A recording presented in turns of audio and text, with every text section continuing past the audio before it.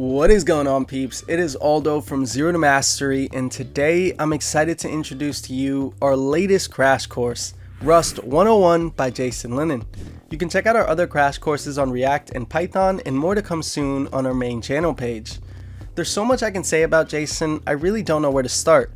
But let me say this, Jayson is an outstanding instructor who started his journey as a self-taught developer, and from there he transitioned into a university student. But why is this important, you ask? Because this gives Jayson a dual perspective that most instructors out there simply do not have. Jayson understands the struggle of being a self-taught developer, but at the same time he recognizes how difficult it can be to understand complex matters as a university student, which is what makes him so great, his ability to break down complex topics in a fun and digestible way. And now you're getting to learn Rust from him for free. You better be excited. Now, you've heard me talk about what makes Jayson such an excellent instructor. But how does he actually help you understand these difficult topics? Well, Jayson is a huge believer in the concept of learning by doing, and that's what you guys are going to do. In this video, Jayson's going to start from the very beginning and teach you the complete fundamentals of Rust from scratch. From there, you'll have the ability to work on numerous different activities to really help cement those topics. There are 19 activities in this crash course alone. If you end up liking this video and want to dive deeper into more complex Rust topics, then I highly recommend you check out his complete Rust Bootcamp course, where there are a lot more activities for you to get your hands on. But not only will you be working on activities, with this bootcamp you'll build two massive projects. One being a billing application, the second being a clipboard web service that includes handlebar template rendering, state and cookie management, and even database connections. You can check it out using the link in the top right hand corner and in the description down below. But enough chit chat from me, let me hand it over to Jayson so you can start learning Rust. Enjoy. Welcome to the Rust course. If you want to write blazing fast programs that are easy to maintain, fun to write, and almost never crash, then you are in the right place. In this video, I'll be going over some basics about the course and what you can expect. Why Rust? Rust has high-level language features without any performance penalties. The language design allows program behaviors to be enforced by the compiler. This greatly enhances program reliability. It has built-in dependency management, similar to the NPM registry in JavaScript. There is a quickly growing ecosystem of libraries that can be used in your programs, and there is a fantastic developer community that is friendly and generally welcoming to new contributors. Here are a few features that set Rust apart from other languages. Rust has first-class multi-threading support. It is actually a compiler error to improperly access shared data. This makes writing threaded code easy. It has an advanced type system that is powerful enough to help uncover bugs at compile time, makes refactoring a breeze, and reduces the number of tests needed to ensure your code is correct. Rust has a robust module system with flexible rules that allow you to separate your code as much or as little as you like. Adding a dependency is just one line in a configuration file. All that is needed is the name of the library and a version number. Once these are added, the library can be used in your project, and it will be automatically downloaded and linked on the next compilation. Lastly, Rust comes with tools to generate documentation, link your code for common problems, and automatically format your code to conform to consistent style used across all Rust projects.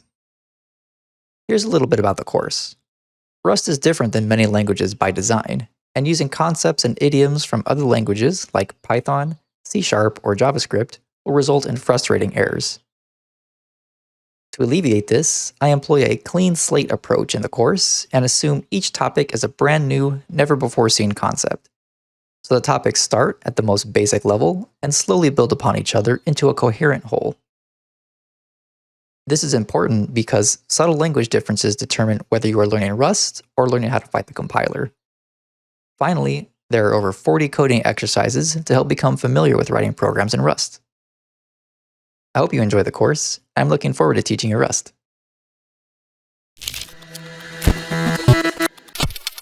In this video, I'll be explaining what data types are in programs. I'll give you some examples of basic data types, and I'll explain how programs use binary to store any type of data. Memory only stores binary data. However, anything can be represented using binary. Usually, the programmer works at a higher level than binary, so you generally don't need to worry about the underlying binary data. Programs determine what this binary data represents, and the code that you write is automatically converted into binary representations. Basic types that are universally useful are provided by the language itself. However, we're not limited to just these types that are provided. You can create your own types that you need for your specific problems, and we'll be covering that in later videos. The basic types provided by the Rust programming language is the Boolean type. The Boolean type is either true or false. The next type is an integer type. Integers are just whole numbers. Some examples are 1, 2, and 50. Negative numbers are also covered by the integer type. Double or floating point numbers are decimal point numbers. 1.1, 5.5 are both examples of double or floating point numbers. Characters are just single characters that you see on your keyboard. Capital A, capital B, lowercase c, the number 6, and a $sign. Note that with characters, we surround them within a single quotation mark, and the character 6 is separate from the number 6. So if you want to use the number 6, you would do so without the quotation marks. But if you want the number 6 to be displayed as a character, you would use the quotation marks. The difference is, when we have the quotation marks, this means that this character will be displayed to the user. Without the quotation marks, it is now suitable for usage in mathematical operations. Lastly, we have the string type. Strings are just a string of characters. We use double quotes to denote strings, and you can have any number of characters between the double quotes. To recap, anything can be represented with binary data. The basic data types are Boolean, integer, double and float, character, and string. In this video, I'll be covering variables. I'll be explaining what variables are, how they help programmers, and how to use variables in your programs. So what is a variable anyway? Variables are a way to assign data to a temporary memory location, which allows the programmer to easily work with memory. So I know we've covered memory in the previous videos. However, all of that can be abstracted away using variables, which keep track of all that for you. This makes it much, much easier to reason about your programs, since all you need to do is create a variable name, and everything happens behind the scenes. So variables can be set to any value and any data type. By default, variables are immutable, but they can be made mutable. Immutable means the data cannot be changed once the variable is created. And this is the default because it makes it easier to reason about programs and less likely to make programming errors. Additionally, the language is able to increase the speed of your program when you have immutable data, because it doesn't need to check if anything was changed, because nothing can change since it's immutable. And conversely, mutable just means you can change it later. So here's some examples.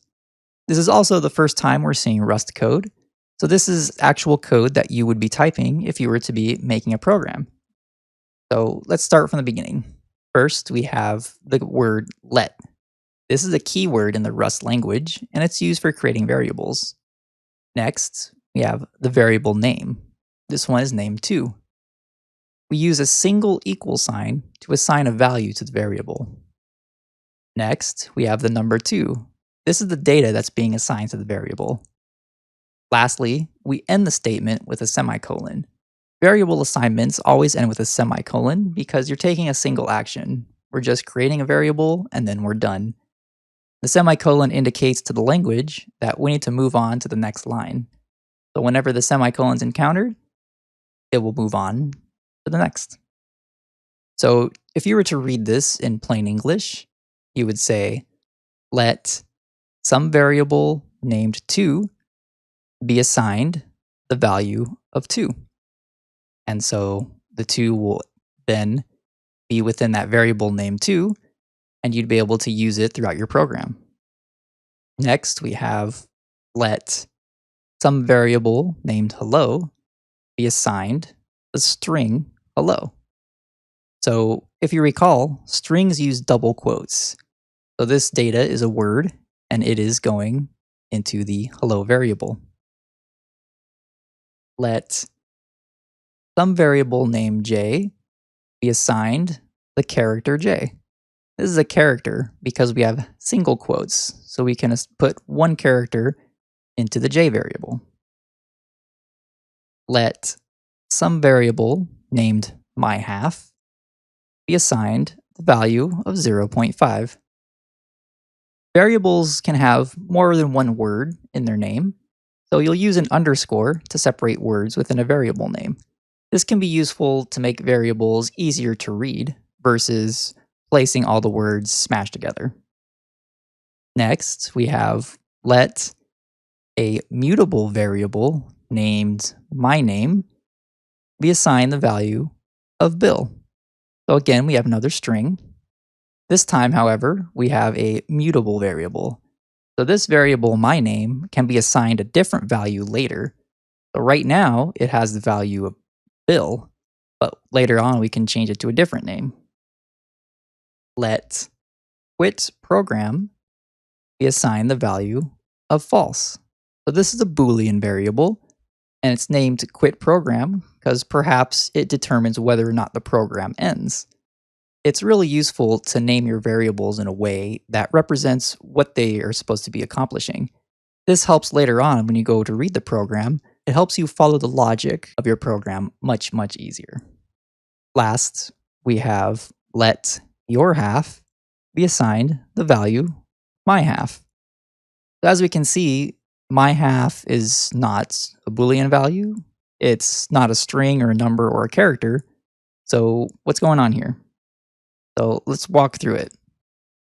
If you'll notice, myHalf down here is the same as myHalf here. So what we're doing, we're actually assigning your half the same value as myHalf.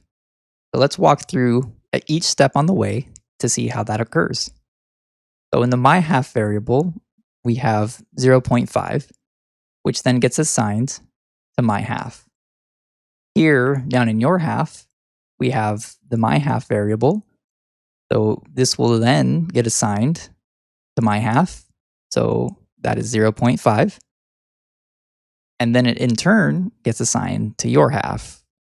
The end result is both your half and myHalf have the value of 0.5. As you can see, this can get pretty complicated pretty quickly. We only have a few lines of code here, and already there's lines kind of scribbled all over the place. So in the next video, we'll be covering how to keep all this organized in a way that is easy to follow versus having a block of 7 or 8 variables all in one place. To recap, variables make it easy to work with data, and in turn, memory. Since you don't need to memorize any memory locations, the variables take care of all that for you. Variables can be assigned to any value and any data type. This includes the value and types of other variables. By default, variables are immutable. However, you can use the mut keyword to make them mutable if you need to change it later on in the program. In this video, I'll be going over functions. I'll be explaining what functions are, how to make functions, and how to use functions. So what are functions? Functions are a way to encapsulate program functionality. They can optionally accept data, and they can optionally return data. They're utilized for code organization, and they also make code much easier to read. Let's take a look at the anatomy of a function. So here we have a function. It's composed of many parts, which I'll be breaking down. First, we have the fn keyword. So fn begins a new function. Next, we have the name of the function. The name can be anything as long as it does not start with a number and is not an existing keyword. So we can't make a function that's named fn because fn is already a keyword in the Rust language. Next, we have the function parameters. So the function parameters dictate what kind of data this function works with. Function parameters always begin with an open parentheses and end with a closing parentheses. The a and the b are variables that will be used within the function. After the variable name, we have a colon. After the colon, we have the type of the parameter that is accepted for this function. The function parameter type can be any type that's made by you or that's part of the Rust language. In this case, the i32 is just a 32-bit integer. You can also have multiple function parameters. You separate them with a comma, and then they follow the same pattern: name of the variable, colon, and then the name of the type. Usually with functions, you'll accept some data through the parameters, you'll then do some calculations, and then you'll return some data. To return data, we create an arrow. The arrow is composed of a dash and a greater than symbol. We then specify the type of data that we're returning. In this case, we are returning a 32-bit integer from the function. Once the data gets returned from the function, it will be able to be used elsewhere in the program. Lastly, we have the function body. The function body is surrounded by an opening curly brace here and a closing curly brace here. Everything between these braces is called the function body. The function body for our particular function is just a plus b. So this function is going to add together an a value and a b value. We know from the function parameters that the a is a 32-bit integer and the b is a 32-bit integer. And so these 32-bit integers are represented by a and b. And within the function body, we have the a and the b. Now that we know how to make a function, let's see how we can actually utilize it in a program. So here at the top, we have our add function that we just created. And we also are creating some variables down here. So we'll take a look at this first one here. We're using let x, so we're creating a variable named x. We're setting it equal to the value returned by this function add. So when we want to use a function, it's known as calling a function. So what we're doing here when we have add, we're calling this add function. We're calling it with the values of 1 and 1. So when you call it, you have to have parentheses along with the values that are going to take the place of the parameters. These values that are provided to the function, they're called function arguments. So the argument for the a parameter is 1, and the argument for the b parameter is also 1. So when we call this add function, this one here will go into this a, this one here will go into this b. Once the function begins executing, this a will go here, this b will go here, and we'll get 1 plus 1. And that's because our a value here is a 1, and our b value here is also a 1. After this 1 and 1 get added together, we'll get a 2. And since we reach the end of the function body here, there's nothing past this point. This 2 is going to get returned. And 2 is an integer, so it's valid for an i32 integer. The number 2 is going to return here. And then the 2 will get assigned to x. So you can think of calling add with the values of 1 and 1. You can just think of this whole thing as the number 2, which is then placed into x.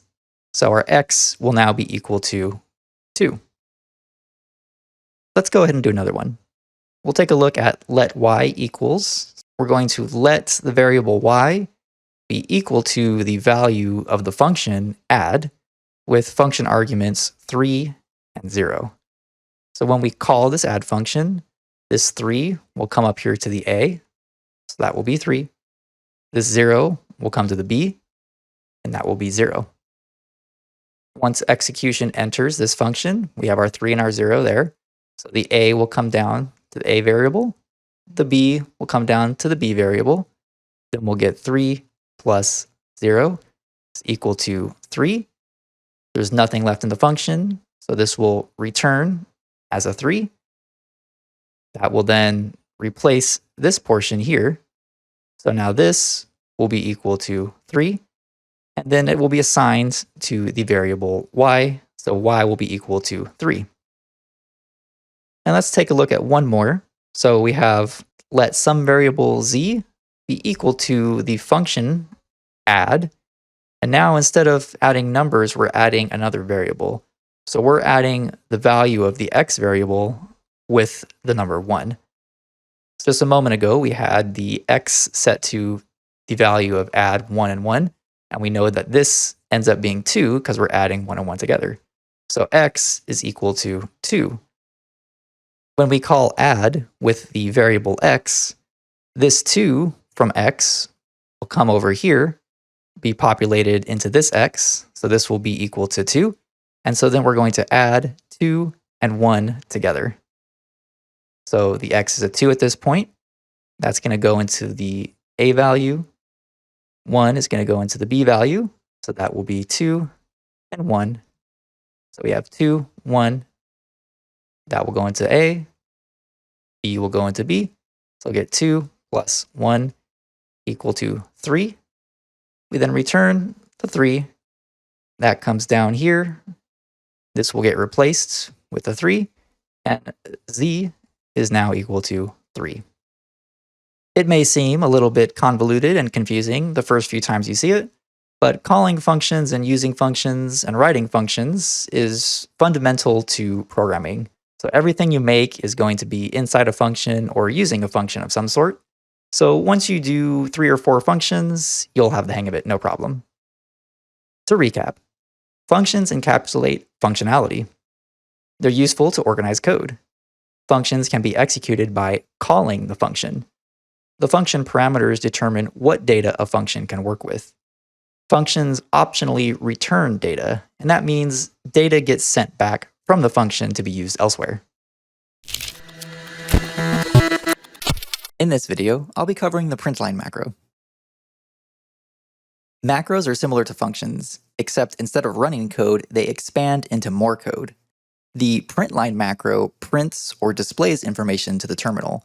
This would mean when we use Println, it expands into additional code, and that code will print information onto the terminal. And this could be useful for debugging. Here in this code example, we're creating a variable named life and setting the value to 42. We then use the Println macro, println, with the exclamation point at the end. The exclamation point indicates that we're using a macro instead of a function. We then have parentheses, just like we do with the function, and then our data inside. Our data in this case is the string hello, so this means when the Println macro is called, hello will be printed to the terminal.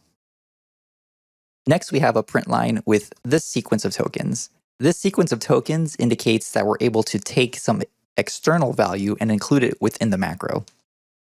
So what we're doing is we're taking this variable life, placing it right here, and then it's available for usage here in this specific token. All of the tokens start and end with curly braces. So we have the opening curly brace and the closing curly brace. We use a colon followed by a question mark to indicate we want to do a debug print. And a debug print is just whatever text that you want to see as a developer, and it's not meant to be seen by end users of your application. We're able to use the debug print as many times as we like, and so here we're using it twice, and then we use the variable life both times. This means that our third invocation of the Println macro will print out 42, followed by a space, and then 42.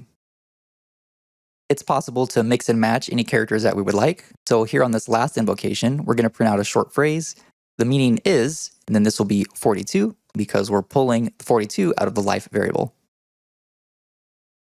It's also possible to directly use variables within our string here.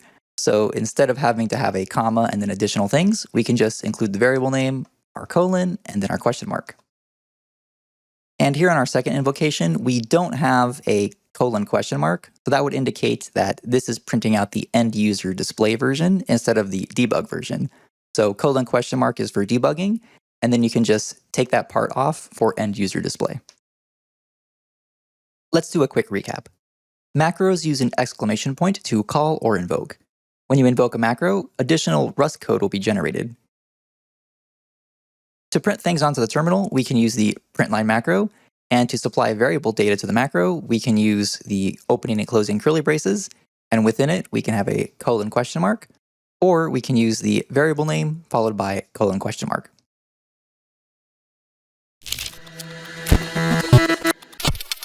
In this video, I'll be going over control flow using the if statement. If statements can be used to add logic to programs and determine which line of code will execute next. When running a program, code is executed line by line.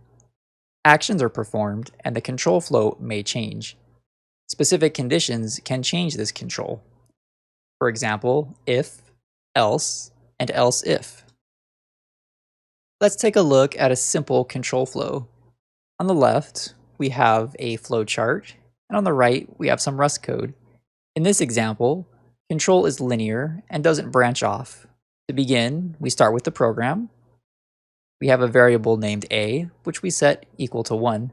We then have a variable named b, set to 2, and a variable named c, set to 3.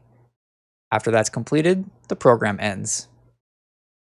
Translated to code, we have let some variable named a, we assign the value of 1, and we repeat the process with b and with c. Now we're going to introduce some logic. We'll start with the flowchart on the left. So the program begins, and we assign the value of 99 to a. We then go down here to the diamond. Diamonds in diagrams usually indicate that a decision is being made. Here, we're checking to see if a is greater than 99. If it's not greater than 99, we're going to print out small number. And if it is greater than 99, we're going to print out big number. In both cases, we're going to end the program after a message has been printed. So let's see how this translates into code. First, we create a variable named a and set it to the value of 99. Next, we perform what's called an if statement. So an if statement goes something like this. We use the keyword if and then have a condition. The condition evaluates to either true or false. If it's true, this first portion will be executed. If it's false, the second portion will be executed. You can see that these portions are enclosed within curly braces. And we also have this else keyword in between. If some condition is true, do this. Otherwise, do this. In our example, if a is greater than 99, we're going to print out big number, just as indicated by the flowchart. Otherwise, we're going to print out small number, just as indicated here. Now we're going to take a look at a nested if-else statement. We'll start with the diagram on the left. The program begins, and we set the variable a equal to 99. We then check to see if a is greater than 99. If so, we perform another check to see if a is greater than 200. And if it is, we print huge number. If it is not, we print big number. Either case results in the program ending. If a is not greater than 99, we'll simply print small number and end the program. Now let's see how that translates to code. First, we set the variable a to 99. Then we have our check. Is a greater than 99? That's represented by this code.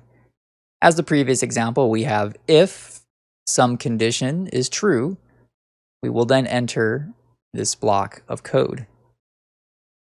In this case, we're checking to see if a is greater than 99. And if it is, we'll perform another check here.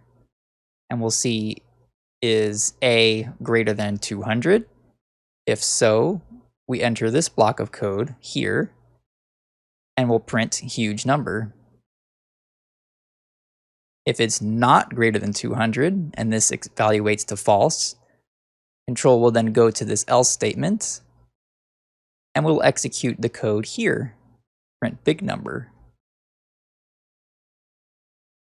If the first if statement evaluates to false, where a is not greater than 99, control will go to this else statement, enter into this block here and print out small number.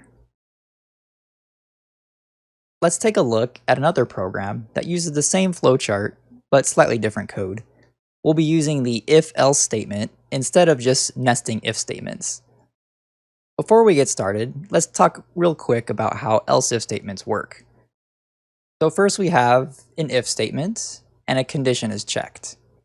If that condition evaluates to false, then the next else-if statement will be checked.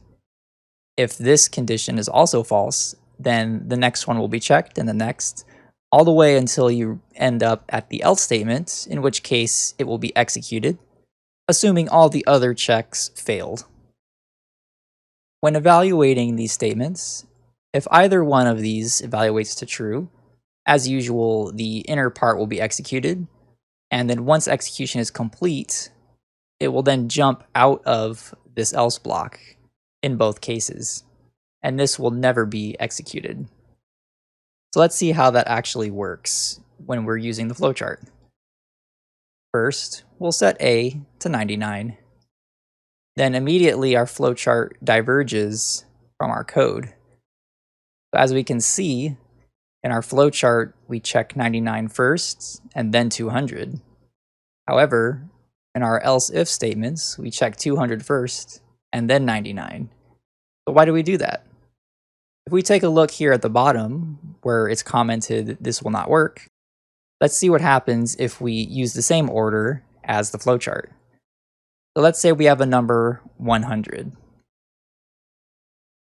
And we check to see if it's greater than 99. And it is. So then big number will print. After that, flow will then be redirected to outside the if-else chain. However, if we have a number that, let's say 300. 300 is greater than 99. So it's still going to print big number, and then it will exit the if chain. But as we can see, we want to print huge number if it's greater than 300. So we need to check the largest number first and then check lesser numbers subsequently, which is what we're doing here in the original code. So this will not work as intended. So first, we check to see if A is greater than 200. If so, we'll print out huge number. Control would then end up here if the statement evaluated to false. If A is not greater than 200, we then go to this else if, and we check to see, okay, is A greater than 99? And if it is, we'll print out big number and then exits the block.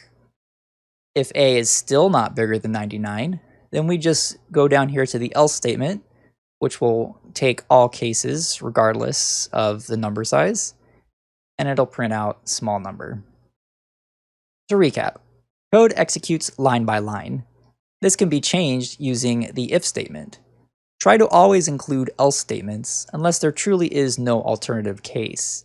You want to do this, that way all cases are covered and you don't end up in a situation where you're missing a case and your program doesn't behave as expected. In this video, we'll be taking a look at repetition in programs. Specifically, we'll see how to make loops that perform actions multiple times. So in programming, we usually call repetition looping or iteration. There are multiple types of loops available in Rust. The first one we'll take a look at is the loop keyword, which creates an infinite loop. And the second one we'll be looking at is called the while loop, and that creates a conditional loop. The infinite loop will go on forever until it encounters a situation where it breaks out of the loop, whereas the while loop will automatically check some condition, and then once that condition is met, the loop will terminate. So let's look at the infinite loop first. We'll take a look at the flowchart on the left. Here we have the program start, and then we assign the variable a to the value of 0. This variable is what we'll be using to determine whether or not the loop should continue. We then have a conditional statement. We check to see if a is equal to 5. In Rust, we use two equal signs to check if a value is equal to a variable. So if a is not equal to 5, we're going to print that value. We're going to increment that value, which just means add 1. Then we're going to check it again. If it's still not equal to 5, we'll then repeat the process. Once it is equal to 5, we'll end the program. So let's see how that looks in code. First, we make our variable. Notice that we set it to be mutable. We do that so we're able to change the value of a within the loop. That way we can eventually break out. If we don't do this, then the loop will go on forever until we manually kill the process. Next, we have the loop keyword and some curly braces. This creates a new block of code which will be executed each time the loop iterates. We then close the block using a closing curly brace. Within this block, we have our check if a is equal to 5. And that is here. So if a is equal to 5, we're going to break out of the loop. Remember, with if statements, it also creates a block that's enclosed within curly braces. So once this condition, a is equal to 5, evaluates to true, we're going to break out of the loop. Once we encounter a break statement, execution will automatically advance to just outside the loop and execute the next line. In this case, there are no more lines, so the program will terminate. However, if a is not equal to 5, for example, on the first iteration, it's equal to 0, so this will evaluate to false, and it won't be executed. That means execution will continue to after the curly brace, and then we'll print line with the value of a, as indicated in the flowchart. The next line will increment a. In order to do that, we assign a the value of a plus 1. So all we're doing is increasing a by 1.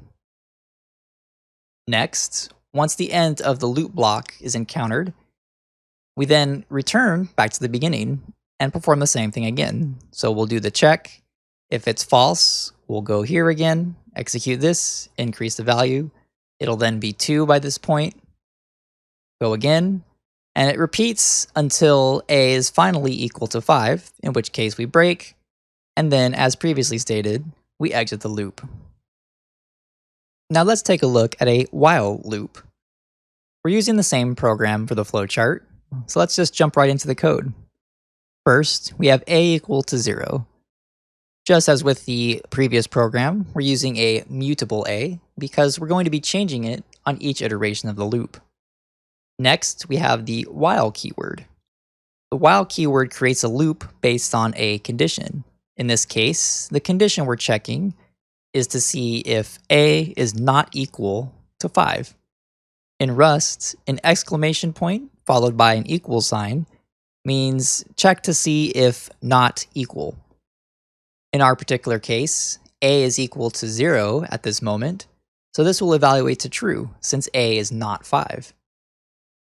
Since it evaluates to true, we will then enter the block of the while loop and begin execution of the code. So first, we print the value of a, as indicated by the println macro.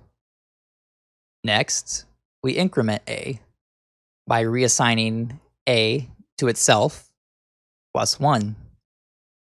On the first iteration of the loop, a will be set to 1.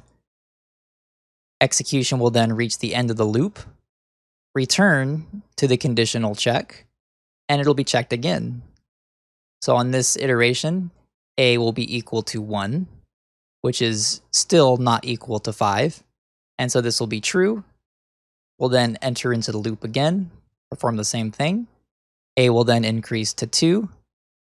2 is still not equal to 5, and this will continue until finally a will be equal to 5 after adding plus 1 enough times. This will evaluate to false, and then the loop will exit. When the loop exits, there's no more code available, so then the program ends. To recap, repetition can be performed by using loops. There's the while loop, which has a condition that's checked on each iteration of the loop, and then there's the infinite loop, which requires the programmer to insert a statement to check to see whether or not the loop should be exited. Both types of loops can be terminated by using the break command. In this video, I'll be going over how to download and install the tools necessary to build Rust programs. For Windows users, we'll be needing three things: RustUp, Visual Studio Code, and the MSVC C++ build tools. RustUp is a tool that manages Rust installations. It will download and set up the Rust toolchain in order to work on your system. Visual Studio Code is a development environment that's compatible with the Rust programming language. And the MSVC C++ build tools are needed to build Rust programs on Windows.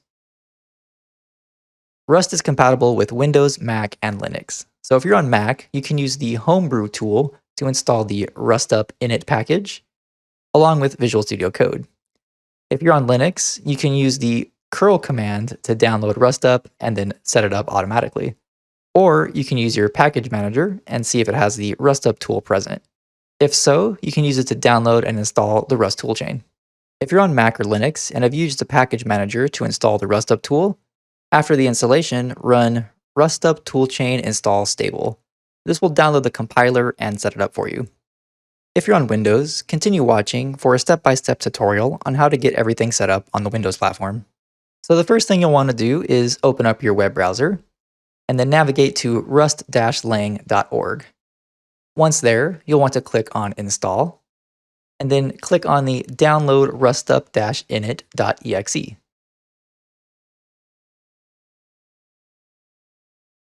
After the executable is downloaded, open it up and it will prompt you on the installation options.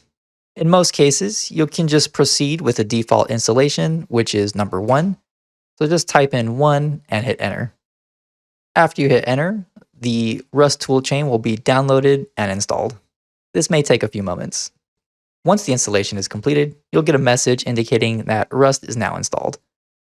Next, we'll install the Microsoft C++ build tools. You can access the build tools by clicking on the link that's on the Install Rust page, and then clicking on Download Build Tools. Once you click on Download Build Tools, the download will start automatically in a moment. After the build tools are downloaded, go ahead and open it up, and you'll be prompted with some installation options. If you've already downloaded the build tools and installed them before, go ahead and update if needed. Once the installation is complete, click on Modify. On the right, you want to make sure that the MSVC is checked and the Windows 10 SDK is checked. These are both required in order to build Rust code. If it's not checked, go ahead and check it and click Modify in the bottom right.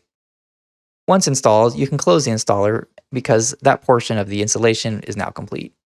Next, we're going to download the Visual Studio Code editor.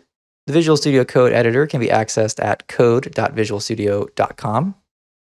Once the page loads, just click on Download for Windows, and the download will begin momentarily. After the download completes, open up the setup file. You'll need to accept the agreement and then click Next. The installer default options work fine, but for my case, I just checked all the boxes. Once you're ready, click Next, and then click Install. Once the installation completes, we're going to uncheck the Launch Visual Studio Code checkbox because we need to either log out of our computer or restart the computer. After logging out or restarting, you can open up Visual Studio Code and go to Terminal, New Terminal. What we're going to be doing is testing to make sure that your Rust installation was completed successfully. Once the terminal opens, type in cargo init hello. You should get a message saying that there is a new binary application created. Go to File, Open Folder, click on Hello, and then click on Select Folder in the bottom right. The editor will reload. Once the editor reloads, you'll see that we have a main.rs file with some Rust code in it. Go ahead and click on Terminal, New Terminal, type in cargo run, and the program should compile and run, and you should see a message indicating Hello World. Once you see that message, you know that your Rust installation is complete and working properly, and you'll be ready to write Rust code. If there are any errors when you attempt to execute cargo run, Please see the video description for possible workarounds and fixes. Otherwise, you're ready to get started. In this demo, I'll be going over code comments and how they can be used to increase the understanding of your code for yourself and for future developers. So here we have the initial program that's created using the cargo build tool when you make a new project. It simply prints hello world to the console. Let's add some comments to enhance the readability of this program a little. In order to add comments, do 2 forward slashes followed by your comment. I left a comment. This is the entry point of the application. The entry point of an application is simply the very first function that's ran when your program gets executed. I want this to be 2 lines long, that way it fits better on the screen.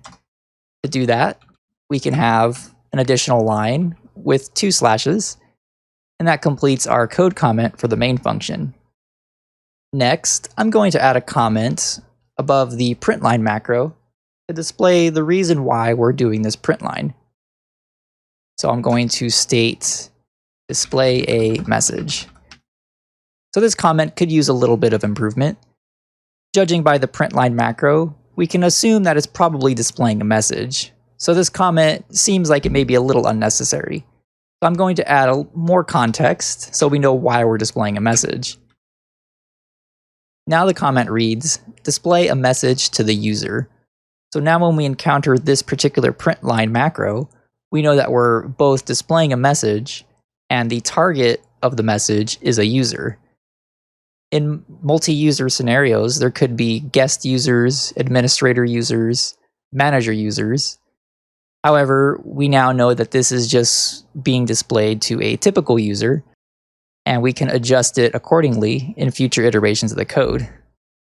Usually with code comments, you want it to enhance the code that you've already written, and the code should generally speak for itself.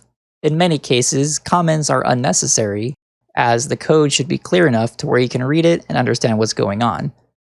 However, sometimes code gets a little complicated, and it helps to have comments in those cases. Let me give you an example. I'm going to make a variable called a, and I'm going to assign it the value of red.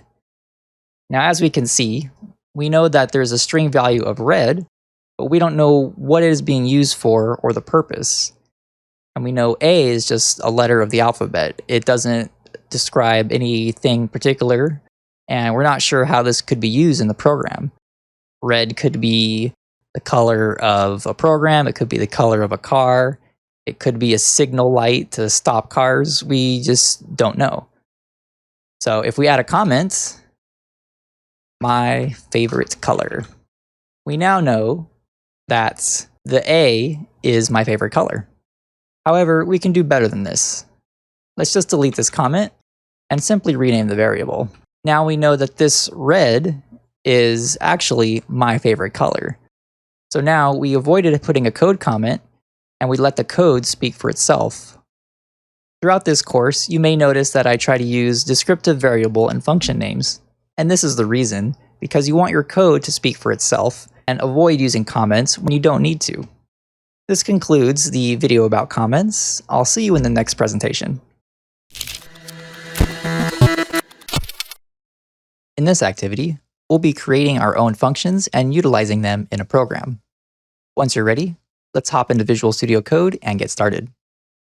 Once Visual Studio Code loads, navigate to your Activities directory.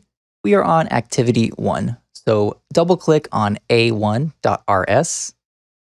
Once the activity file loads, review the topic and program requirements.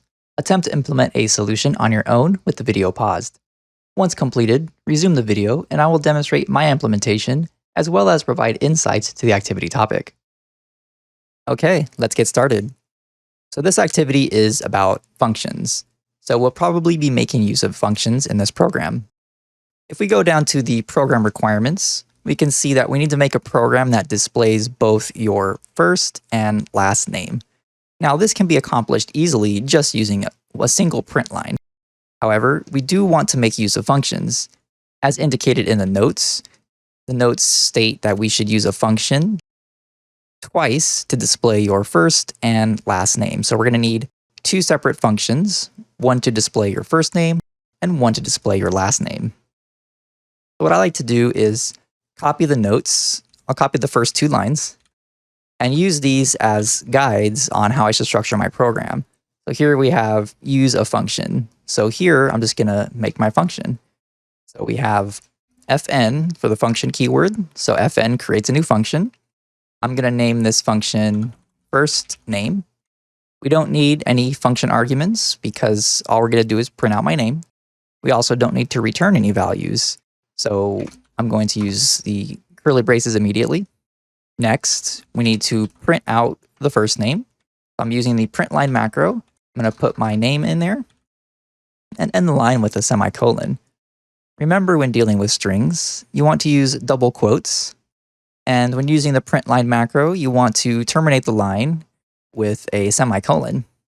Let's go down here to the other comment. So we have use a function to display your last name. I'm going to use the fn keyword to create a new function. I'll call this one last name. Again, we don't have any arguments and we don't have any return values. So I'm just going to use the curly braces. I'll then call the Println macro and type in my last name.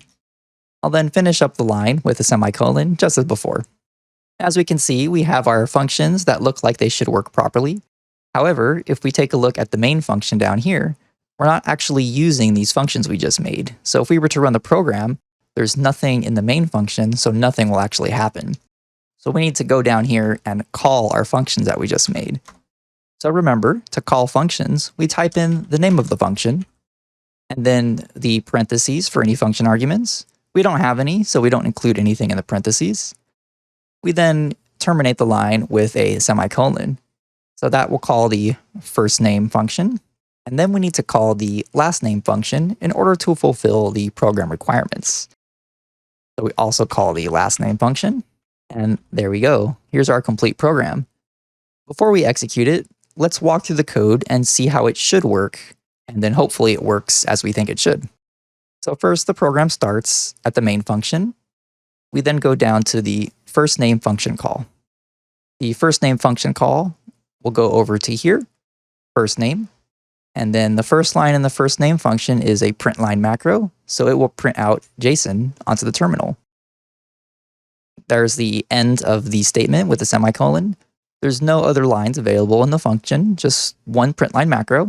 So after that executes, it will then return to where it left off. Here we have the semicolon, so there's nothing additional after calling the first name function. So this line is then complete. Then we go on to the next line, last name. So we'll call the last name function. We'll go over here. The Println macro will then get executed.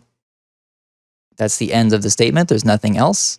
Control then returns back to the last name line. Again, that's the end of the statement, so there's nothing left to execute. So that one will be done. We then go on to the next line. Since there is no next line, as we can see here, there's only 2 lines. The program will then terminate and it should be completed. So let's run this and see if it actually executes as we expect. So the way we'll be running programs for these activities is using a terminal. To do so, go up to Terminal on the top and then click on New Terminal. A new terminal will open up at the bottom of the screen and you'll have your terminal prompt.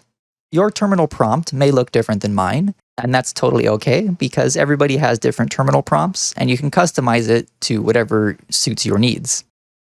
To run the program, we will type in cargo, which is the Rust build and package management tool, run to run the program, and then 2 dashes, bin for binary. So the binary is an executable program. Each activity is considered its own binary. So we need to also type in the name of this binary. So this one is A1. As you can see up here, this is binary A1. We type in the same thing here. We do not need the RS portion because everything is always going to be an RS with the activities. Once you hit enter, we should see some status messages informing us of the build process, and then our program will run automatically. As we can see, the program ran, and here is the output. So we have my first name, followed by my last name, just as stated in the program requirements. Before I finish up this video, I want to point out these steps taken by the cargo tool. So first we have compiling. This would be the step that takes your code and turns it into machine instructions for the CPU to execute. Once it's done, we get a message saying it was finished, the amount of time it took, and then we get a message saying that the program is running. If you don't want to see these messages every time you run the program, you can pass a special flag into the cargo tool called -q. So let's give it a try. So if we type in cargo run -q --bin for your binary, and then your activity number, it will run the program without those status messages. This can be useful if you're just making small changes and you don't need to know how long it took to compile the program, nor do you need to know whether it was in debug or release mode. This concludes the first activity video. I'll see you in the next presentation. In this demo, I'll be showing you how to use basic arithmetic operators in the Rust programming language, including addition and subtraction, multiplication, and division. So here we have an empty main function, and I'm going to be adding some different operations so I can show you a few of the things that are available in the Rust programming language. So first, we'll do some addition. We'll make a variable named sum, and we'll add two numbers together, 2 plus 2. So sum will contain the value of 2 plus 2, which is equal to 4. And that will be placed into the sum variable.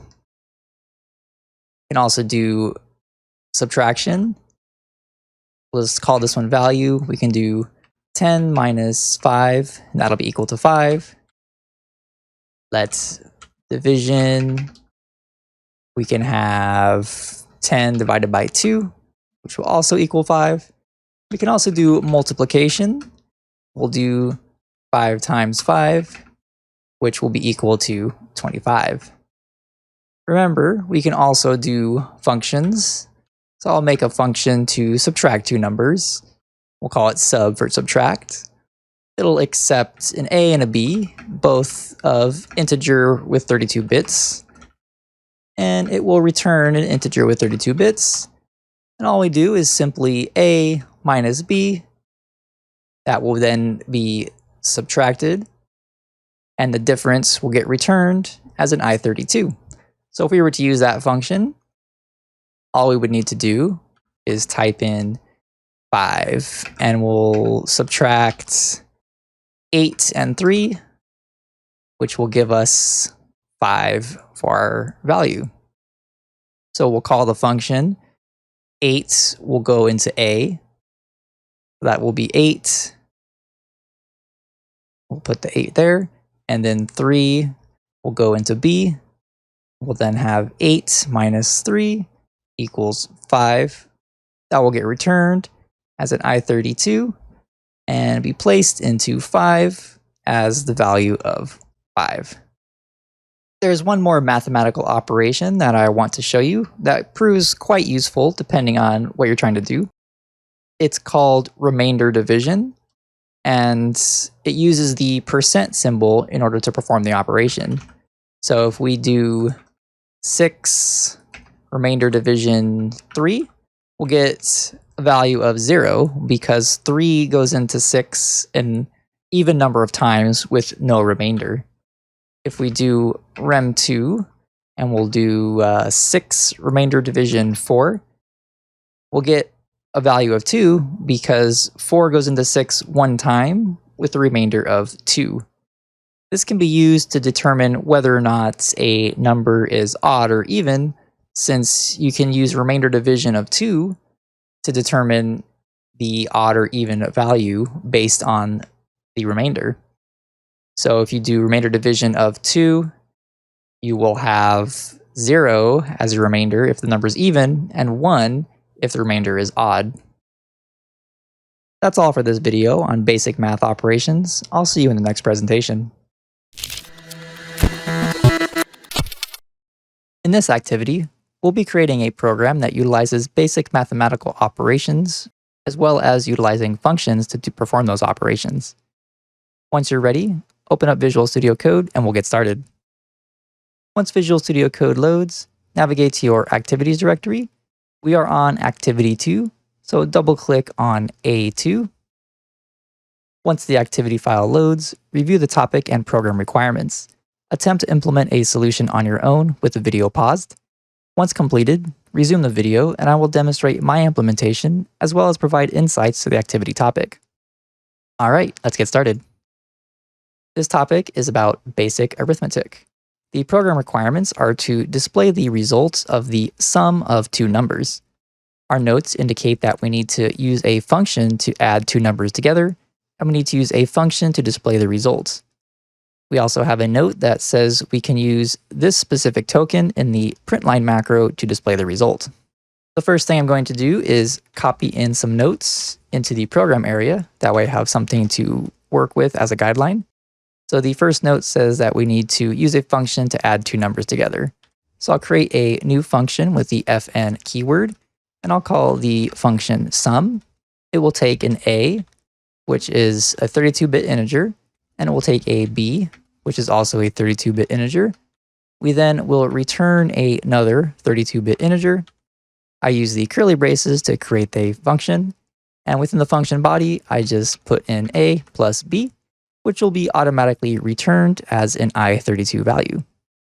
Next, we need to use a function to display the result. So I'll call this function display result, and it will just take a variable named results, and that'll be a 32-bit integer. We don't need to return anything since we're just printing out information. I'll then use the curly braces to create the function body. And we need to use the Println macro. This token here will display information, so we can use the curly braces that surround a colon question mark. And then outside of the double quotes, we put a comma and the variable that we wish to display. In this case, the variable name is result, so we'll type in result. We aren't returning anything from this line, so we need to add a semicolon at the end of the line. Finally, in our main function, we need to actually call our functions so they can be utilized. I'll create a new variable called result, and we'll call the sum function with the values of 2 and 2. I will then call the display result function, passing in the value of the result, which should display the result. Before running this program, we'll take a walk through and see how each line of code works. Here's our main function, and the first line of code that will be executed is this one here.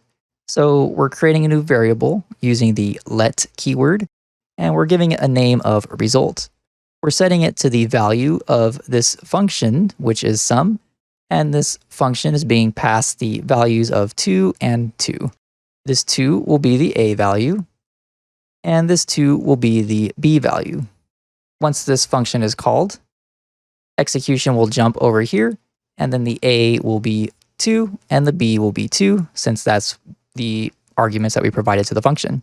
We then will go into the function body, which will take a, which is a 2, and add it to b, which is a 2, and that will then be equal to 4, and that'll be automatically returned as 4, which is a 32-bit integer. This 4 will then come back here to this section, and since there's nothing else remaining after this function call, since we have the semicolon, the value of 4 will then be placed into result. We then call the display result function, and now that our result value has 4, it will be placed here as a 4. So the display result function will be called. We'll have a 4 here, and that is a 32-bit integer. And within the function body, we call the Println macro, which prints information to the terminal. This special token allows us to substitute information. So we're substituting in results, which is a 4. And so it'll print out 4 when we run the program. To run the program, we'll go to terminal, new terminal. We'll then type in cargo run -q --bin. We're on activity 2, so type in A2. Remember that cargo is the Rust build tool and package manager for the Rust programming language. We use run to run the program. Q will just suppress the output that we're not really interested in. And --bin selects a binary. Each file listed on our activities is a binary, so these are all binaries. And we want to make sure we select A2 since we're currently on activity 2. Once this is typed in, press enter, and your program should compile and run. And here is the result of 4. As we can see, 2 plus 2 is 4, and our program is running correctly. This concludes the activity on basic arithmetic. I'll see you in the next presentation. In this demo, I'll be showing you how to use if and else expressions to control your program flow. I'm going to be creating a short program that can be used to determine someone's age and if they're allowed to make a particular purchase. I'll start by creating a variable named age, and we'll just set them to be equal to 15. Now I want to check to see if they are at least 21 years old, that way they're allowed to make a particular purchase.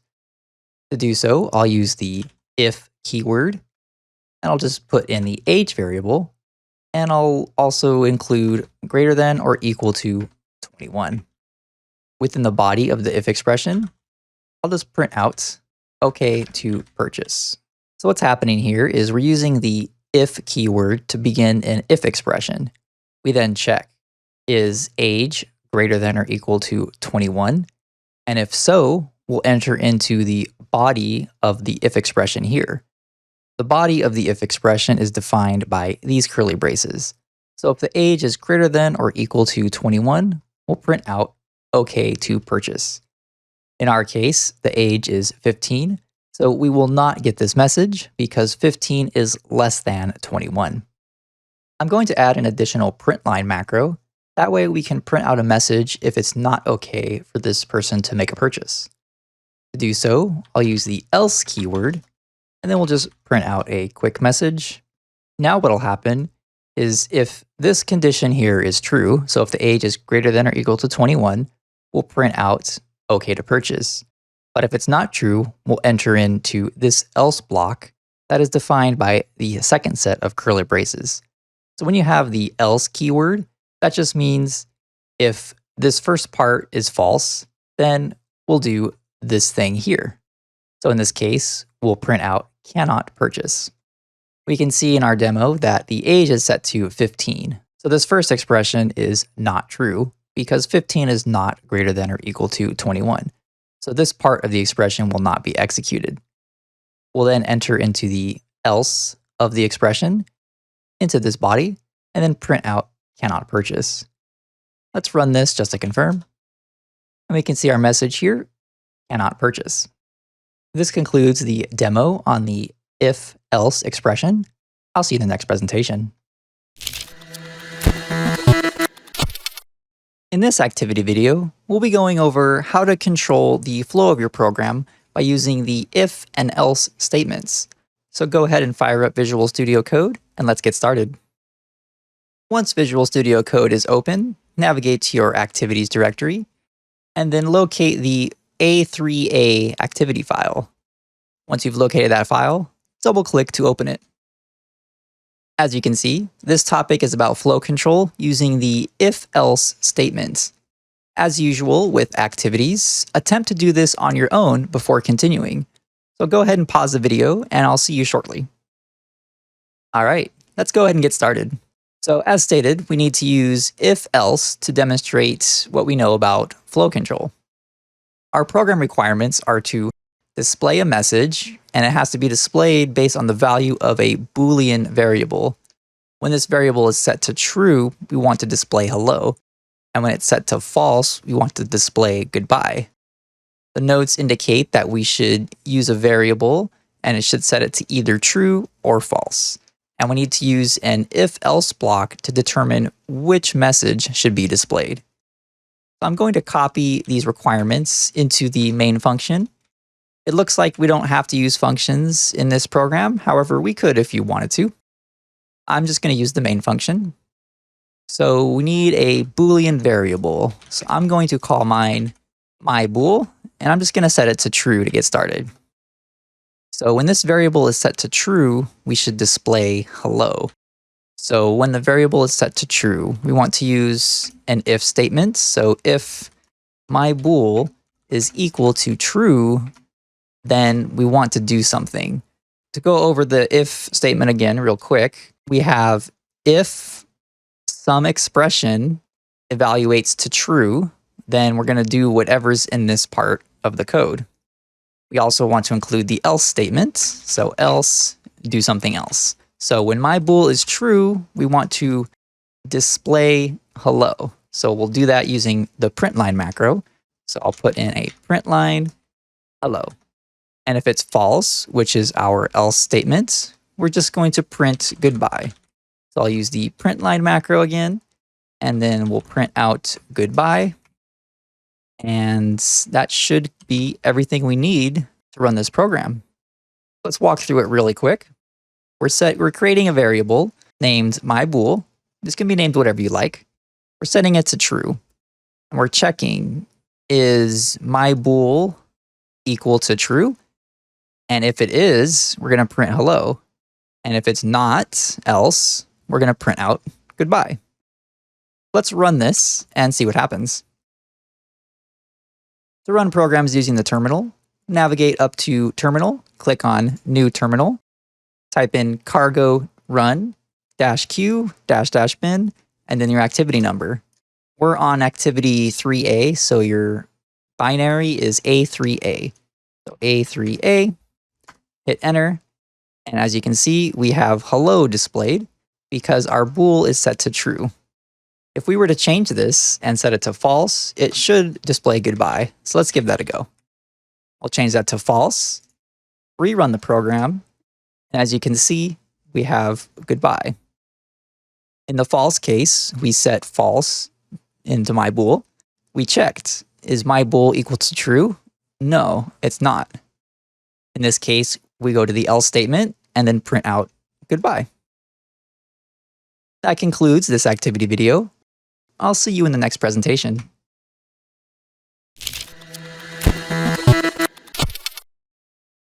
In this activity, we'll be creating a program that utilizes control flow using the if and else if expressions.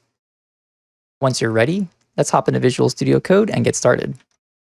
Once Visual Studio Code loads, navigate to your activities directory. We are on activity 3B, so double-click on A3B. Once the activity file loads, review the topic and program requirements. Attempt to implement a solution on your own with the video paused. Once completed, resume the video and I will demonstrate my implementation as well as provide insights to the activity topic. All right, let's get started. As we can see, this topic is about flow control using if, and else. The program requirements are to display a message based on the value of a variable if it's greater than, less than, or equal to 5. Our notes indicate that we need to use a variable set to any integer value. We need to use an if, else block to determine which message should be displayed. And we should use the println macro to display the messages to the terminal. We don't need to create a separate function for this particular activity, so I'll just make everything within the main function. The first thing we need to do is create a variable set to any integer value. I'll just call my variable n, and I'll set it to the value of 7. Next, we need to use an if, else block to determine which message should be displayed. I'm just going to go in the same order as the requirements. So the order shows greater than, less than, and then equal to 5. So we'll start with a greater than 5. So I'll type in the keyword if, the variable that we're checking, n. We're checking if n is greater than 5. So we'll use the greater than symbol and then 5. We use the curly braces to begin the body of this particular condition.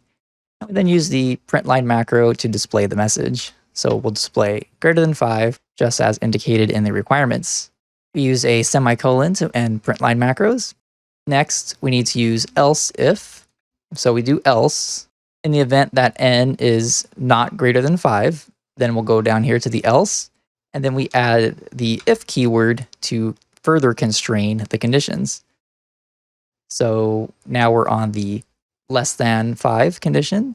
So if n is less than 5, we'll just do another println macro, less than 5. And finally, we'll do else again, except this time we're not constraining it by a condition. So if n is not greater than 5, and it's also not less than 5, then it must be equal to 5. We'll then create curly braces and print out equals 5 as indicated by the requirements. We'll step through line by line. We have our main function, and the first line executed is creating a variable. We're creating the variable named n and setting it to the value of 7, so that'll be placed into n. We then check, is n greater than 5? If so, we'll print out greater than 5. If it's not greater than 5, we'll check to see if it's less than 5. If so, we'll print less than 5. And if it's also not less than 5, then we won't check anything, and we'll just say, okay, it's not greater, it's not less, then we're just going to do this. In this scenario, it means that it would be equal to 5, since if it's not greater than 5 and not less than 5, it must be 5. Seeing as how we set n equal to a value of 7, we should get the first if block here executed, which is greater than 5. Let's run the program and confirm that's the case. To run the program, go to Terminal, New Terminal. We are on activity 3b, so type in cargo run -q -bin a3b. As we can see, greater than 5 printed out as expected, since 7 is greater than 5. If we try changing this to something less than 5, like 4, we should get less than 5 printed out. And as expected, we got less than 5. And just for completeness, we'll set this to 5 to confirm that equals to 5 prints out. As we can see, when we set n equal to 5, we get the result of equals 5 printing out on our terminal. Generally, when you're using if and else if, it's a good idea to also include the final else block.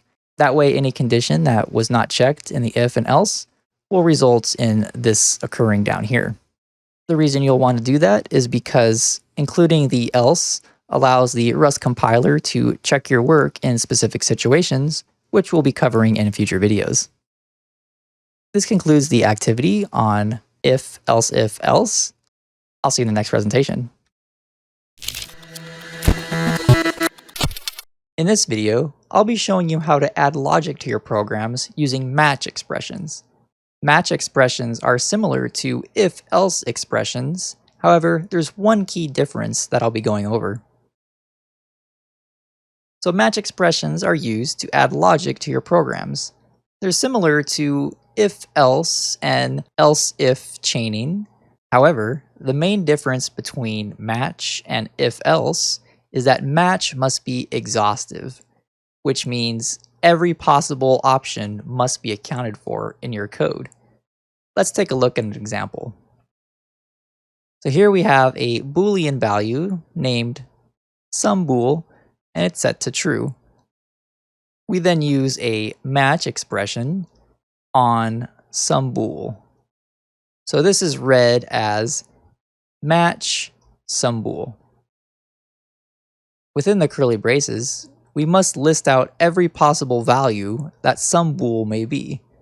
As we know, Booleans are either true or false. So there's only two options here. So if the Boolean value is true, we are then going to perform some action, which is to print out it's true. If it's false, instead we're going to print out it's false. So each condition must be listed, followed by the equal sign and the greater than symbol. This is also called a fat arrow. And then the expression that should be evaluated. Notice at the end, we use a comma instead of a semicolon, since match works on expressions, not statements. The key difference is a statement ends a line, whereas a comma, in this case, ends this particular expression, which is this entire line right here. So whenever SumBool is true, this gets executed, but if it's false, then this will get executed. Let's take a look at another example. Here we have a match on an integer. So we have some integer with a value of 3. We're matching on some integer. We enter into the match block. And here we're testing out 3 possibilities. So if it's 1, we're going to print it's 1. If it's 2, we're going to print it's 2. And if it's 3, we're going to print it's 3. Now, integers in computing can go pretty high, up into the billions, but you don't want to list out every possible combination into a billion. What we do is we use an underscore. An underscore just means everything else. So if it's not 1, 2, or 3, it must be something else, and then we'll print out it's something else. So how does match compare to else if? Well, with match, every possibility will be checked by the compiler, and if you forget one, then the compiler will tell you. Also, if a new possibility is added, then you will be notified in order to handle this situation. As an example, you may have some data that contains colors, and if you add a new color, the compiler will tell you, hey, you need to handle this new color. But if you're using else if, this will not occur. So in the same example, if you add a new color, you may forget to update the else if in your code. And then when that new color pops up, you won't know it until your program ends abruptly or gives you incorrect results. To recap, prefer match over else if when working with a single variable. Match considers all possibilities, which leads to more robust code. When working with data that has a lot of different possibilities and you only need to handle a few of them, use the underscore to match anything else, which would be the rest of the possibilities.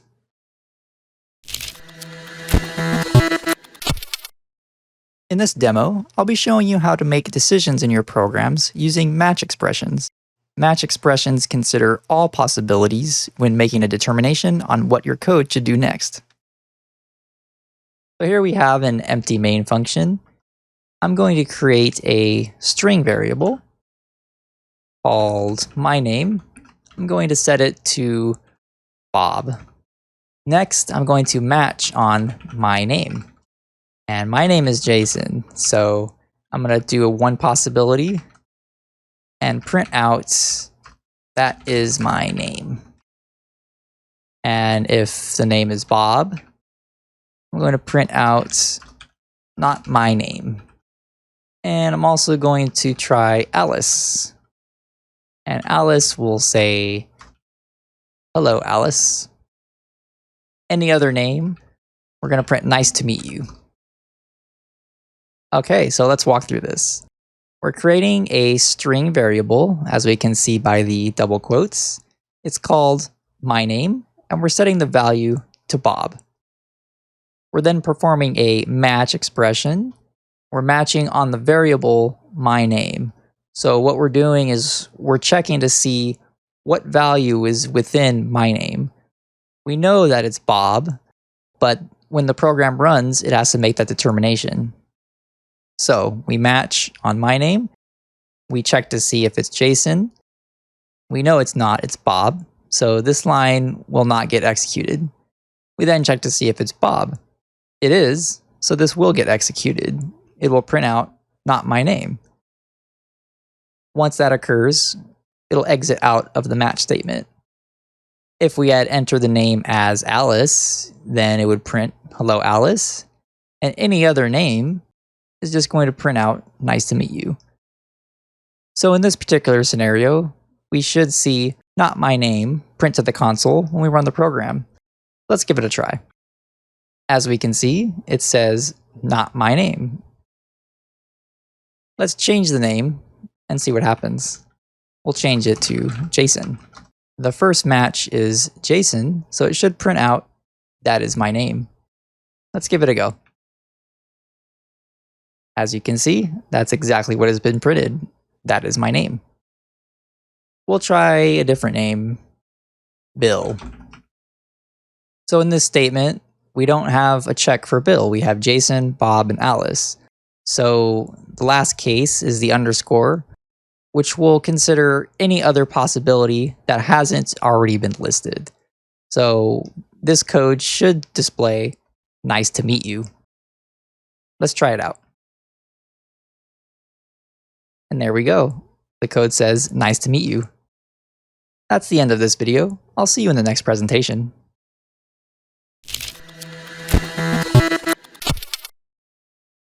In this activity video, we'll be using match expressions to control the logic of a program. So go ahead and fire up Visual Studio Code and we'll get started. Navigate to your activities directory and open up A4A. So this is activity 4A. Just double click and the file should be displayed. So as we can see, this activity is about decision making using match.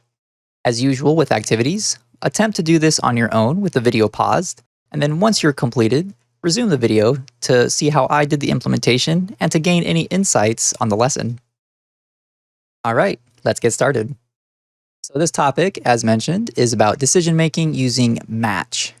So the program requirements state that we need to display two separate things. We should display it's true or it's false based on the value of a Boolean variable. And our notes indicate that we should create a variable and set it to either true or false. So we can pick whichever we like, and we need to be using a match expression to determine which message should be displayed. I'm going to copy these notes into the main function. So we need a Boolean variable. I'm going to name it myBool, and I'm going to start with false. So that's our variable. We need to use a match expression to determine which message to display. So to create a match expression, we use the keyword match, then the variable that we're matching on. In this case, it is myBool. We then have curly braces. At this point, we need to list out all possibilities that the myBool variable may possibly contain. Since we know that Booleans are either true or false, we only need to list out two separate conditions. So when myBool is true, we are going to do a print line and print out it's true per the instructions. Once we're done with that possibility, we finish it with a comma. The next possibility is false. And then we're going to do a print line. It's false. We can then end with a comma, just as before, and our program should be complete. So let's take a look at how this works. First, we create a Boolean variable named myBool. We set it to the value of false. So myBool contains the value of false. We then use match on myBool.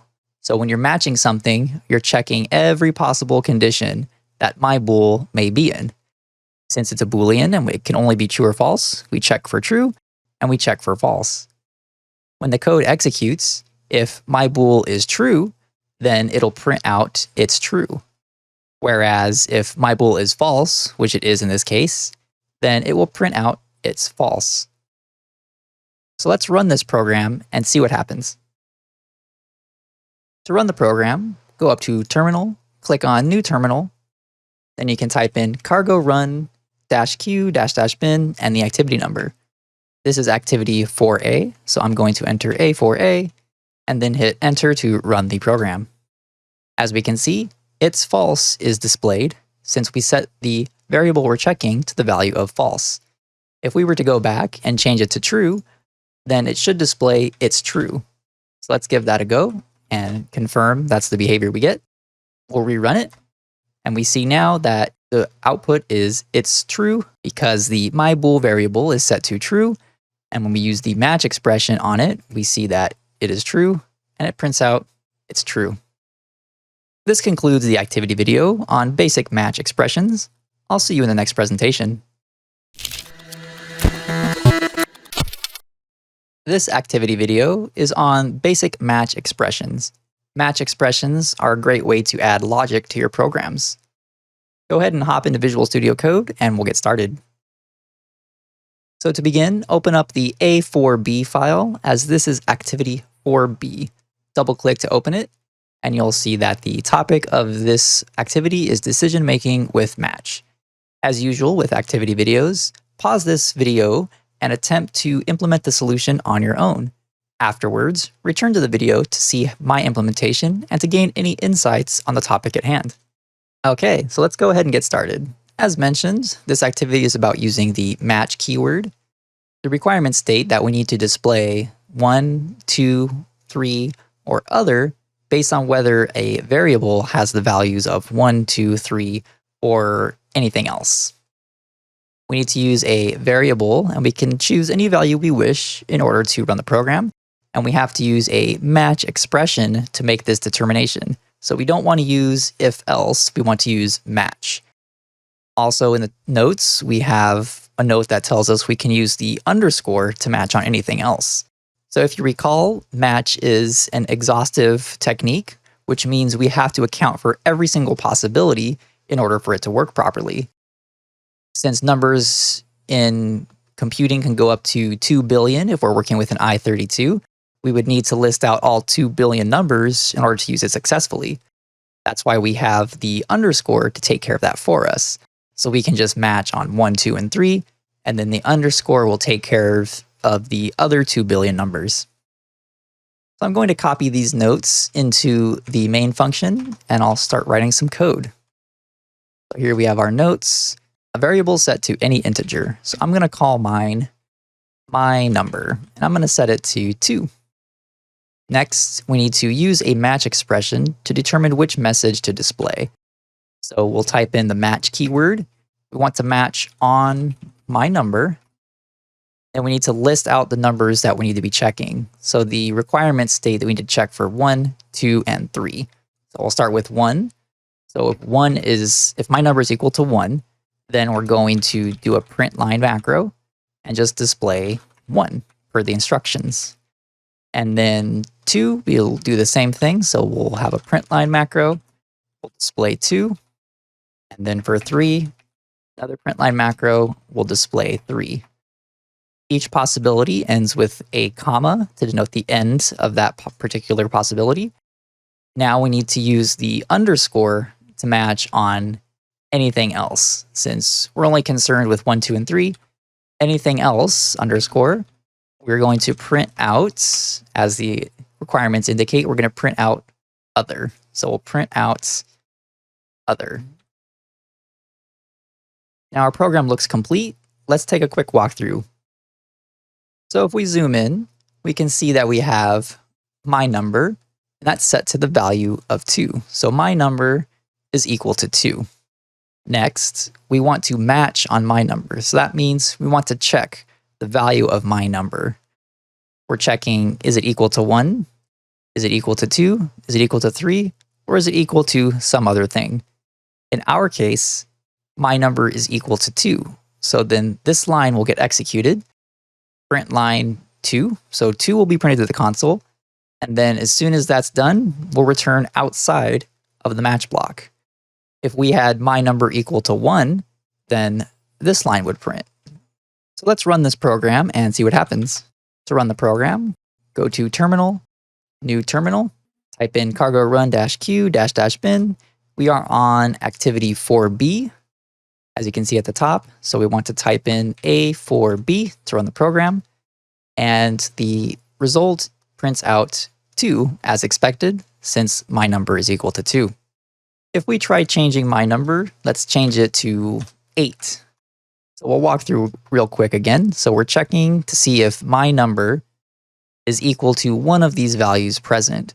Right now, my number is an 8. So is 8 the same as a 1? No. So this will not be executed. Is it a 2? Nope.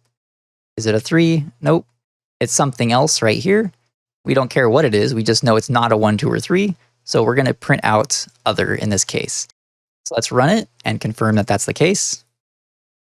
We run it, and as expected, other gets printed out. Since there's no case for 8, it has to be the underscore, which catches everything else. And we print out other. This concludes this activity video. I'll see you in the next presentation. In this demo, I'll be showing you how to perform repetition in your programs using the loop statement. So when you want to repeat a task multiple times, the loop statement is one option. By default, the loop statement loops forever until you manually break out of it based on some condition. So let's create a simple loop statement that prints out a message. So here we have the loop keyword, followed by open and close curly braces, and the body of the loop has a single statement, which is print line. if I were to run this program, it would just print out hello forever and ever and ever.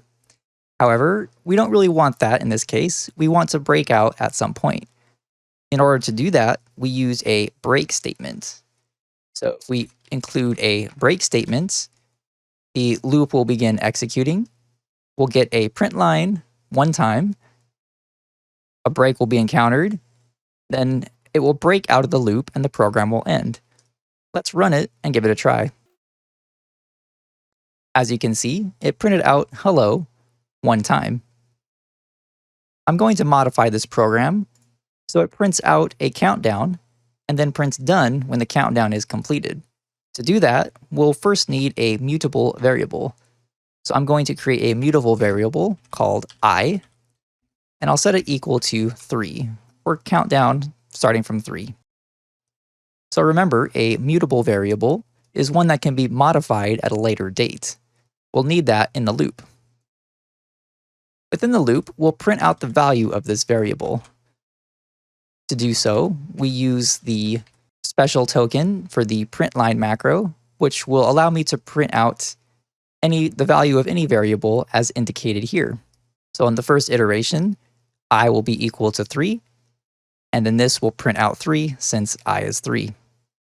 Next, we will decrement the value of I. That way it acts as a countdown. So I equals I minus 1. All we're doing here is we're taking the current value of I, which on the first iteration is 3. We're subtracting 1. 1 minus 3 is 2, and that will be placed into I. Next, we need to check to see if I is equal to 0. In this program, we want the countdown to display 3, 2, 1, and then done when it's completed. So we don't want it to display 0. So if I is equal to 0, that is when we will perform our break. After this break statement is encountered, it will break out of the loop and proceed down to this line. So this is where we will add our print line statement that indicates the program is done. So let's go down here and we'll print line done. Before we run this program, let's walk through it real quick. First, we're creating a mutable variable with the value of 3. So we have a mutable I set to an initial value of 3. We then create a loop, and within that loop, we have a block of statements that will be executed on each iteration of the loop. Immediately, the value of I will be printed because we're using this special token for Println. In the first iteration, I is 3, so 3 will be printed. I will then be reassigned to 2 because we're taking 3 minus 1, which is equal to 2. We then check, is I equal to 0? In the first iteration of the loop, I will be 2. This will not execute since I is not equal to 0. We then will return back to the beginning of the loop and repeat the process. On the next iteration, I will be set to 1. I is still not equal to 0, so then we continue again. In the next iteration, the value will be 0, and then this will be true, and we will break. After we break, we exit out of the loop, and then this print line will be executed, and done should be displayed on the terminal. So let's run it and see what happens. To run, go up to Terminal, click on New Terminal, and I'm going to run it with cargo run-q. As we can see, we have 3, 2, 1, and then done. This concludes the demonstration on the loop keyword for the Rust programming language. I'll see you in the next presentation. In this activity, we'll be performing repetition using the loop keyword. To get started, open up the A5 activity by double-clicking. Once the activity loads, you'll see that the topic is looping using the loop statement. As usual with activities, pause this video and attempt to complete the activity on your own first, and then resume the video to see my implementation and to gain any insights on the activity. Okay, so let's get started. As we can see, our topic is looping using the loop statement. Our program requirements are to display 1 through 4 in the terminal. In order to do so, we should use a mutable integer variable. We should also use the loop statement. And within that loop statement, we should print the variable. We also should use the break keyword in order to exit the loop. If we don't do so, the loop will go on forever, and that wouldn't be so good. So let's copy some of these notes into the main function, and we can start writing our program. So first we need a mutable integer variable. So I'll call mine n. And we'll start with 1. Because our instructions indicate we should display 1 through 4. So we should start off with the number 1. Next, we need to use a loop statement. So that's easy enough. We just type in loop, and we have our loop block ready to go. Next, we need to print the variable within the loop statement. To do so, we should use the Println macro, and we can use the special token to print out variables. So colon question mark surrounded by curly braces will print out the variable that's indicated after the comma. Next, we need to use break to exit the loop. So if we just type break, what'll happen is we'll do a print line with the number 1 since n is set to 1. Then we'll exit the loop and our program will be finished. However, if we take a look at the requirements, we need to display 1 through 4. So right now it only displays 1. We want to display 1 through 4. So in order to do that, we need to increase the value of our variable. But variables are immutable by default, so we need to make this variable mutable. Use the mut keyword in order to do that. Next, we need to add some logic in order to determine when the loop should be exited. So as we can see at the top, we need to display 1 through 4. So what that means is we need to check to see if the variable is a certain number, and when it is, we'll exit. So we want to print out 4, so that would be the last one. So we'll check to see if n is equal to 4, and if so, we'll break out of the loop. So on the first iteration of this loop, n will be equal to 1. We'll print it out, and then if n is equal to 4, we'll break. One more thing that's needed in order to complete this loop is we need to actually increase the value of our mutable variable by just setting it to itself plus 1. This is also called incrementing. So we're incrementing this variable by 1. And now, each time the loop iterates, each time this whole block executes, we'll print out the value, check to see if it's equal to 4. If so, break. If not, we increase the value and then return to the beginning and repeat the process. Eventually, because of this line here, the value will increment from 2 to 3 to 4. Once it's 4, this will evaluate to true, the loop will break, execution will exit out of the loop. So let's give it a go and see what happens. To run this program, go to the terminal by going to terminal new and then typing in cargo run -q --bin and then the activity number. We're on activity 5, A5. So type in A5, we'll run it. And as we can see, we have 1, 2, 3, 4.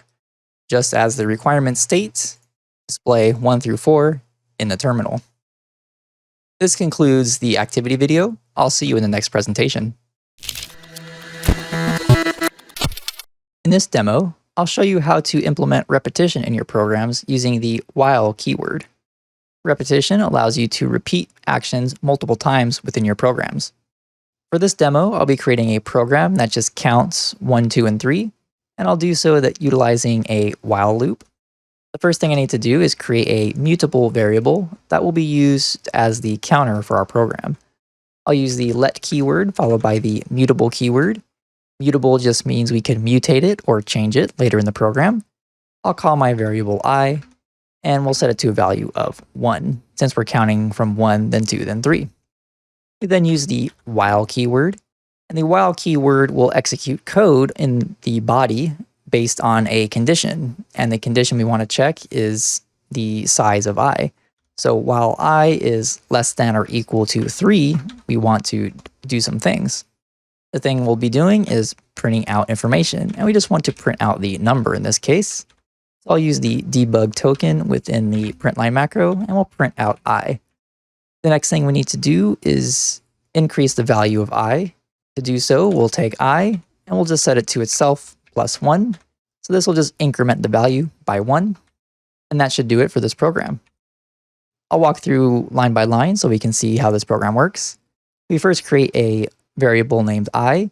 It is mutable, so we can change it later. And we use the let keyword to actually create the variable. So 1 is assigned to I initially. We then have the while keyword, which creates a loop, and it will loop based on some condition. That condition is supplied right here. So first we check, is I less than or equal to 3? And if it is, we'll enter into the body of the loop, which is delimited by these curly braces. This part in here is the body. So these two lines here are the body of the while loop.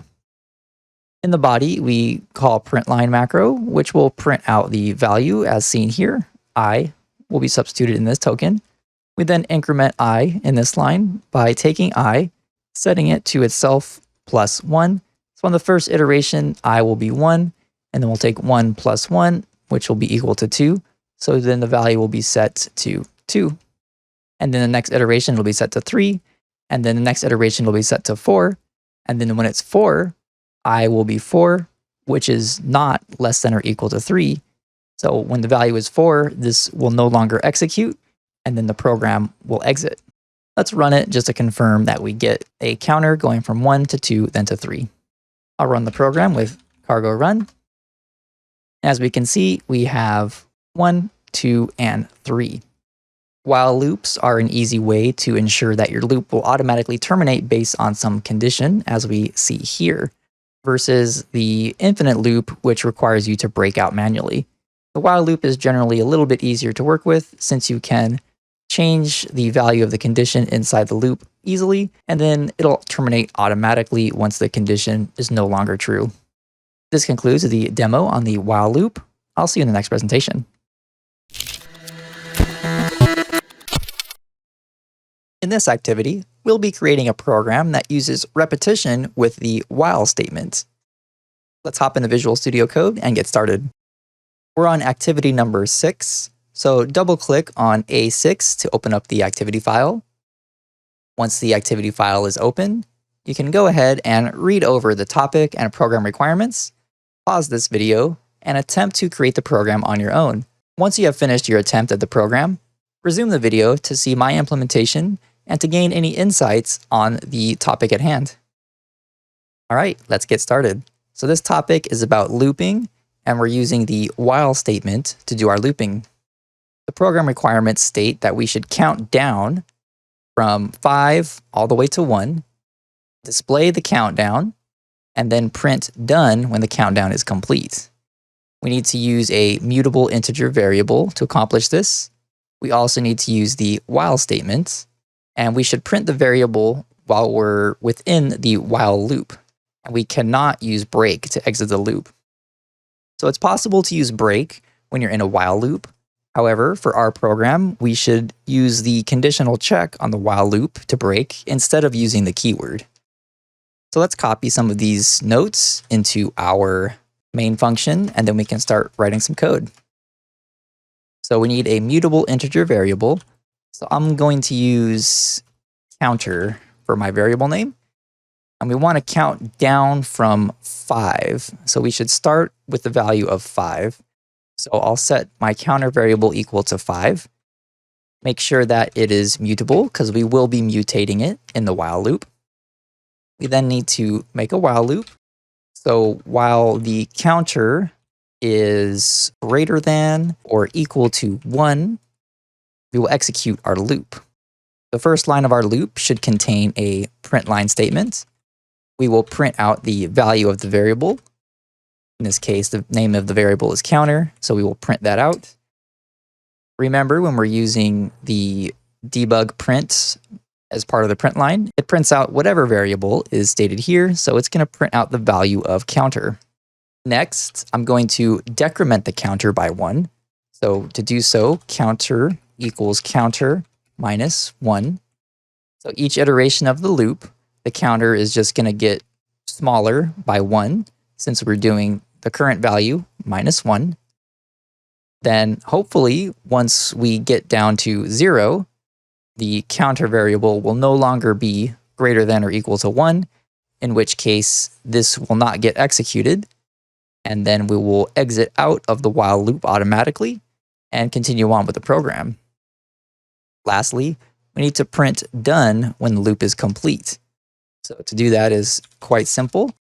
We just use a print line, print out done, and then hopefully everything works out correctly.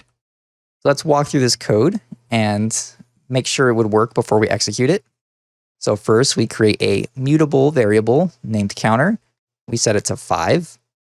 As long as counter is greater than or equal to 1, in this case, that's okay because we're at 5.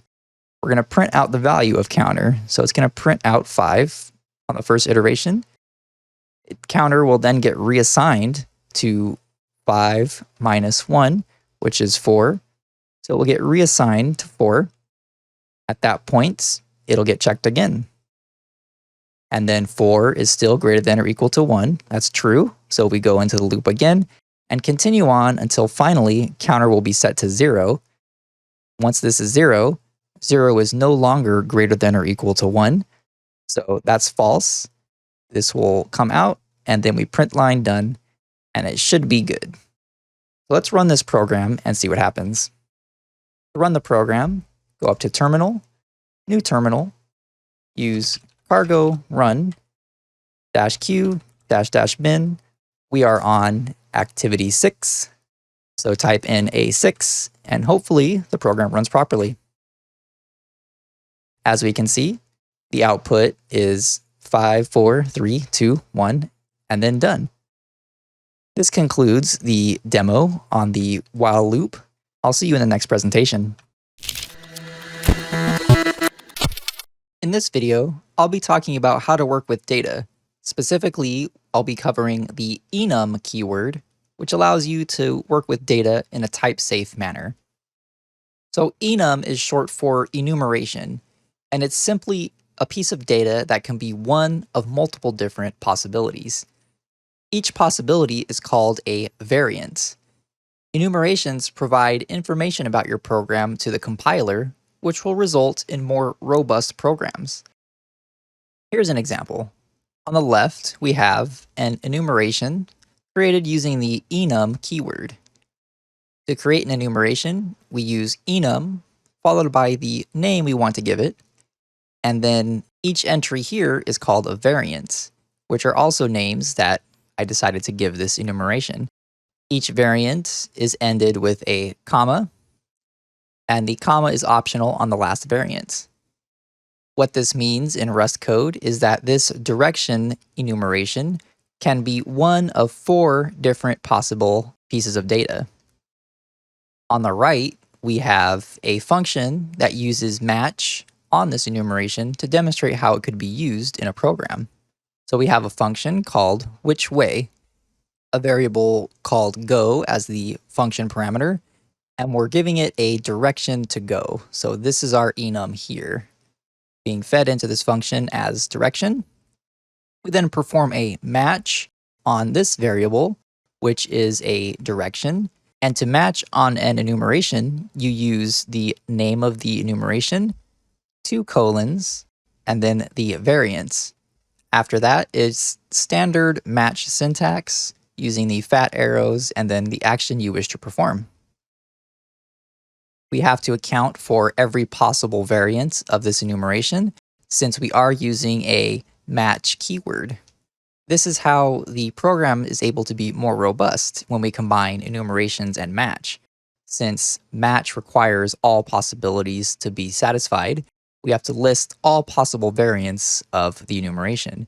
If we were to add a new variant to this direction enumeration, for example, forward, then what would happen is when we try to run the program, This match statement will no longer satisfy the condition that it has to check every single possibility, since we did not check for the forward possibility. This allows you to change every instance in your code where the direction is used, which helps increase your reliability of the code, since no bugs will creep in because every possibility will always be checked. To recap, enums can only be one variant at a time. They result in more robust programs when paired with the match keyword. They also make program code easier to read. That way you can pass around enumerations instead of just numbers and strings. In this demo, I'll be showing you how to use the enum keyword to create enumerations in your code. So I'm going to be creating an enum that is used to go either left or right. So to create an enum, use the enum keyword.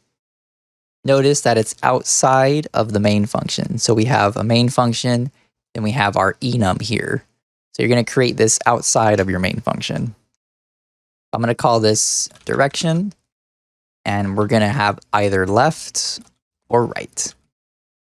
Then to use this, we create a variable. I'll call this go. So which direction we should go. To assign the variant that I want to assign, we type in the name of the enumeration and the variant. So I'm going to go left. Next, I'm going to perform some action based on the direction. So we'll use the match keyword on the go variable. So remember, right now we're checking all possibilities of the go variable, which is a direction. So we need to check for the direction that goes left and the direction that goes right. To do that in a match, we just simply type in the name of the enumeration, which is direction, and we start with left. And I'm just going to print line, and I'm going to say go left. And then we do the same thing for the next line. So we need to cover the right variant, and I'll print out go right. So now we've covered all possibilities of directions. We have two directions. We can either go left or right. Every possibility has been considered in this case. We have left and we have right. So if we execute this program, we can see that go has been assigned to the left direction. So when we check our match statement on the go variable, we'll see that left will get executed. So go left should be printed. So let's execute it and see what happens. So as we can see, the output states go left. I also want to demonstrate what happens if you make a change to your enumeration, but don't change the match expression that it's used with. So if we add another direction, let's say up to our enumeration, and then attempt to run the program, we should get an error. As we can see, we get an error and some instructions. Non-exhaustive patterns, up is not covered. So it tells you right here that we did not cover up in our match. Up not covered in this specific match statement on line 9. Additionally, the compiler gives you some help. It says ensure that all possible cases are being handled, possibly by adding wildcards or more match arms. And so in order to fix that, we simply go to line 9 as indicated. And then we add the direction for up. So we'll add direction up, print line, go up. And now the program should compile and run. And here we have go left, just as we had previously, because we assigned the direction left to go. If we assign up to the variable, then we should have go up printed. So if we rerun it, we'll see that the output states go up. This concludes the demo on enumerations. I'll see you in the next presentation.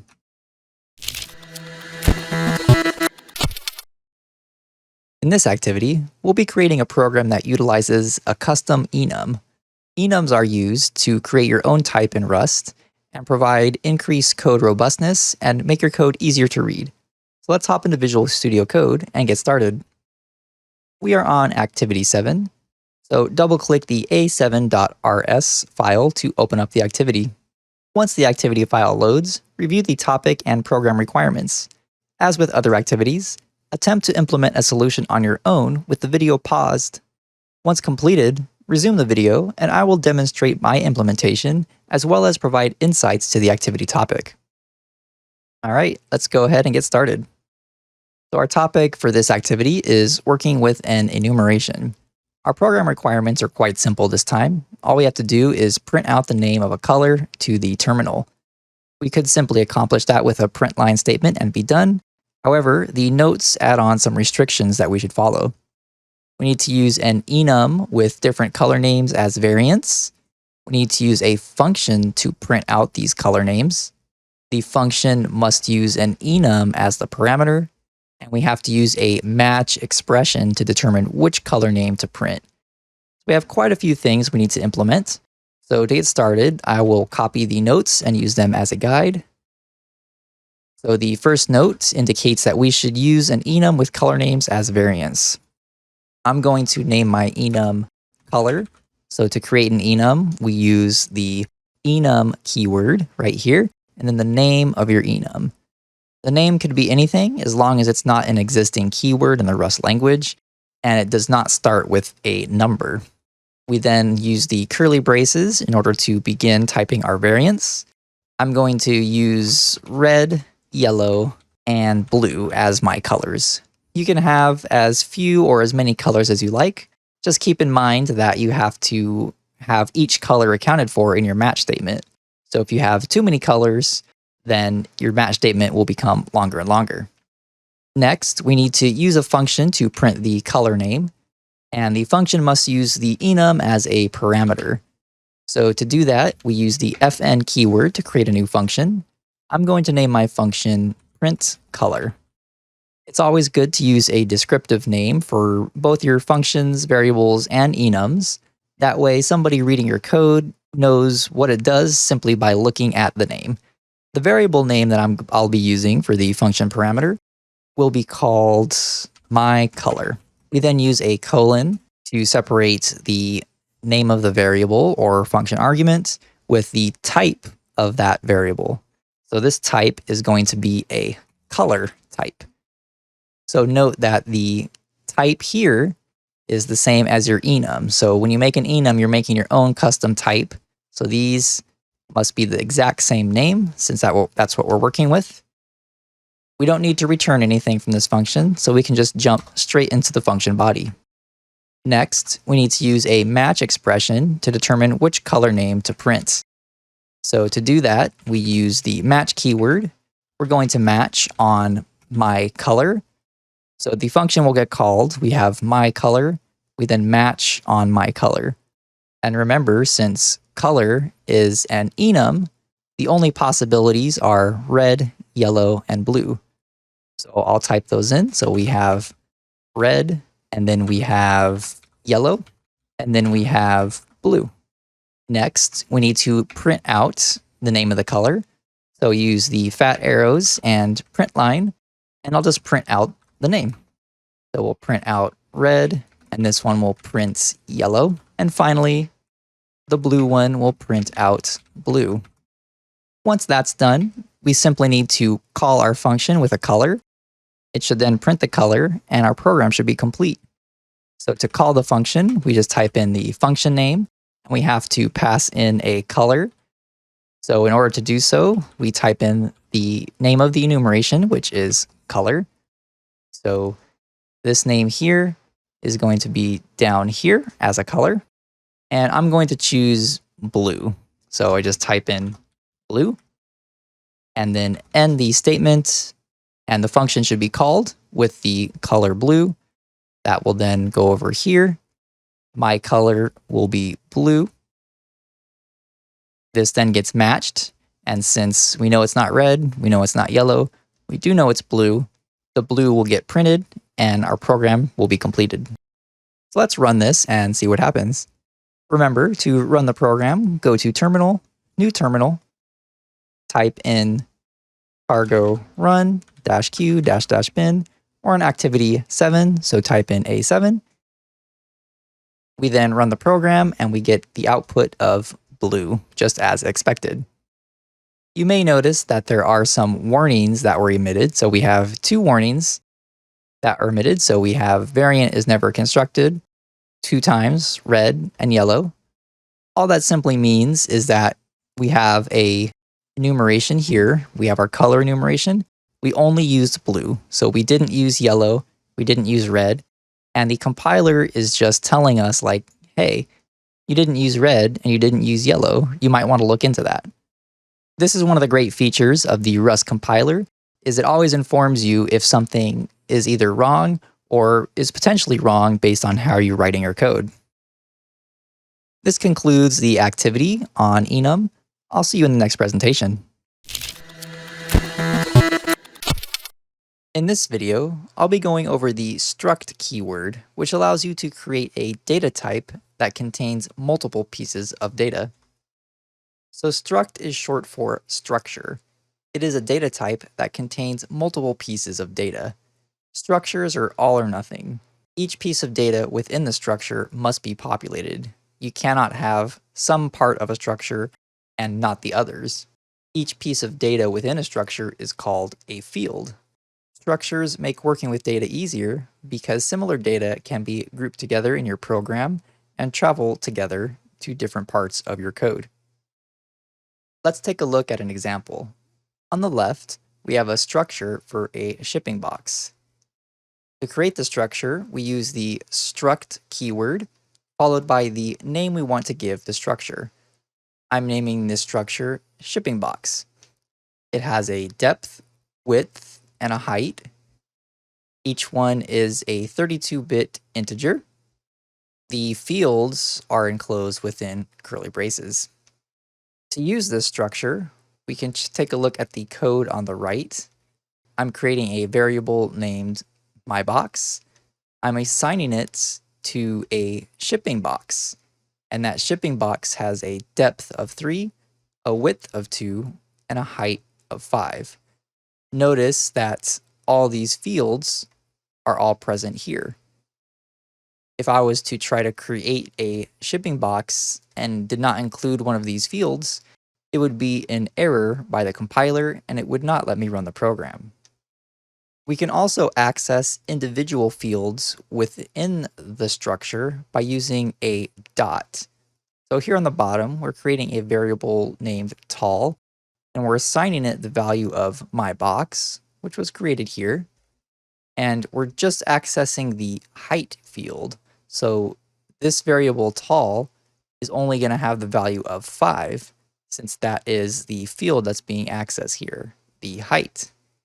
And then we will print out the height using the Println macro, and it will display the box is blank units tall. Since we know that tall will be populated to this token, we know it has a value of 5, and so it will print out the box is 5 units tall. To recap, structs deal with multiple pieces of data. All fields within a struct must be present in order to create the struct. Fields within the struct can be accessed using a dot. In this demo, I'll be going over the struct keyword, which is used to create data structures that contain multiple pieces of data. So I'm going to be creating a structure that represents an item within a grocery store. So I'll be using the struct keyword. I'll name my structure grocery item. Remember, with structs, we use the struct keyword followed by the name you would like to give the structure. We then have curly braces, and within these curly braces, we will list out the fields for this structure. So I'm going to have a stock field, which represents the number of items in stock, and a price field, which represents the price for this particular grocery item. We'll use F64, which is a 64-bit floating point number, and that's also known as a double. So if you need to work with decimal points, you'll want to use F64. Next, I'm going to create a grocery item in my main function.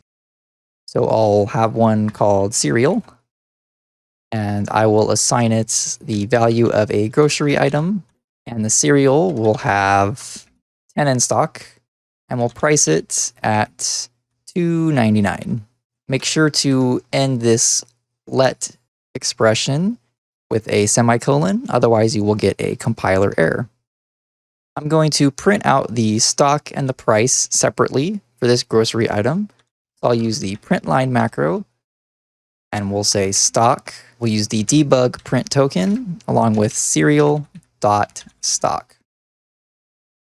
So whenever you want to access a single field within a struct, you use the dot notation and the name of the field.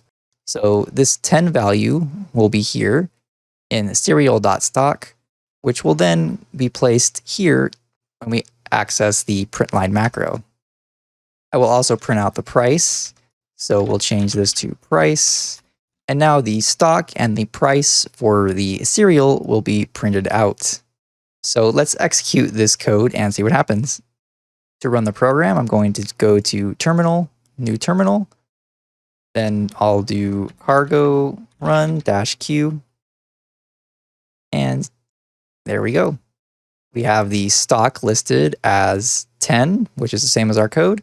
And the price is $2.99, just as expected. This concludes the demo. I will see you in the next presentation. In this activity, we'll be creating a program that utilizes structures using the struct keyword. Once you're ready, let's hop into Visual Studio Code and get started. Once Visual Studio Code loads, navigate to your Activities directory. We are on Activity 8, so double-click on a8.rs. Once the activity file loads, review the topic and program requirements. Attempt to implement a solution on your own with the video paused. Once completed, resume the video and I will demonstrate my implementation as well as provide insights to the activity topic. Alright, let's get started. As we can see, our topic is about organizing similar data using structs. The requirements are to print out the flavor of a drink and its fluid ounces. Our notes indicate that we need to use an enum to create different flavors of drinks. We need to use a struct to store the drink flavor and fluid ounce information. We need to use a function to print out the drink flavor and the ounces. And finally, we need to use a match expression to print the drink flavor. I'll start my program by creating the enumeration needed for the different flavors of drinks. Remember, with enumerations, we use the enum keyword followed by any word you want to call your enumeration. As long as it doesn't start with a number or is an existing keyword, then you can use it for your enumeration name. I'm going to call mine flavor. I'll have 3 different flavors for my enumeration. I'll have sparkling, sweet, and fruity. The next thing I'm going to do is use a struct to store the drink flavor and fluid ounce information. To create a structure, we use the struct keyword, and the same restrictions apply to it as the enumeration. So we can use any word we like, as long as it doesn't start with a number and is not an existing keyword in the Rust language. I'm going to call my structure drink. The fields we'll use in the drink are flavor and fluid ounces. So we'll have a field named flavor. That will be a flavor type. And then we'll have fluid, OZ. That will be our fluid ounces. We'll use an F64 for this data type, since that allows decimal points. So what we're doing here is we're using the struct keyword followed by a name to create a structure. The structure consists of multiple different fields of data. We have a field here and a field here. This first field is named flavor, and we're giving it a type of flavor. This type is defined here, and that's a type that we created, and it's an enumeration. We then have the fluid OZ field, which is our fluid ounces, and we're just giving that an F64. That way we can use decimal points for the amount of fluid ounces. Now that our flavor enumeration and our drink structure is created, we need to use a function to print out the drink flavor and ounces. So I'll create a function. Remember, to create functions, we use the fn keyword. I'm going to name my function print drink. And it's going to accept a drink, which is a drink structure. We're not going to return any information since we're just printing out something to the terminal. We then need to use a match expression to print the drink flavor. So we'll use match on the drink. Now, in order to access the flavor here within the drink, we use a dot. So this drink here is the entire drink structure, and we're accessing just the flavor within the drink. That way we can print it out. So we'll just type in drink.flavor. And now we know that the flavor field here within the drink is a flavor type. And that flavor type is an enumeration. What this means is that we need to account for all three possible flavors that are available.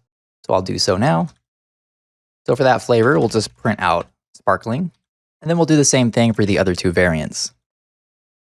Now that we have all three variants accounted for, we can also print out the fluid ounces. We use a Println macro. I'll just put in OZ, and we'll access the drink.fluid.oz. Just like with the flavor here, we can access the fluid ounces by using a dot and then the name of the field, which is fluid ounces. So we have our drink type again, which is here. We're accessing the fluid OZ field, which is present right here. And we just need to use a dot to access any of the fields within the structure. I'm also going to add the word flavor here on each one. That way we know what's being displayed to the user. The last thing we need to do is make some drinks and print them out. So first I'll create a sweet drink. I'll just call it sweet, and that will be a drink. The drink consists of a flavor, which is the flavor type, and this is the sweet flavor. And then we have the fluid ounces, which is, and we'll give this one 6 ounces. Remember that F64 is a decimal point number, so we have to include .0 to tell the compiler that we're working with decimal points. When we create structures, we just have the name of the structure and the 2 curly braces, along with each field that the structure needs to be created. So here, our drink structure has a flavor and fluid ounce field, so that needs to be reflected when we create the structure down here in the main function. I'm now going to print out this drink, and we'll make one more drink. We'll do a fruity drink. We'll change the flavor to fruity, and this one can be 10 ounces. We'll then print that one out, and also make sure we have a separate variable name. And that should complete our program. I'm going to walk through this program line by line so we can see exactly how it works.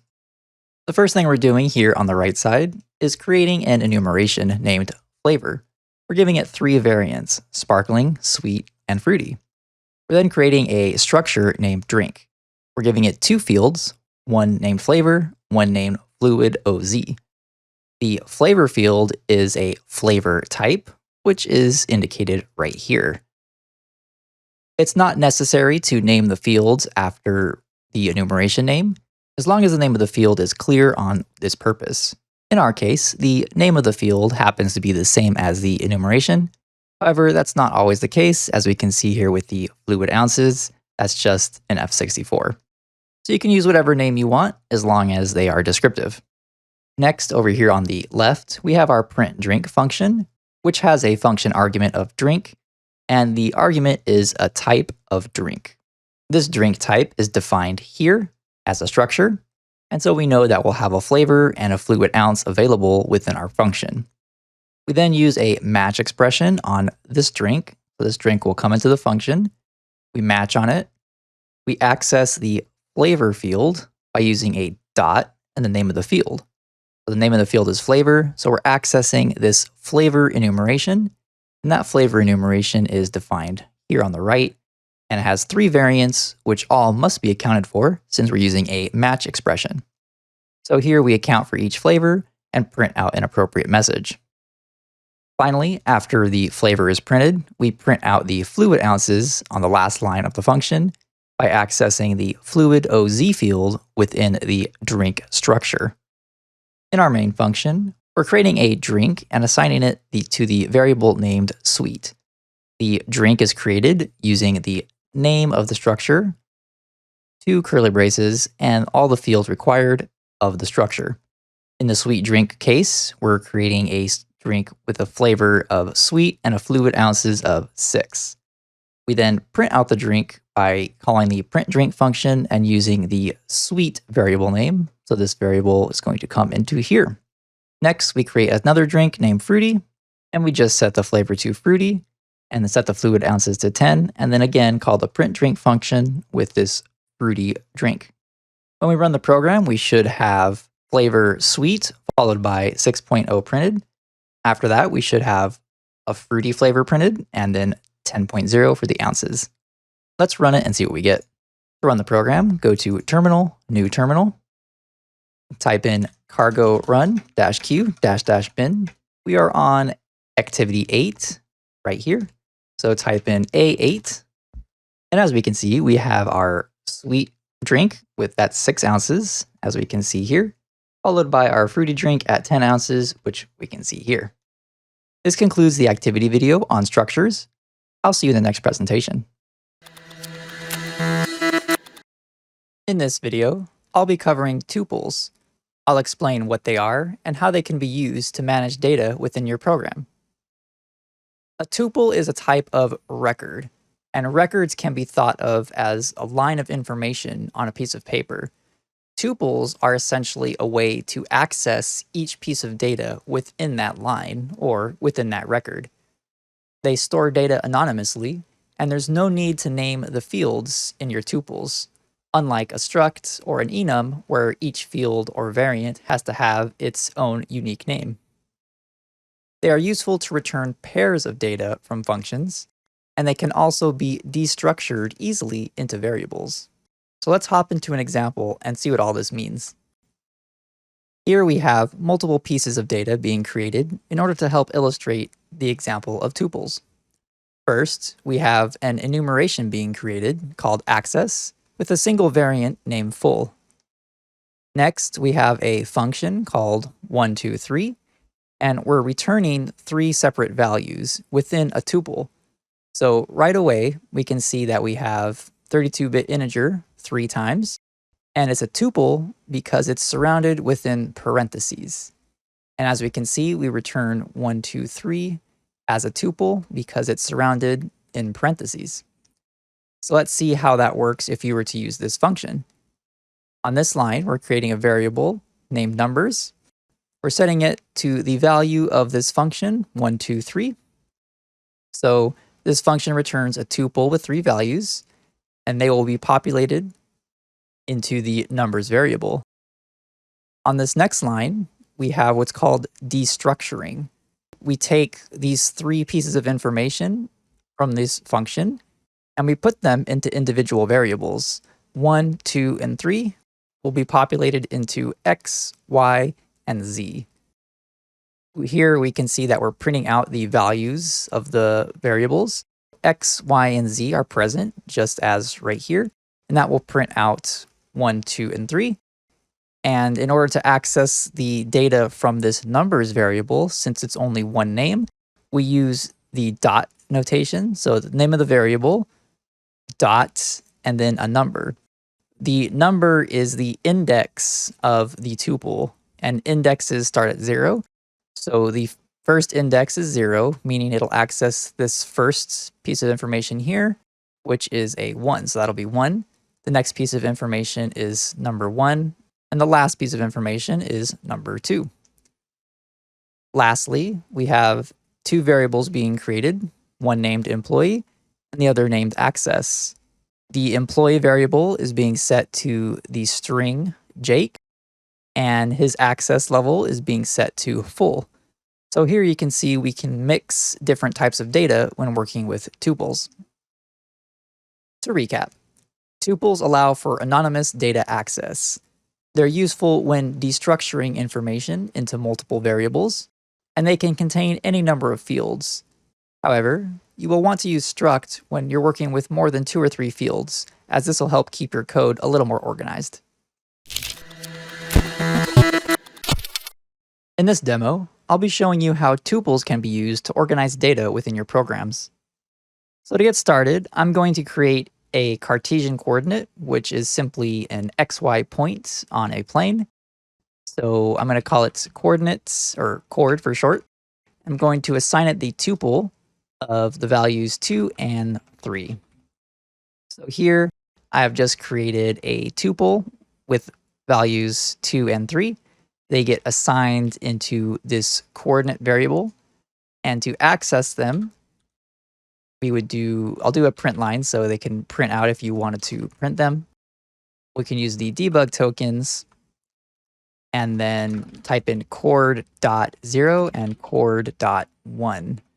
So they're accessed by index using the dot notation. So the name of the variable, dot, then the index number. So this is index 0, this is index 1, and if you had more, they would just keep on going to however many you had. And here is number 1, so this will print 3, and then this one will print 2.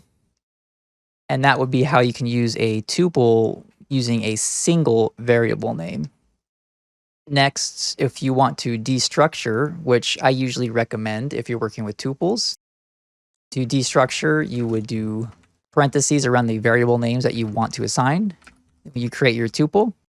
So in this case, we created the same tuple with the values 2 and 3, except this time, the 2 is assigned to X and the 3 is assigned to Y. So we don't need to access them using any dot notations. So if we were to create another print line statement to demonstrate how it would work, you can just type in X and then Y, and then it would print out just as the previous one did. So this will print out 2, this will print out 3, since now we have them assigned to individual variables. You can also mix and match data types.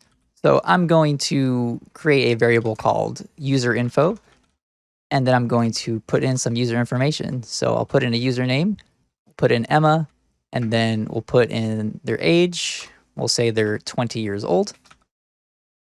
Now, as you can see, we have a string and a number being created within a tuple since we have the parentheses. And they're both being assigned to this user info variable. And they would be accessed using the dot notation, just as previously shown. So it would be in userinfo.0 and .1 to access this. Now, here's why I recommend destructuring, because as you can see, if you were to use this user info variable later on your program, then you might be confused about what .0 means and what .1 means. So what you can do is, instead of giving it this user info variable, you can do name, age. And now you have two pieces of information that are descriptive and are easy to determine what they are and what they mean. So there's one more thing I wanted to go over, and that is keeping the amount of data in your tuple concise. So let's give a bad example first. So we'll have favorites. This could be like someone's favorite stuff. So we'll have their favorite color can be red, their favorite number be 14, their favorite state can be Texas, their favorite food is pizza, favorite TV show is TV show, and we'll say that their favorite place to be is at home. So now we have 6 pieces of information, and they would all need to be accessed using a number. So here we have index 0, then 1, 2, 3, 4, 5. So if you wanted to figure out later in your program their favorite state, you would have to do let state equals favorites dot 2. So that would be their favorite state, because Texas has index 2. And the same thing with their favorite place to be. That would be their home, as we can see up there. So let place is favorites dot, and then we're going to count it 0, 1, 2, 3, 4, 5. So favorites dot 5.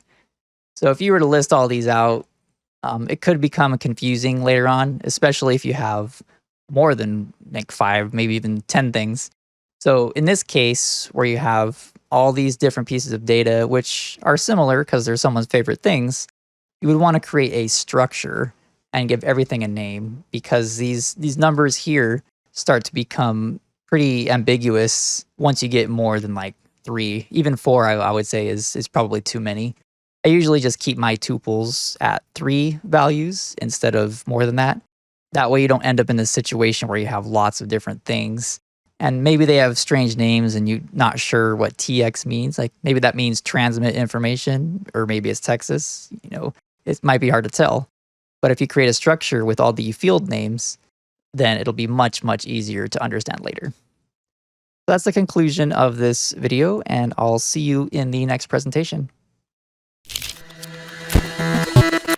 In this activity video, we'll be creating a program that works with tuples, and it will demonstrate how you can use them to organize your code. So let's hop into Visual Studio Code and get started. Once Visual Studio Code is loaded, navigate to your activities directory, your src/bin directories, and load up the a9.rs file since we're on activity 9. Double-click. Once the activity file loads, review the topic and program requirements. As with other activities, attempt to implement a solution on your own with the video paused. Once completed, resume the video and I will demonstrate my implementation as well as provide some insights to the activity topic. All right, let's go ahead and get started. As we can see, our topic for activity 9 is data management using tuples. Our program requirements are to print out whether the y value of a Cartesian coordinate is greater than 5, less than 5, or equal to 5. Our notes for this activity: we must use a function that returns a tuple. We want to destructure the return value into 2 variables. And we want to use an if, else block to determine what should be printed. So when I start my programs, I always like to copy the notes into the program. So I'll copy those in so I have something to work with. So the first note states that we need to use a function to return a tuple. So we know we're working with Cartesian coordinates. So I'm going to name my function coordinate. And it's not going to have any input parameters. And we're just going to return a tuple as indicated by the note. And it's going to be 32-bit integer return values in a tuple. And it doesn't state what the coordinate should be, but we do know that we're dealing with just the y value. So I'm going to do mine greater than 5, and then I'll change it later just to make sure everything works. So I'll have the first value be 1, that's the x value, and then the y value, I'll set it to 7. So this tuple will get returned as a tuple with 2 32-bit integers. Next, I'm going to hop into the main function, and we need to destructure the return value into 2 variables. So we need 2 variables. So we use our let binding, and then we have x and y will be my variables. Remember, to destructure, we use the parentheses when we're creating our variables. Next, I'm going to call the coordinate function to get my tuple. So when I call the function, this tuple is going to get returned here and placed into the x and y variables. Next, we need to use an if, else block to determine what to print. This is similar to a previous activity where we use this similar style to print different messages. So if the y value, remember, we only are concerned with the y value. If the y value is greater than 5, then we're just going to print out greater than 5. And then if the y value is less than 5, we're going to print out less than 5. And finally, if it's not greater than or not less than 5, it must be equal to 5. So we're just going to print out equal 5. And so that should cover the program requirements, where it prints out if it's greater than, less than, or equal to 5. And we also use the if block as seen here. I also noticed that I just missed the if, so I'll add that in. And now it should be complete and run properly. So before we run the program, let's just walk through it really quick. We're creating 2 variables by destructuring the return value of coordinate. So the coordinate function is going to return a tuple 1, 7 as two 32-bit integers. Each one then goes into the appropriate variables. We then ignore this x value because we're only concerned with the y value. We then check to see if it's greater than 5. If so, we print this. If it's less than 5, we print this. And if it's equal to 5, which would cover the else, we'll print out equal to 5. Let's run this and make sure it works. I'm going to go to terminal, new terminal. I'm going to run this with cargo run -q --bin. We are on activity 9, so A9. And hopefully everything runs as expected. As we can see, we get a message that prints out. It indicates greater than 5. Our y coordinate is 7, and so it's working properly. Let's change this y value to 1, and just to make sure it prints out less than 5 when it actually is less than 5. I'll rerun it, and here we can see it printed out less than 5. And just for completeness, I'll set it to 5, and it should print out equal to 5. And here we have equal to 5, so the program is properly working. This concludes the video on this demo. I'll see you in the next presentation. In this video, I'll be explaining expressions. Rust is an expression-based language. This means that most things are evaluated and return some value. These expression values then coalesce to a single point. As a result, expressions can be used for nesting logic. Let's take a look at an example to see what I mean about coalescing. In this example, we're creating a variable named mynum and setting it to 3. We then have a let binding, and the let binding is set to the value of an expression. The expression we're setting it to is the if expression. So we're setting is lt5 to the result of this expression, which extends all the way here. So if mynum is less than 5, we'll set the value to true. Otherwise, we'll set it to false. Once this if expression is evaluated, either true or false will be set to is lt5. In this case, mynum is equal to 3, and 3 is less than 5, so true will be set to is lt5. A shorthand for this situation, since this part here evaluates to true or false, we can just assign it directly to a variable, as we see on the bottom. We can achieve the same results without using an if expression by just supplying mynum less than 5. That'll either be true or false, either of which will be set into this variable. We can also do this with match expressions. Again, we have mynum being set to the value of 3, and then we have a new variable named message. The value of message is the expression evaluation of this match block. So here we're matching on mynum, which is a 3. So if mynum is 1, we'll get hello, and if it's anything else, we'll get goodbye. Since mynum is equal to 3, we'll take this match arm, and goodbye will be placed into the message. It's also possible to nest expressions, so you can nest them as many times as you want. It could become a little overwhelming if you nest them too much. So in this example, we have an enumeration that just has burgers, fries, and a drink. We have some variables created here, and then here we have a really large let binding, and we're assigning it to the value of multiple expressions. So first, we're matching on the item. In this case, it's a drink. In the match arm, we're checking if we have a drink. Within the body of the match arm, we then have another expression, an if expression this time. We check to see if the drink type, as indicated here, is water. And if so, we'll return true. Otherwise, we'll return false. Perhaps this means that the restaurant only has water available, so maybe they'll cancel the order if the drink is anything except water. We then have the rest of the enum variants, which will return true. So no matter what, the order placed variable will have either a true or a false value, because this match expression will eventually evaluate to either true or false as indicated by the if expression. But as I mentioned earlier, you don't want to nest these too far because it's really easy to get lost in the code. To recap, expressions allow nested logic. If and match expressions can be nested, but it's best not to use more than 2 or 3 levels of nesting because the code can become convoluted. In this demo, I'll be showing you how expressions can be used to nest logic in your code.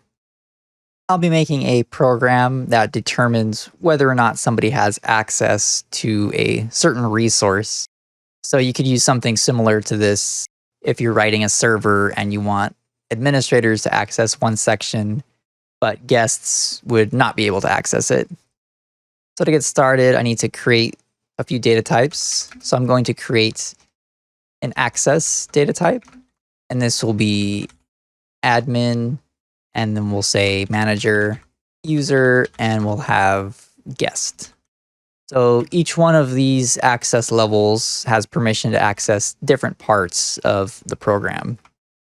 So what we'll be doing is simulating access restrictions on some file. So we'll create a fake user and a secret file that they may or may not be able to access depending on their access level.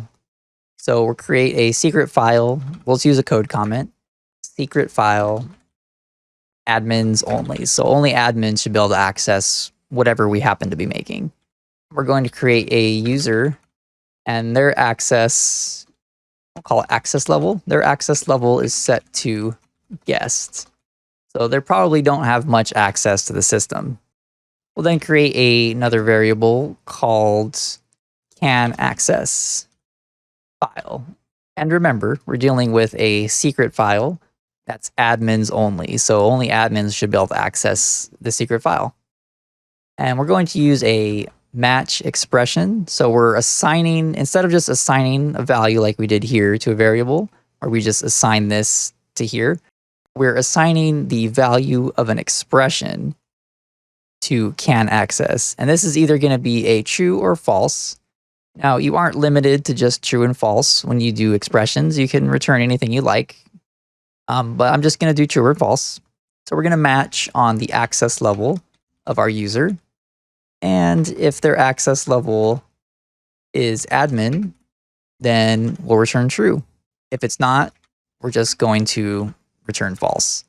And remember to always include the semicolon here at the end of your let binding. That's part of the syntax. So now that we have our code set up, let's walk through it really quick. So we're creating an enumeration called access. We have 4 variants, and they just represent different user accesses. We have admins, managers, users, and guests. In our program, we're creating a secret file, and we're setting it to admins only. We're not actually doing the code and logic to perform those actions. This is just a conceptual exercise. So we're just saying that our program already has a secret file and all the mechanisms are already in place to set which access level is allowed. And we're saying that our user here has an access level of guests. And we're determining whether or not that they can access this file. And to make that determination, we use a match expression. We're matching on the user's access level, which is right here. So if the user has the access level of admin, then we'll just set it to true. So they would be able to access the file. And any other access level, they're just going to get denied because it's false. So if they were a guest, for example, in our case, they are a guest, false would then be populated here. So when we run the program, we know that we have a guest. They're not an admin, so this wouldn't be executed. There's something else, guest in this case, so false would then get returned here and eventually end up in the can access file variable, and they would not be able to access the file. So if we wanted to then print out our result just to confirm, we can do a print line, and we'll just print out a quick message and the value. So we'll say can access, and it'll print out either true or false. I'll run it in the terminal by going to terminal, new terminal. And then I'll just run the demo. And here we go. So we can see that the message states can access is false. So our access level is guessed. And we know that we have to have admin access in order to access it. So the value is set to false. And as we can see, can access here is false. So this concludes the demo. I'll see you in the next presentation. In this activity, we'll be encapsulating our logic within expressions in order to make our program easier to follow and more robust. So once you're ready, fire up Visual Studio Code and we'll get started. Once Visual Studio Code is loaded, open up the A10 activity file. So double click and the activity file will load. Once the activity file loads, review the topic and program requirements. As with other activities, attempt to implement a solution on your own with the video paused. Once completed, resume the video and I will demonstrate my implementation as well as provide insights to the activity topic. Okay, as we can see, our topic on this activity is working with expressions. Our program requirements are to print out it's big if a variable is greater than 100, and it's small if a variable is less than or equal to 100. So the requirements aren't too bad. As we can see in our notes, we need to use a Boolean variable set to an expression that determines whether the value is greater than 100 or less than or equal to 100.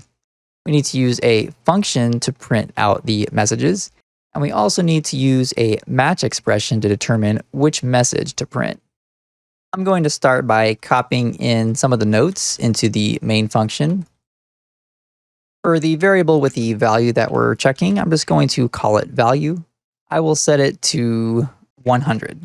Next, we need a Boolean variable set to an expression. So it doesn't say what type of expression that we can use. We can use if, we can use match. I'm actually going to use neither. I'm going to show you a shortcut we can do for the situation. So I'm going to create my variable. I'll name it is GT100. So is, and then GT will be short for greater than 100. And I'm going to set it to value greater than 100. So far in the activities, we've been very verbose about how it's being implemented with the if expressions. So if value is greater than 100, we would have true, and otherwise we would have false. Now, remember when we have an if statement, we have if something evaluates to true, then you go into this block. Otherwise, you go into this block. Well, since Rust uses expressions, we know that this itself is an expression. So value greater than 100, that's either going to be true or false because we're using it right here with the if expression. So we can just extract that out, and this will either be true or false, which will solve our goal of determining whether it's greater than 100. So we don't need to have this entire thing at all. And usually if you have something simple like this, where you're just checking a value, you can just pop it in straight like that, and it'll be either true or it'll be false. So we don't need this whole entire block of if-else expression. Next, we need to use a function to print the messages. So I'm going to create a new function called print message. Now it's going to need to accept some function parameters in order to determine which message to print. So I'm just going to name my parameter GT_100. That's just going to be a Boolean because down here we're checking is greater than 100, value greater than 100. That's going to be true or false. So we need to deal with a Boolean value. I'm not going to return anything since it's simply just printing out a message. And as also we can see with our notes, we need to use a match expression to determine which message to print. So now we need to use match. So we're going to match on the parameter, which is named GT100. And we know that's a Boolean, so the only options here are true and false. So when it's true, it's going to print out it's big. As we see up here in the requirements, it's going to either print it's big or it's small. So when the value is false, we're going to print out it's small. Lastly, we need to actually call the function. That way our message gets printed.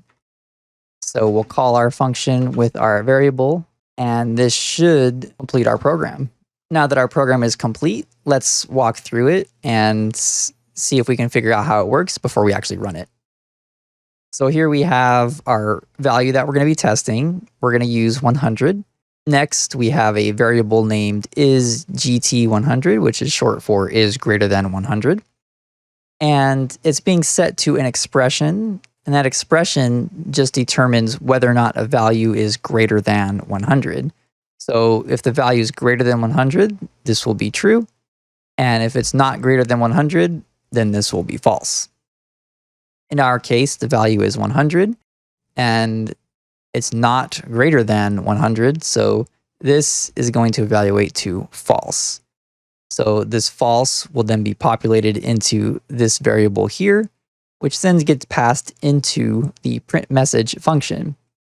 We call print message with this value, which we know to be false in our particular program. The false then gets matched here, so we match on GT100, which is our variable, which we know is false. So is it true? Nope. Is it false? Yeah. We are going to print out it's small per the program requirements. Control then returns back to the main function. There's nothing left here. And so then the program is complete. So I'm going to run this program now to verify that it works as we expect it to work. I'm going to go to terminal, new terminal. We are on activity 10. So I'm going to run it with the binary as A10. As we can see, it printed out it's small. And our code has the value set to 100. The value is not greater than 100, so it prints out it's small. If we change this value to, let's say, 999, we should get a message of it's big. So I'll rerun it. And here we see it's big because 999 is greater than 100. This concludes the activities video on expressions. I'll see you in the next presentation. In this video, I'll be covering some intermediate memory concepts, including memory addresses and offsets. So a quick refresher about memory before we dive in. Memory is stored using binary. It's stored using bits, which are either 0 or 1. A bit is also the smallest unit of memory that can be stored. Computer hardware is optimized to work with bytes. 1 byte is equal to 8 contiguous bits. And the entire memory in the computer can be thought of as one contiguous string of bits. All data in memory has something called a memory address. These addresses are used to locate data in memory. Addresses are always the same, only the data at the address will change. Normally, when you're writing programs, you won't utilize addresses directly, and instead you'll let variables do all the heavy lifting for you. Memory offsets can be used to locate items at a specific address. Offsets always begin at 0, and they represent the number of bytes away from the original address. Similar to addresses, you usually don't deal with offsets directly. Instead, you'll deal with indexes, and the compiler will automatically calculate how many bytes away you are from the original address based on the index. Here we have a basic diagram showing computer memory with addresses and offsets. Each one of these squares represents 1 byte. Here we have the offsets, and here we have the addresses for this particular demonstration of memory. Each byte here can have a memory address. This would be address 0, 1, 2, 3, 4, 5, 6, 7, 8, 9, 10, and so on, all the way up to address 20. If we wanted to access this particular piece of data, it would be at address 4 with an offset of 1. So address 4, offset 1. And when you're working with your program, you would usually have a variable name. I just use data as a placeholder. And you would use the index number surrounded by square brackets. If we wanted to access, for example, this piece of data, it would be at address 16, offset 3. So we can access that with a variable name and then 3. Remember that the variable name will automatically take care of the address, and the index will automatically get mapped to an offset by the compiler. So you don't need to know that each one of these squares is actually 1 byte. When you're working with programs, maybe each square is 10 bytes or 20 bytes. That's not something that you need to be concerned with because the compiler will automatically calculate that for you to ensure that you arrive at the correct memory location and have the proper data. To recap, memory uses addresses and offsets. Addresses are permanent, but the data at the address differs.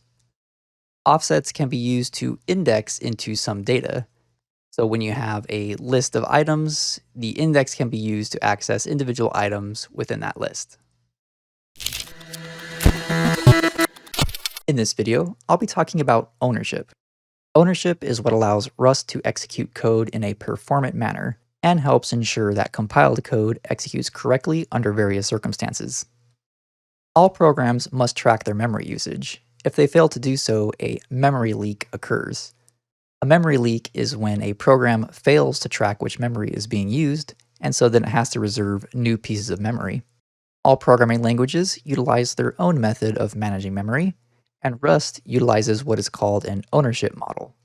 In the ownership model, the owner of the memory is responsible for cleaning up the memory, and an owner in Rust is simply a function.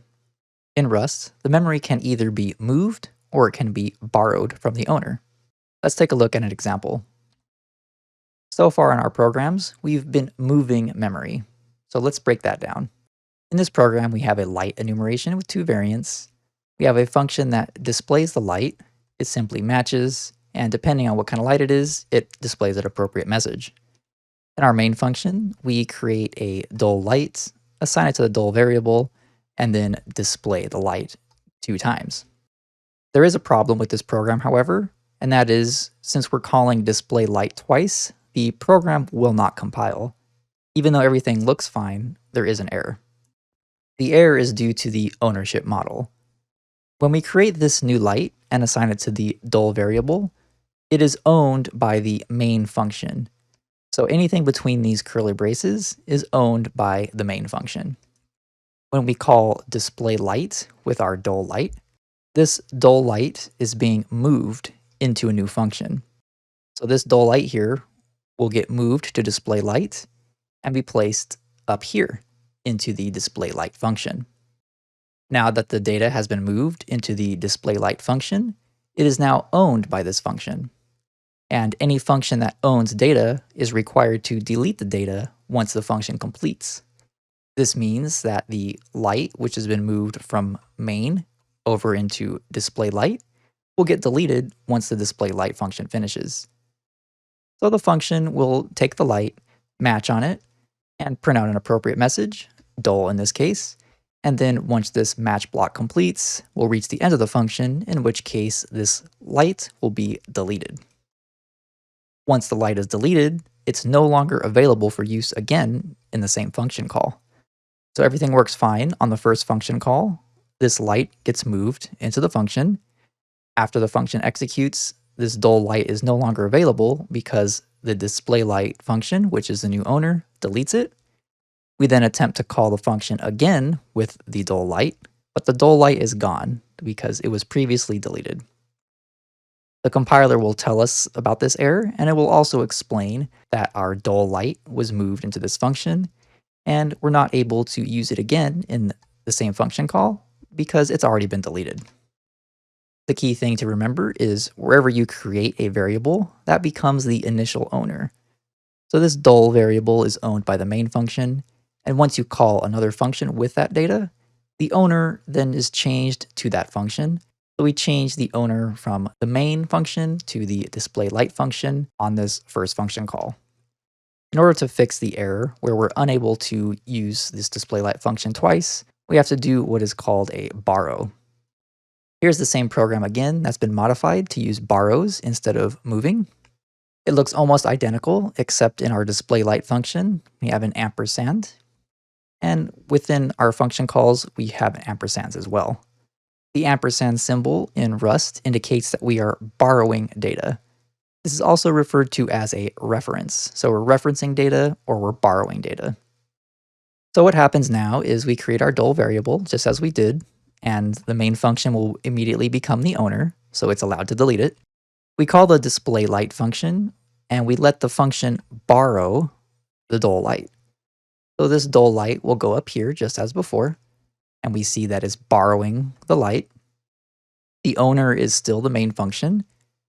The display light function will match. It will print out dull since it's a dull light, and then we will return from the function back to the main function. Since the display light function is borrowing this light, it's not allowed to delete it since it is not the owner. The main function is still the owner. So once control goes back to the main function, we can call display light a second time with the dull light because the dull light still exists. It's still here because the owner has not deleted it yet because we have not reached the end of the function yet. So display light will be called twice, it will print out dull 2 times, and then our program will properly compile and run. Remember with ownership that when you create a variable within a function, that function will own it. So we create the dull light here in the main function, so that function owns this dull light. When we use the ampersand symbol, as we see here in the function call and the function signature, that means that this function here, display light, will borrow the data. And if it's borrowed, it's not allowed to delete it, as only the owner is allowed to delete the data. Since we're borrowing, we can call the display light function as many times as we want. To recap, memory must be managed in some way to prevent memory leaks. Rust uses an ownership model to accomplish memory management. The owner of the data must clean up the memory, and this will automatically occur at the end of the scope, which is the end of the curly braces. The default behavior when you're calling functions is to move the memory to a new owner. And if you just want to borrow data, you'll use an ampersand symbol to allow code to borrow memory, specifically to allow functions to borrow memory. In this demo, I'll be showing you how ownership works in the Rust programming language. Ownership is Rust's model of memory management and is used to keep your programs running fast and free from memory leaks. Here we have a demo program. There is a struct called book. It consists of a number of pages and a rating for the book. We have 2 functions. The first just displays the page count by printing out the number of pages by referencing the pages field. The second function displays the rating by accessing the rating field. In our main function, we are creating a single book with 5 pages and a rating of 9. All data in a program is owned by some other part of a program.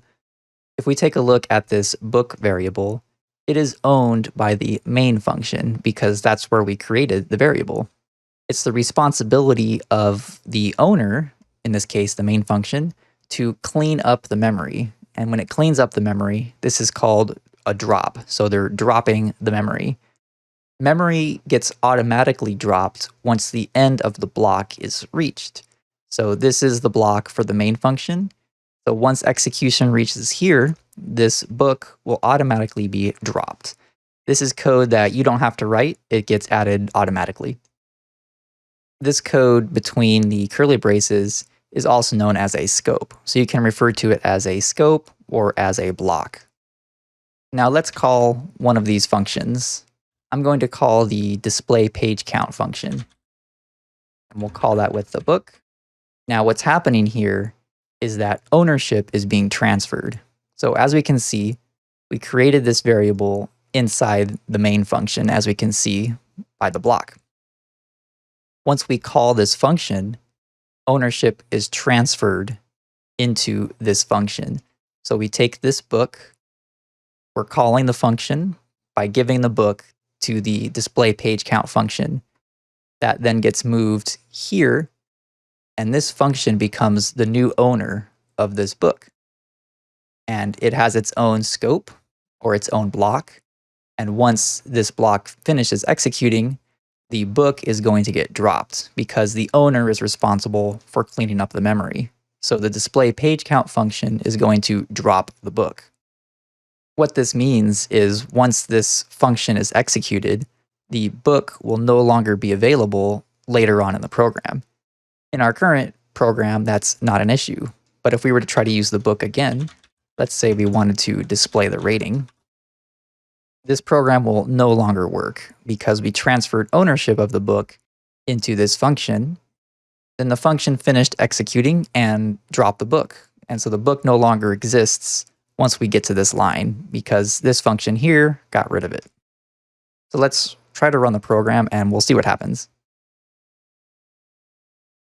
Here we can see we get a compiler error, and the error indicates that we used a moved value.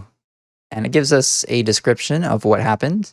So the value was moved into the display page count function, and then we tried to use it again in the display rating function. So let's try to fix that. In order to fix this, we need to do what is called borrowing. So instead of moving the ownership into these functions, we're going to have these functions just borrow the data. So when a piece of data is borrowed, the function is not allowed to drop it because the owner is still the original owner. In order to borrow data, we use the ampersand symbol. So here the display page count function is now accepting a reference to a book. This is also known as borrowing. So they're just borrowing this book, and then they're going to give it back. We'll do the same thing for our rating function. And now to call the functions, we also supply the ampersand. And now everything should work correctly. So now let's walk through it again. We have a book. It's owned by the main function. We are letting the display page count borrow the book. And so since the main function still owns the book, the display page count function cannot delete it.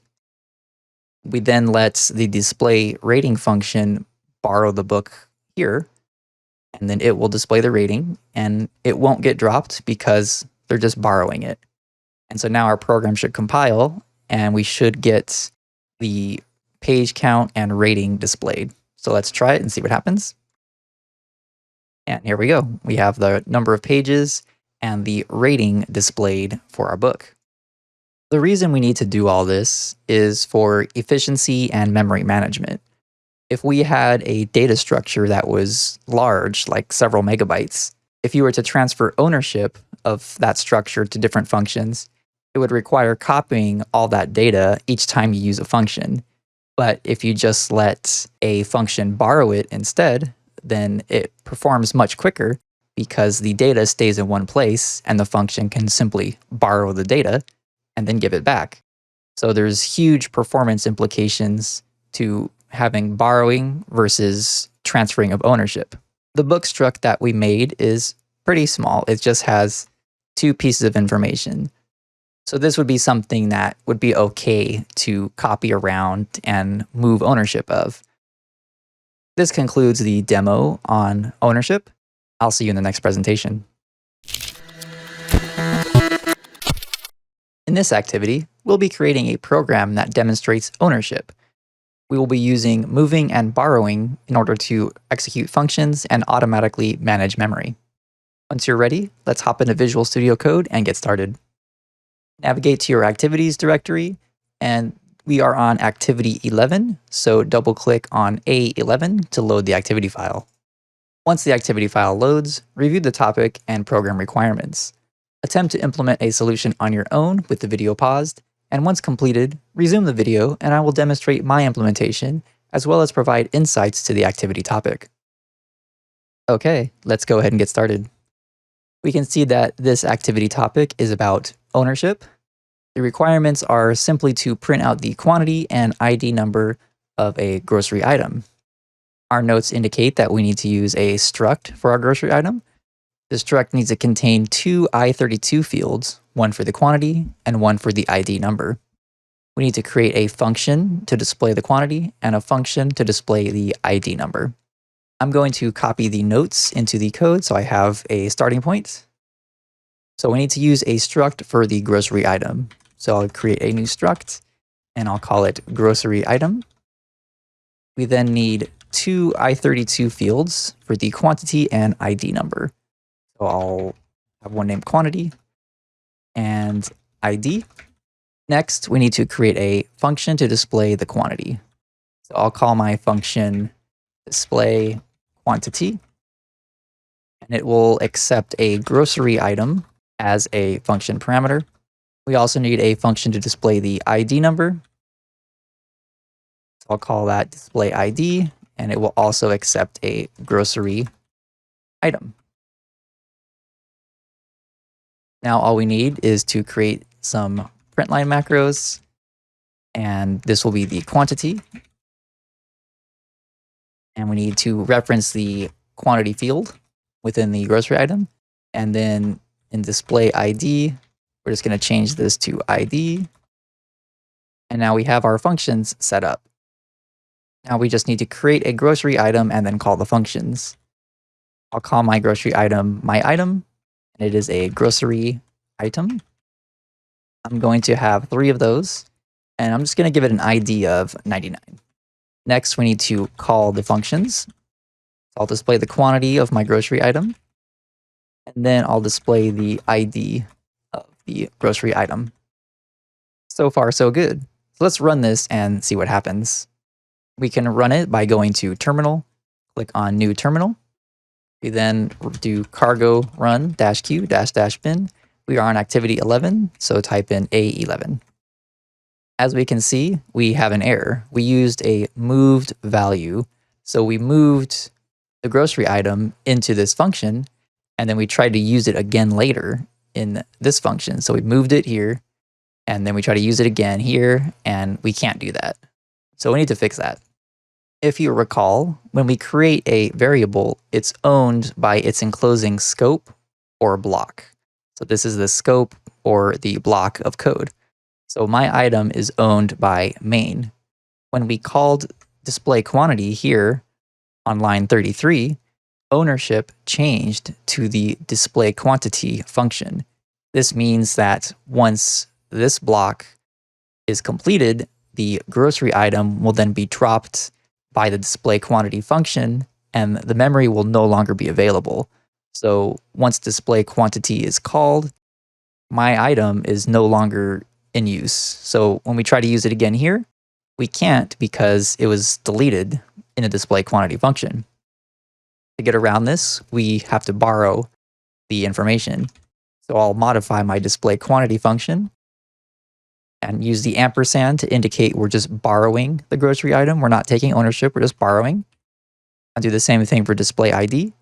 And then when we call the functions, we want to indicate that we are letting these functions borrow the grocery item. So they're borrowing it with the ampersand.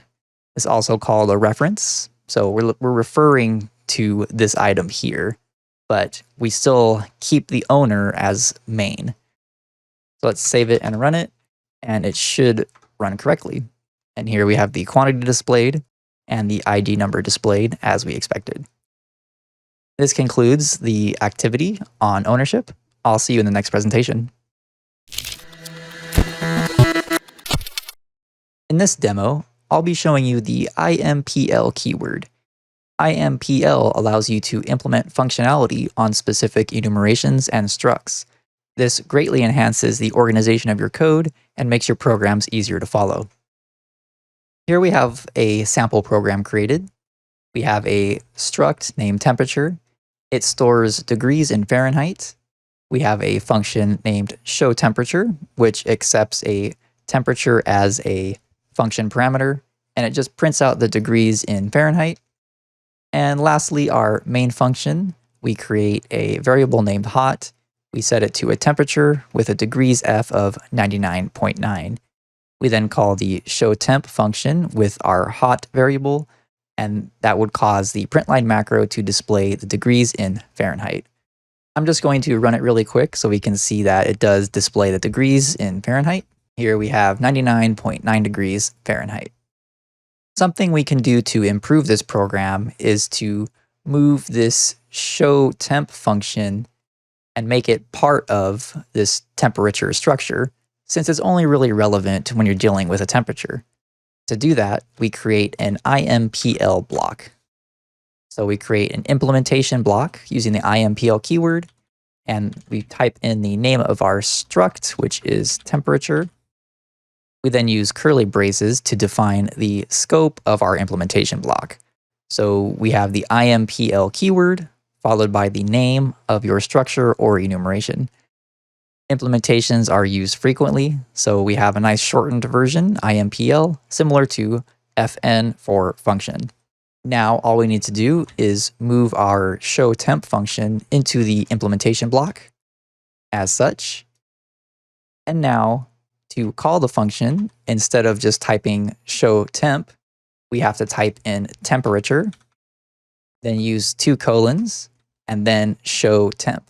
So when you're accessing a function within an implementation block, you have to use the name of the structure or enumeration, followed by the 2 colons, and then the function that you wish to call.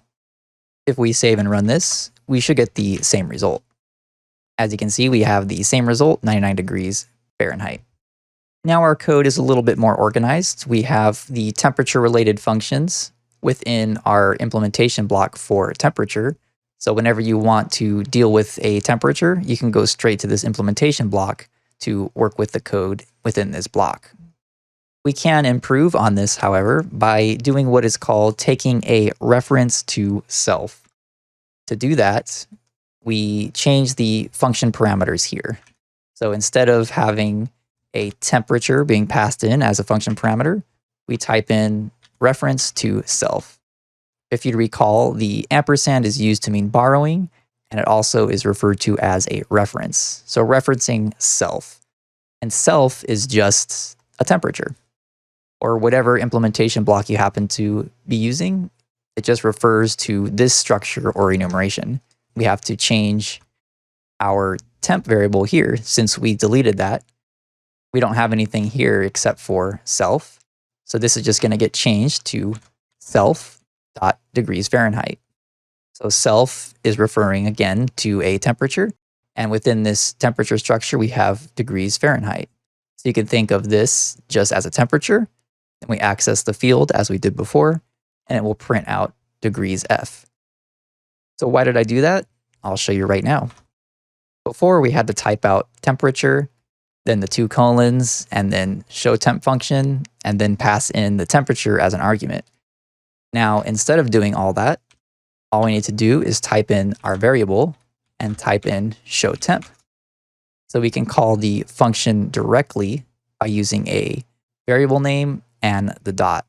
The Rust compiler knows that the hot variable is a temperature, and we implemented some functionality on this temperature. We implemented the show temp function. When we refer to a reference to self, the compiler knows that you can call the function on variables that are of a temperature type. So we can type in the variable name, a dot, and then once we type that dot, we have all the access to these functions within the implementation block. Let's run that again and confirm that it works properly. As you can see, 99.9 degrees F is again displayed. We can also use implementation blocks to create specific types of temperatures for us. So let's create a freezing temperature. So we make a new function called freezing within the implementation block. We're going to return a self with a capital S.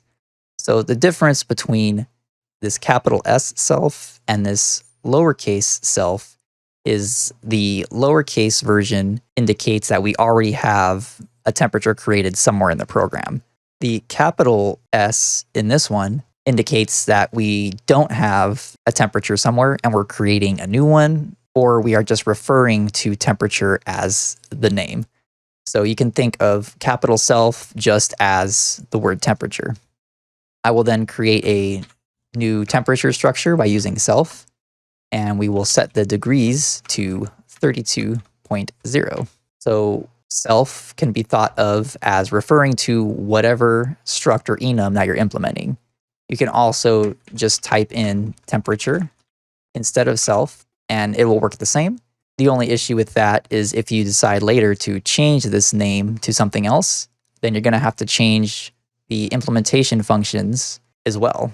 So if you use self, you don't need to do that, and it'll always refer to whatever you happen to implement.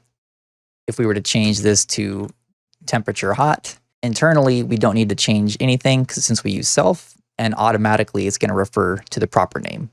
I'm going to leave it at temperature, and so we're creating a freezing temperature, returning a new temperature. Within the block, we're creating a new temperature, setting it to 32 degrees Fahrenheit. Let's see how that can be used in your main function. So we'll create a new temperature called cold, and we will call the implementation function. So we have freezing, and then if we type in cold.showTemp and run the program, we'll see that we have 99.9 degrees and 32 degrees. And there we go, just as expected. So what's happening here is we have our temperature structure. We use the 2 colons to identify an item within the implementation block. We then identify the freezing function here. We call the function with our parentheses. And then once the function's called, we return a temperature, and we create a new one within that function with 32 degrees F. Next, we call the showTemp function that's implemented here by using the variable name dot then the function name. We then use the parentheses to call the function. There's no function parameters. The self is implied when you use the dot notation, so it knows that there's going to be a self here. We are taking a reference, which means that we can call the showTemp multiple times. So if we want to call it 4 times, it'll still work without issues, because if you'll recall, a few lessons ago, we covered ownership and borrowing. So we're just borrowing self so we can use it multiple times. If we wanted to, we can create another function. We can just call this one boiling, and we'll return a temperature with degrees of 212. And now, just like the cold temperature, we can create one called boiling and just call the boiling function. And now we have a boiling temperature that will be displayed. So as you can see, implementing functionality on structures and enumerations, if you like, provides easy ways to manage your code because all the temperatures are here in one place, and it makes it convenient for creating standardized functions for creating new structures. So here we have our freezing and boiling, so whenever you need to have a freezing or boiling temperature, you can just use that function instead of having to type in the numbers throughout your program. This concludes the demo on implementing functionality on your structures and enumerations. I'll see you in the next presentation. In this activity, we'll be creating a program that utilizes the Impl keyword to create functionality implementations on structs and enumerations. Once you're ready, let's hop into VS Code. Open up your activities directory and navigate to A12. We're on activity 12, so double-click. Once the activity file loads, review the topic and program requirements. Attempt to implement a solution on your own with the video paused. Once completed, resume the video and I will demonstrate my implementation as well as provide insights to the activity topic. All right, let's get started. As we can see, this topic is about implementing functionality using the Impl keyword. Our program requirements indicate that we must print out the characteristics of a shipping box. We have to include dimensions, weight, and color. In our notes, we can see that we need to use a struct to encapsulate the box characteristics. We need to use an enumeration for the box color. And we need to implement functionality on the box struct to create a new box. We also need to implement functionality on the box struct to print the characteristics of the box. So we'll be able to use functions, however, they have to be done as implementations on our structure. I'm going to start by copying in some notes into the program. So first, I'll create the enum for the box color. So we use the enum keyword, color. It doesn't indicate how many colors we need, so we'll just have the typical brown box, and I'll have a red box for fun. Next, we need a struct to encapsulate the box characteristics. So we use the struct keyword. I'm going to call mine shipping box, and we need the color. We also need dimensions and weight. As we can see here, we need dimensions, weight, and color. So the weight can be an F64. And for the dimensions, I'm going to actually make another struct. So for the dimensions, we'll have another structure called dimensions. And that will have a width. And we'll set that to an F64. We will also have a height and a depth. Next, we need to implement functionality on the struct to create a new box. So we'll copy both of these in. I'll create the implementation block using the impl keyword, and we're going to implement functionality onto our shipping box. So we're going to create a new box first. So we'll have new. Current naming conventions in Rust indicate that we should use the new function when we're implementing functionality to create a new structure or enumeration. So I'm naming my function new. It's going to accept a weight as an F64. It will accept a color, and it will accept dimensions. I will then use the self keyword to return a shipping box, and we'll create the shipping box using self with the weight, color, dimensions.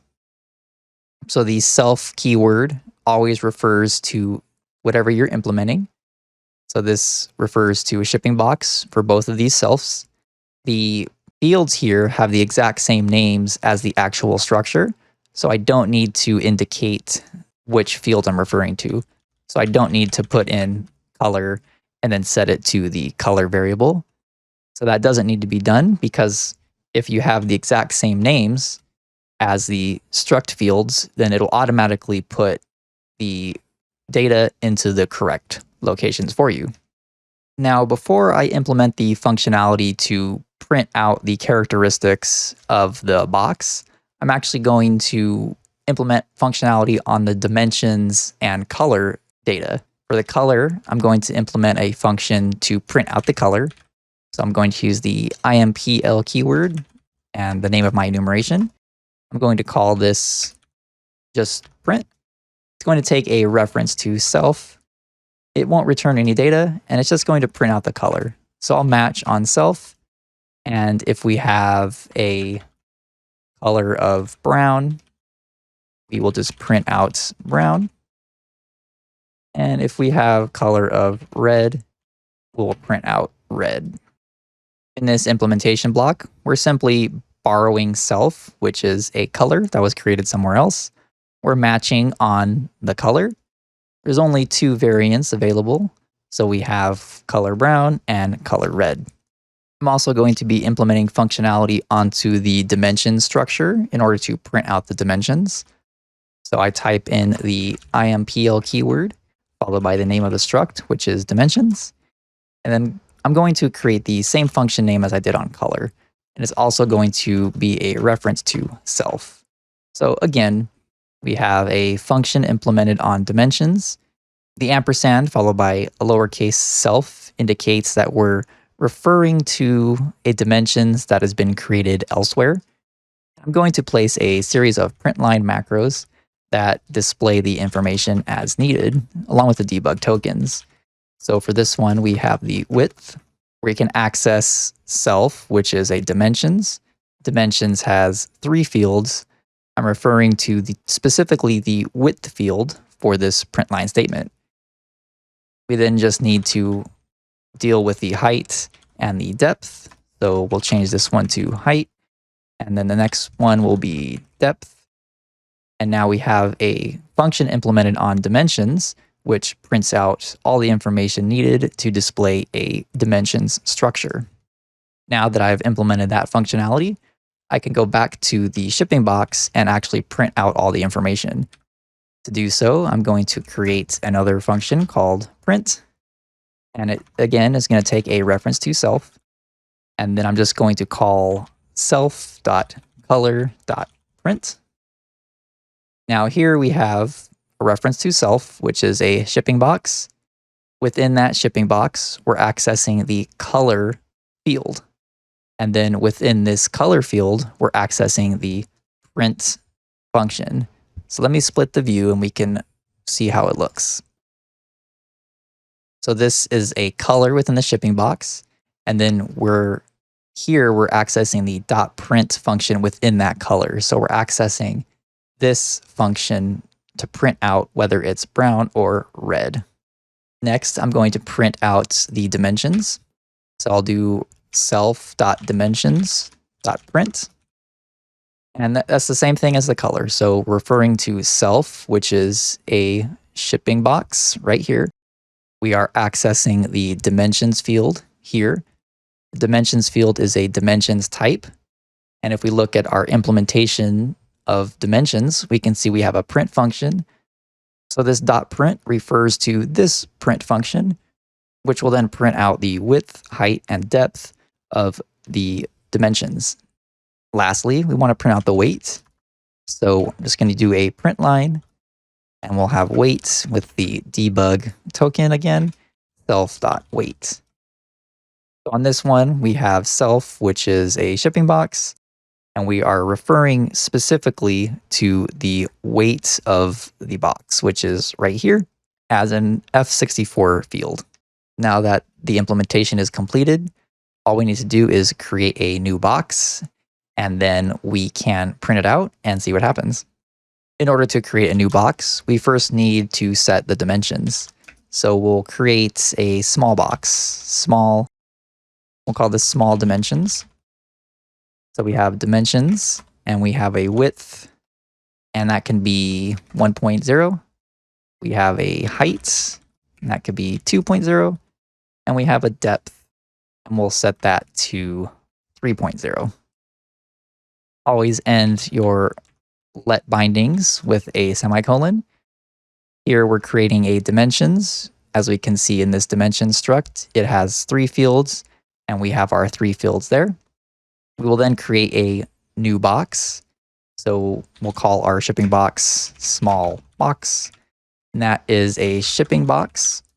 I'm going to use the new function that we implemented on the shipping box to create the shipping box.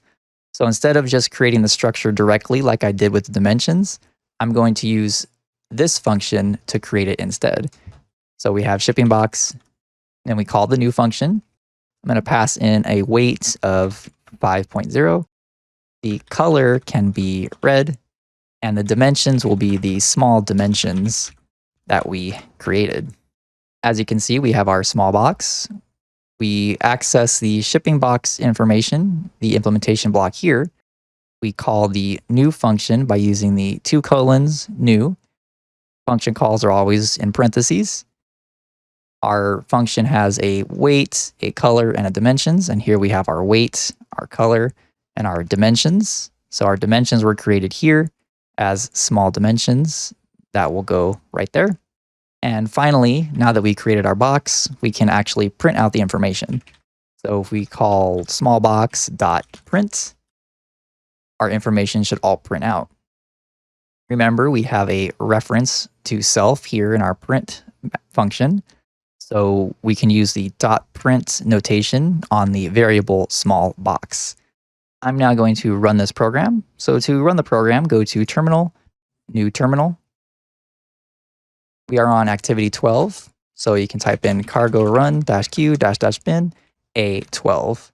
So here's our information. Up here, we have our width, height, and depth of 1, 2, and 3.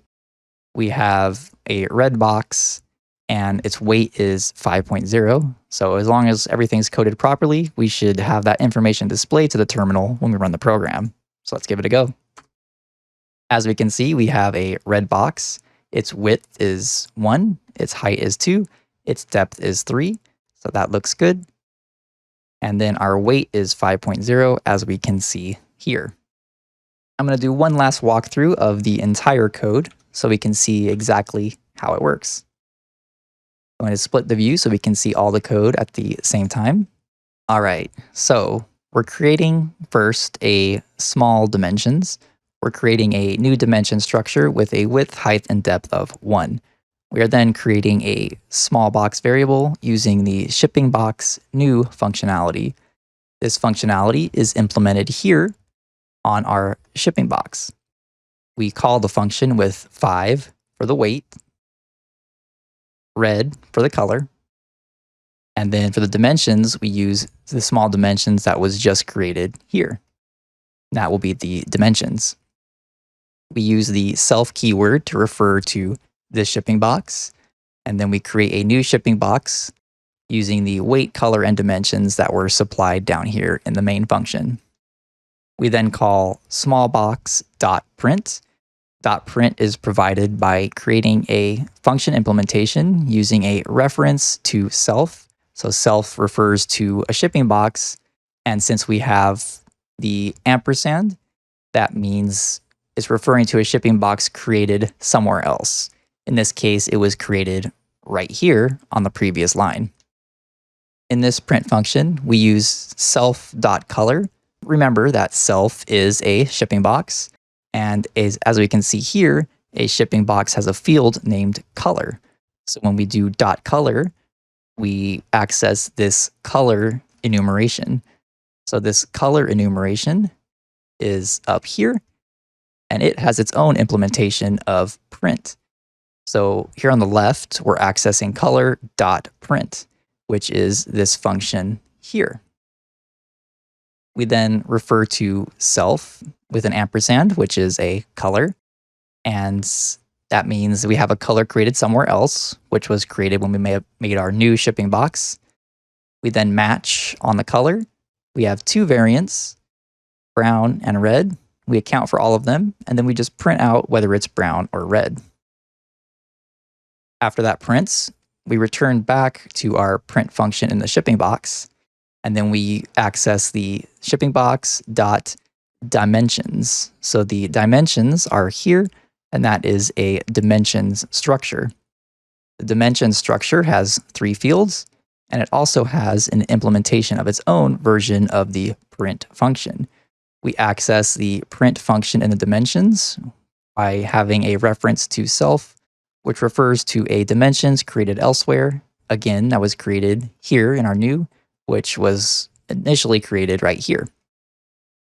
We then print out self.width. So self is dimensions, and it has a width, height, and depth. We print out the width, height, and depth. Control then returns back over here to our print function. Finally, we just print out the weight, referring to self.weight. This self refers to shipping box, which has a weight field of F64, so we access it using .weight. Finally, control then returns to the end of the main function and the program terminates. My implementation of the activity may seem slightly convoluted with the arrows going everywhere, but this is how you'll see most of the code out in the wild. And in order to write maintainable code, this is normally how you would want to do it. You can encapsulate different pieces of information and then in turn implement functionality within those pieces quite easily. If we were to implement all the functionality just on a shipping box, things can start to become complicated later on. But if we do it this way, where everything is a small piece, where we have a small color, small dimensions, and then our box, everything composes together nicely and is isolated. So later on, when you want to make changes to, let's say, the color, all you need to do is just change information here. And the rest of your program, you can just ignore it because everything's encapsulated in this thing. As well, same thing with dimensions. So all of our dimension information is handled right here. We don't got to worry about the shipping box, and we don't have to worry about the color either. And of course, the same thing with the shipping box. All the shipping box information is here and here. So we don't need to worry about our colors. We don't need to worry about our dimensions. All we need to know is we can access our color.print and our dimensions.print. And that's the only thing that actually goes outside of the shipping box itself. And this is just a good practice for code organization. Just break everything up into really small pieces and then compose it all together into one working program. This concludes the activity video. I'll see you in the next presentation. In this data structures video, I'll be talking about vectors. A vector is a data structure that allows you to store multiple pieces of data. The data must be of the same type. So you can store numbers, you can store strings, you can store an enumeration or structure that you make in your program. They're used for lists of information. So if you have, for example, a grocery list, you can store a list of all your groceries within a vector. Vectors allow data to be added and removed, and you can also easily traverse the entries of a vector to work with the data. Here's an example. We are creating a vector called myNumbers by utilizing the vec macro. When you use the vec macro, you surround the items you wish to add into the vector with square braces, followed by the data you wish to add to the vector. Remember that the data must all be of the same type, so here we have all numbers. Alternatively, you can create a mutable variable, name it whatever you wish, and then use vec new. So you use the new function that's implemented onto the vec struct with the double colons to determine the function that we're calling, which is new. You can then call the variable name dot push to add a new item to the vector. So you're pushing additional data onto the vector. Here we push 1, 2, and 3 to create the same vector as the vec macro created initially. We can also call the pop method on the vector. The pop method just removes the last item we added. So in this case, pop will remove this 3 from the vector. The len function is short for length, and it will return the number of items within the vector. So we have 1, 2, 3 items. We remove the last item with the pop function. So the len will return 2 because there's only 2 items remaining after we remove the third from the pop function. We can also access an item from the vector using slice notation. So when we have these square braces around an index number, we're slicing into the vector. Vector indexes start at 0, so this is index 0, index 1, and index 2. When we have myNumbers and we slice to index 1, we will get the number 2 since this is at index 1. If you recall, macros in Rust expand to actual Rust code. So this vec macro will expand to something similar to this. So if you just want to make a vector with some values in it or any type of data, you can just use the vec macro. If you like, you can manually type out everything needed to create the vector, but the vec macro is usually more convenient if you just want to create a vector with some information. Let's take a look at an example of iterating through the elements of a vector. So here we're creating a new vector called myNumbers. It has 3 elements, so each one of these is called an element. We have the 1, 2, and 3 for our elements. You can also refer to them as items. Next, we have a for-in construct. So a for-in is essentially a loop that is specific for collections. This can be read as for some variable in the collection myNumbers. We want to perform some action that's in between these curly braces. So the block of code in here will get executed on every single element in the vector. The for and in keywords are required in order to perform this action. So this whole thing can be read as for each number inside myNumbers collection, we want to do a print line with the number. And so on the first iteration, number will refer to 1, and then 2, and then finally 3. So print line will be called 3 times to print out each number. To recap, vectors contain multiple pieces of similar data. Data can be added or removed from vectors easily. The vec macro can be used to easily make vectors in your code. Use for in to iterate through items in a vector. In this demo, I'll be showing you how vectors can be used to organize similar data within your code. I'll be creating a program that tracks test scores. So to get started, I'll create a struct, and I'll just call it test, and we'll have a score, and we'll set it to be a 32-bit integer. I will then create a vector, so my scores, and that's going to be a vector, and we're going to add some scores to this vector. So we'll have a test score. We will use a percent scale, so we'll have 90, and we'll add a couple more. We'll have an 88, a 77, and a 93. So there's our test scores. If I want to display each score, I can use the for-in keywords to go through each test score and display it. So I'm going to type for each test in my scores.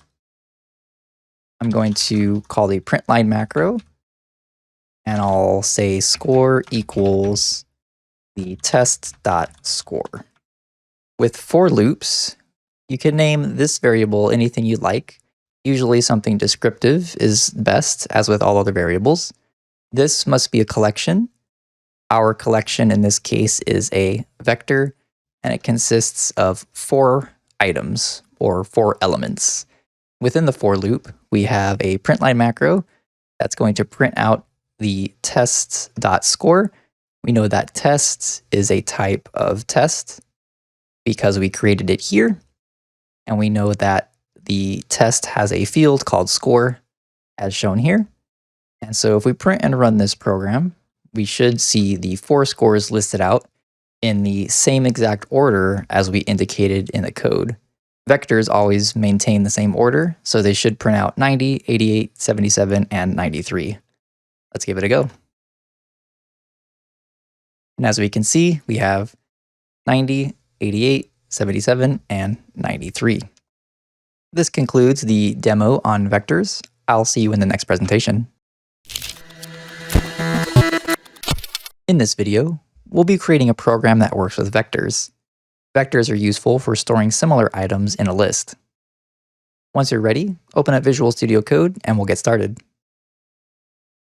Navigate to your activities directory. We are on activity 13, so double-click on A13. Once the activity file loads, review the topic and program requirements. Attempt to implement a solution on your own with the video paused. Once completed, resume the video, and I will demonstrate my implementation as well as provide insight to the activity topic. As we can see with this topic, we are working with vectors. Our program requirements indicate that we should print out 10, 20, the word 30, and then 40 from a loop. We also need to print out the total number of elements that are in a vector. Our notes indicate that we should use a vector to store 4 numbers. We should iterate through the vector using a for-in loop. We should determine whether to print the number or print out 30 inside the loop. Finally, we should use the .len function to print out the number of elements that are in the vector. To get started, I'm going to copy in the notes into the main function. So our first note indicates that we need to use a vector to store 4 numbers. So I'm going to call my vector my numbers. I'll use the vec macro since it's easy to use, and I'll put in the numbers. Now, even though the requirements state that we need to print out the word 30, we're not able to store that within this vector because vectors can only have a single type. In this case, the vector has an integer type since I'm using numbers. So if I tried to put this 30 as a string right here, it wouldn't work. So we're going to have to check that using match or using if else. Next, we need to iterate through the vector using a for-in loop. So the for-in loop is constructed using the keyword for, a variable name, the keyword in, and then the name of the collection to iterate through. So this is read as for a number in the collection my numbers do something. So for each thing inside this thing, do some stuff. Within this loop, we need to determine whether to print the number or print 30. I'm going to use a match block for this. So I'll match on the number. If the number is 30, I'm going to do a print line and we'll print out the word 30 per the requirements. If the number is anything else, we're just going to print out the number. So this particular bit of code will work for any numbers, not just the 10, 20, and 40 that we need. Since we're only putting in 10, 20, 30, and 40 in our vector, it will satisfy the requirements though. Lastly, we need to use the .len function to print the number of elements in a vector. To do that, I'm just going to use the println macro with a helpful message, number of elements. I'll use the debug token, and we'll have my numbers.len to get the length of the vector. The length of the vector contains the number of elements. So here we have 1, 2, 3, 4. So this will be 4 when the code executes, and it'll be placed here, and the message printed will be number of elements equals 4. Before we try running this program, let's step through it from the beginning. We're creating a vector called myNumbers using the vec macro. Alternatively, you can use vector new and then push each element one at a time. However, the vec macro is very convenient, so we're placing 10, 20, and 30 into that vector. We're then iterating through each element within the vector. So for each element, we're giving it a name called num. Inside myNumbers, we're going to execute this code here. We then have a match block, so we match on number. On the first iteration, it's 10. We then check, is it 30? Nope. So it's just going to print it out because this catches everything. On the next iteration, it'll be 20, so it's not 30, it's something else. Print it out. It'll then be 30. This matches, so we'll print out 30. Next, 40 will get checked. It's not 30, it's something else. We will print it out. Finally, after all that's done, this for loop will terminate, move on to the next line, which will just print out the number of elements, and the len will be 4, since we have 4 elements. That'll go there, and it'll print out. If you tried implementing it the same way I did, with the for loop followed by the length of the vector, you may have ran into a compiler error. And the reason for that is when you create a for loop, you're transferring ownership of the information. So initially, myNumbers is owned by the main function. When you create a for loop, you're transferring the ownership here into this for loop. What that means is the for loop will execute, and then after all the elements have been iterated through, the for loop ends. We can see here, once the for loop gets here after it's been through all the elements, the myNumbers will get dropped because the for loop owns myNumbers now. At that point, myNumbers is no longer available, and if you try to get the length, it won't work because it was dropped by this for loop. Let's take a look at the compiler error. So we try to run it, and we get a compiler error. The error indicates that we are trying to borrow a moved value. Here we see that the myNumbers was moved into this loop, and then we tried to use it later on. To fix this, we're simply just going to borrow myNumbers instead. So we use an ampersand to borrow. Now, this for loop is simply borrowing myNumbers. The owner is still the main function. The for loop is just borrowing it really quick and then giving it back. And then myNumbers will be able to print since it's still owned by the main function and won't get destroyed until we get the end down here. So let's run it one more time and see if it works. And there we go. We have our 10, 20, the word 30, 40, and the number of elements printed out. This concludes the activity on vectors. I'll see you in the next presentation. In this video, I'm going to be explaining string types. Strings are used to store text information such as names and words. There are multiple types of string available in Rust, and the two types that are most commonly used are the string type with the capital S. The string type is an owned data type. That'll be an important distinction in a moment. We then have the reference to str. This is a borrowed string slice. You can say this as a string slice. If you want to store a string data in a struct, you must use an owned string. You can't store a slice in a struct, at least not yet. When you want to give string data to a function, you want to use a string slice because it is more efficient to do so. Let's first take a look at an example of how to pass string data to a function. Here we have a function named Println, and it accepts a string slice as some data, and it simply prints out the data using the println debug token. We call this Println function using a string slice. If you'll notice, we have the double quotes and the words a string slice between the double quotes. By default, when you create a string in this way, it's automatically borrowed. That's why we're able to use the Println function with the data type string slice, because when it's borrowed, it is a string slice. If we want to create an owned string, we can do so in multiple different ways. I have two listed here. First, we have the owned string as a string slice. We then call the .toOwned function on it, and that creates a owned string. Another way to do so is type in string and then call the from function that's implemented on the string data type, and then enter in your string slice, and it will create an owned string. To then use the owned string with this function, we have to borrow it, because as you can see, the string slice is borrowed data, as indicated by the ampersand. So when we borrow this owned string in both of these scenarios, it will call the function properly because it expects borrowed data. Here's an example of a struct, and we're attempting to store a string slice within the struct. As just mentioned, when you create a string in this manner, it's automatically borrowed. If we try to store borrowed data in a structure, it won't compile, and the reason is when this structure is to be dropped at the end of a scope, the structure is responsible for cleaning up its own memory. However, since we have borrowed memory here, the structure is not allowed to clean it up because it doesn't own this data. So it results in a compiler error, and it'll inform you that you cannot store a string slice in this manner.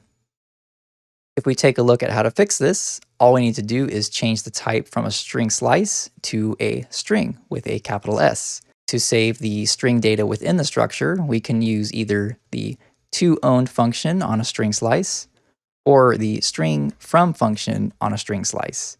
That will create owned data, and then the owned data is transferred into the employee structure. So the employee then owns this name. And when this structure eventually gets dropped near the end of the program or wherever it happens to be dropped, it will be allowed to clear this memory, and therefore the compile will succeed. To recap, strings are automatically borrowed. Use toOwned or string from to create an owned copy of a string slice. Use an owned string when you're storing string data in a struct. In this demo, I'll be covering usage of strings and string slices. So here we have a struct called line item. It represents a line item on a receipt. Each line item has a name, which is a string, and a count, which is the number of items purchased for that particular item. I'm going to enter into the main function and create my receipt. I'm going to create a vector using the vec macro. Within the vec macro, I'm going to create my line items. So the first one will be a cereal, and I use the .toOwned function in order to create owned data. For the cereal, we'll have 1. And I'm going to create another line item. This one can be a fruit. I'll use the string from function for this one, and we'll have 3 fruits. So here we can see that the line item takes a string, and to create a string, we can use .toOwned or we can use string from on these string slices. If we were to try to create the line item and not include this part here and just send in a string slice, we would get a compiler error, because the line item requires an owned string, and it requires an owned string. That way, when the line item gets deleted, it has permission to drop all the data. Next, I'm just going to iterate through each item using a for loop. So for item in receipt, I'm just going to print out some information about the item. So we'll have the item name, and we'll also print out the count for the item. We can reference the name and the count. So if we were to run this program, we would get the items. Here we have a cereal, and there's only one, fruit, and we have 3. And that corresponds to our cereal, there's 1, and our fruit, there is 3. I'm now going to create a function that prints out a string slice, and I'm going to use it to print the name of the line item. So I'll name the function print name. It will accept a name, which is a string slice. We don't return anything, so we're just printing information out.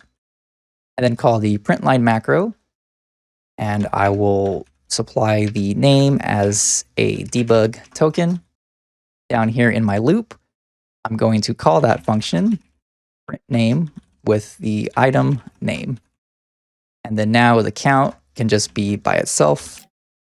Now, if you recall, the structure has a string data type as the name. So this is an owned string. However, this function requires a borrowed string slice because it's borrowed because we see the ampersand. So in order to use this function properly, we can't just send in the item name because that is a string. So instead, we simply need to borrow the name field like that. And so now we're borrowing this field here, the name field, and that is going to create a string slice from this string. Now, if we run the program, everything should work as expected. We have the cereal 1, fruit 3. We'll do a walkthrough. We're creating a receipt, which is a vector. It has 2 line items. The first one is cereal. We use .toOwned to create owned data because we require an owned string. We set the count to 1. We have a second line item. I'm using the string from function on this string slice called fruit because we need an owned string just as before. That's set to 3. We then iterate through each item on the receipt. So for every item that's in the receipt, we're calling the print name function and we're borrowing the name field. That then comes up here as a string slice. We can see it's borrowed. It then prints it out using the debug token. And it also has a print line on the count field of the line item, which is here. It's just an I32. It then repeats for each item in the lists. We have 2 items, so it'll print 2 times, and then our program will end. This concludes the demo on strings. I'll see you in the next presentation. In this activity, we're going to be creating a program that works with strings and string slices. Once you're ready, open up Visual Studio Code and we'll get started. Once Visual Studio Code loads, navigate to your activities directory. We are on activity 14, so double-click on A14. Once the activity file loads, review the topic and program requirements. Attempt to implement a solution on your own with the video paused. Once completed, resume the video and I will demonstrate my implementation as well as provide insights to the activity topic. All right, let's go ahead and get started. As we can see, our topic is about strings. Our requirements are to print out the name and favorite colors of people aged 10 and under. Our notes indicate that we need to use a struct to store the person's age, name, and favorite color. The color and name should be stored as a string. We need to create at least 3 people. We need to iterate through the people using a for in loop. We need to use an if expression to determine which person's info should be printed. So people age 10 and under. The name and colors should also be printed just using a function. To get started, I'm going to copy the notes down here a little. Our first note indicates we need to use a struct for a person's age, name, and favorite color. So I'm going to use the struct keyword. I'll name the structure person. They're going to have a name, which has to be an owned string. They're going to have a favorite color. That's also going to be a string. And their age. And I'll use a 32-bit integer. Next, we need to create and store at least 3 people in a vector. That can be done in the main function. I will create a vector named people. I'll use the vec macro to do so. Within the vec macro, we can create the people that we need. So I'm going to create my first person. I'm going to use the from implementation on the string structure and create a person called George. Their favorite color is going to be green, and their age will be 7. I can then copy this and create another person. So this person can be Anna. Her favorite color can be purple, and she is 9 years old. And lastly, we should have somebody who's over the age of 10. That way they don't show up when we run our loop. This person can be named Katie. Her favorite color is blue, and she is 14 years old. Next, we need to iterate through the vector using a for-in loop. So we use the for keyword, create a variable name. I'll use the name person. We use the keyword in, and then people. So this is read as, for each person in a collection of people, do something here. That something is to use an if expression to determine which person's info should be printed. I'm going to split the view so we can see all the code. So we need to check if a person's age is at least 10 years old or younger. So here in the person struct, we have an age field that we can check. If we type if person.age to access that field, less than or equal to 10, then here we're going to print out their name and their favorite color. To do so, we need to use a function. So I'll write a function here. I'm just going to call it print. It's going to accept just any data, and that data will be a string slice. Nothing needs to be returned since it's just printing out information. I'll use the println macro with the debug token to print out the data. We can then utilize this function here by calling the print function with a person.name and a person.faveColor. Notice here in our person struct, we have owned strings for the name and favorite color. Our print function, however, takes a string slice, which is borrowed, as we can see since there's an ampersand symbol. So in order to properly call this function, we need to borrow their favorite color and borrow the name. So now that we've borrowed the strings, they will get turned into string slices and our print function will work properly. This should satisfy all the requirements of the program. So I'm going to walk through it and then we'll run it and see if it executes as expected. So first we have a variable called people, which is a collection. Specifically, it's a vector being created by the vec macro. It contains 3 people as defined by the person struct. Each person has a name, a favorite color, and an age. I'm using the from implementation on string to transform a string slice into an owned string. This is being done 3 times for each person. After that's completed, we iterate through each person using the for-in loop. For each person in the people collection, we perform the action in this block. We then check if that person's age happens to be less than or equal to 10, then we're going to print out their name and their favorite color. The print function is defined over here, and it accepts a string slice, which is borrowed data, as seen by the ampersand. Our structure has owned data, so we have to borrow each field in order to properly use the function. So we can borrow individual fields. We're borrowing name and favorite color. Those are both going over here to the print function and where they will be printed. Once those are printed, and we iterate through every single person listed here, so this loop will be called 3 times. Once that's done, we'll exit the program. Let's go ahead and run it and see what happens. To run this program, I'm going to go to terminal, new terminal. I'll type in cargo run -q -bin. We are on activity 14. So type in A14. I'm going to scroll a bit so we can see our data here. Looking at our data, it looks like George and green should be printed, and then Anna and purple should be printed. Katie is 14 years old, so her information should not be printed. Let's run it and see what we get. As you can see, we have George and green printed, and then Anna and purple printed. This concludes the activity on strings and string slices. I'll see you in the next presentation. In this demo, I'll be showing you how functionality can be automatically implemented for your enumerations and structures by using what is called a Derive macro.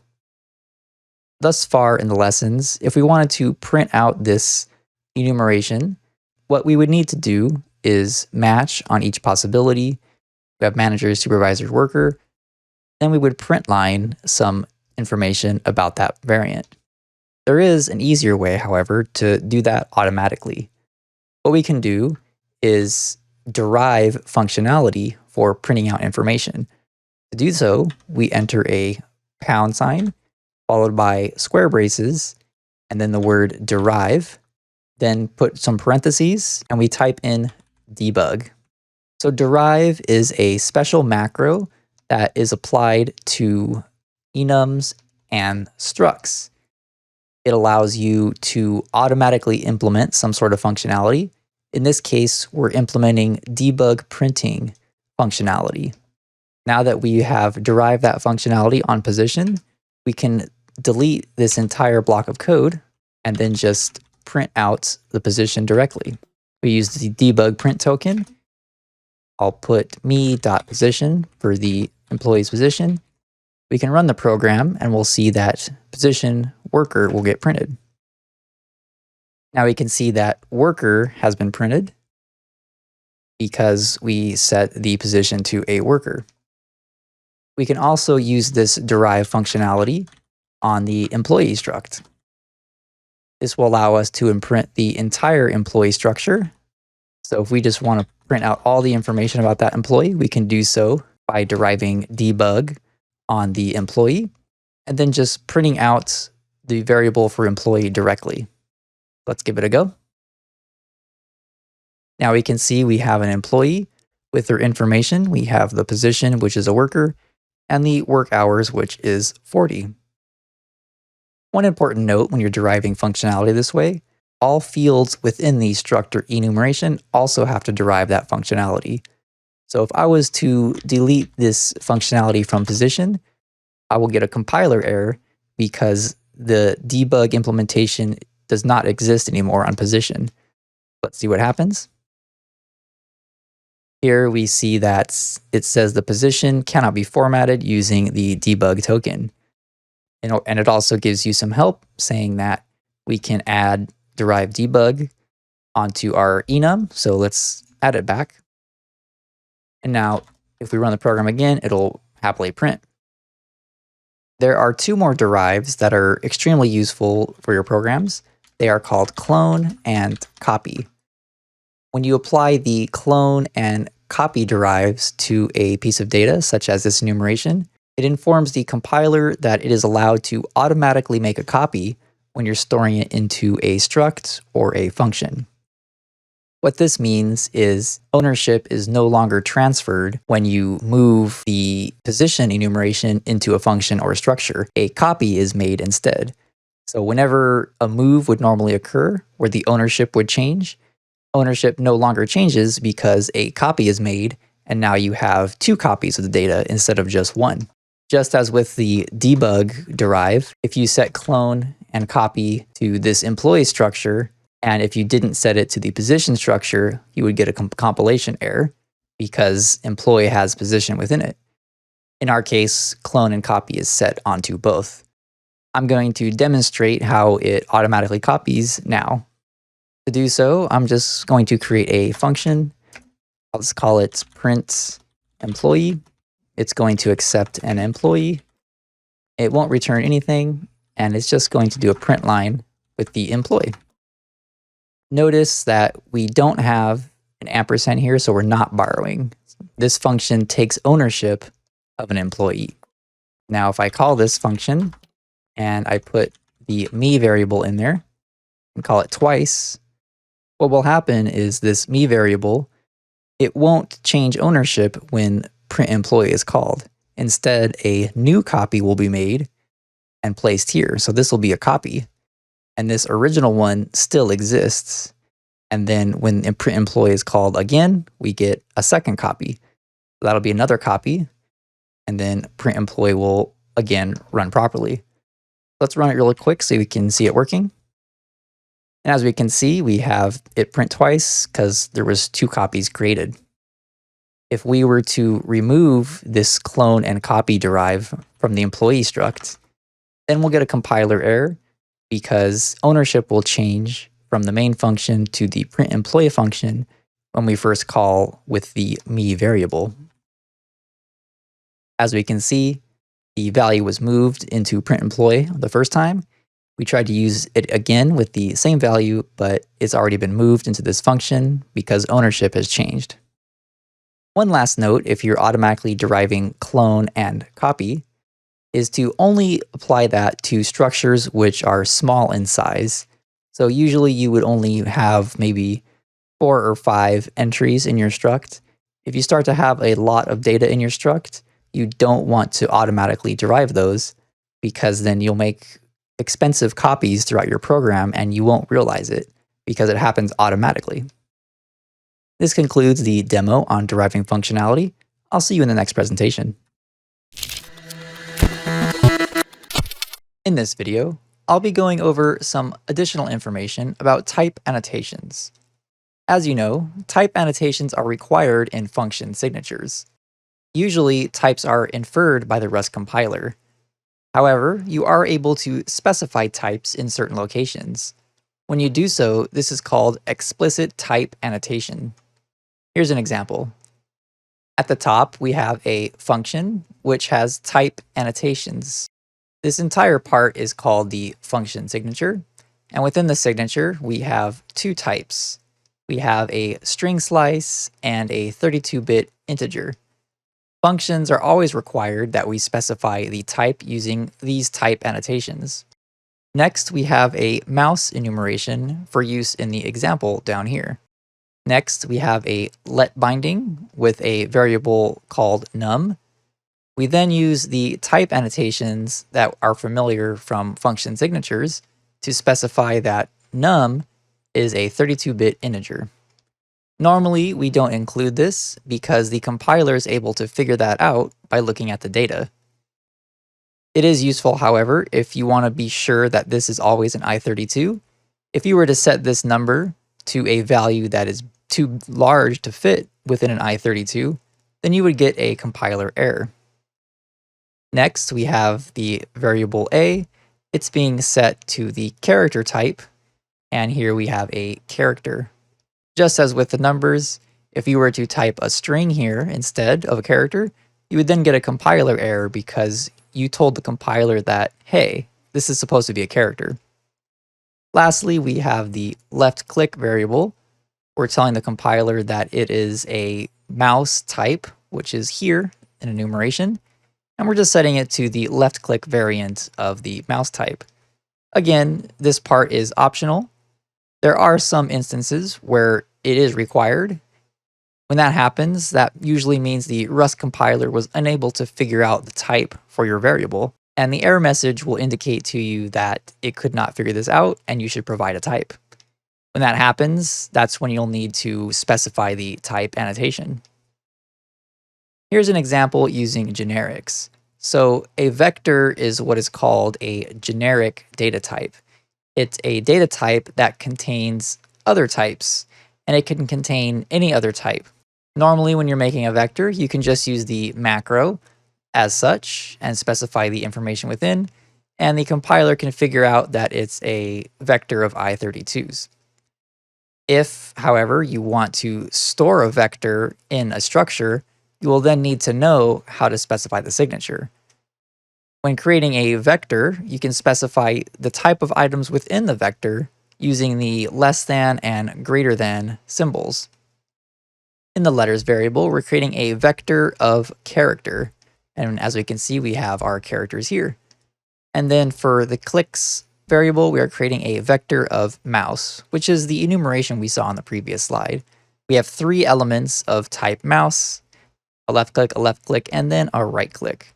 Again, the compiler is able to figure this out most of the time. Occasionally it needs some help, so you would need to specify it. It is required, though, to specify the exact type when using a structure. To recap, type annotations are mostly optional within function bodies. Occasionally, they are required if the compiler cannot infer the type. When this happens, the compiler will inform you that it was unable to infer the type, and you'll have to manually specify using type annotations.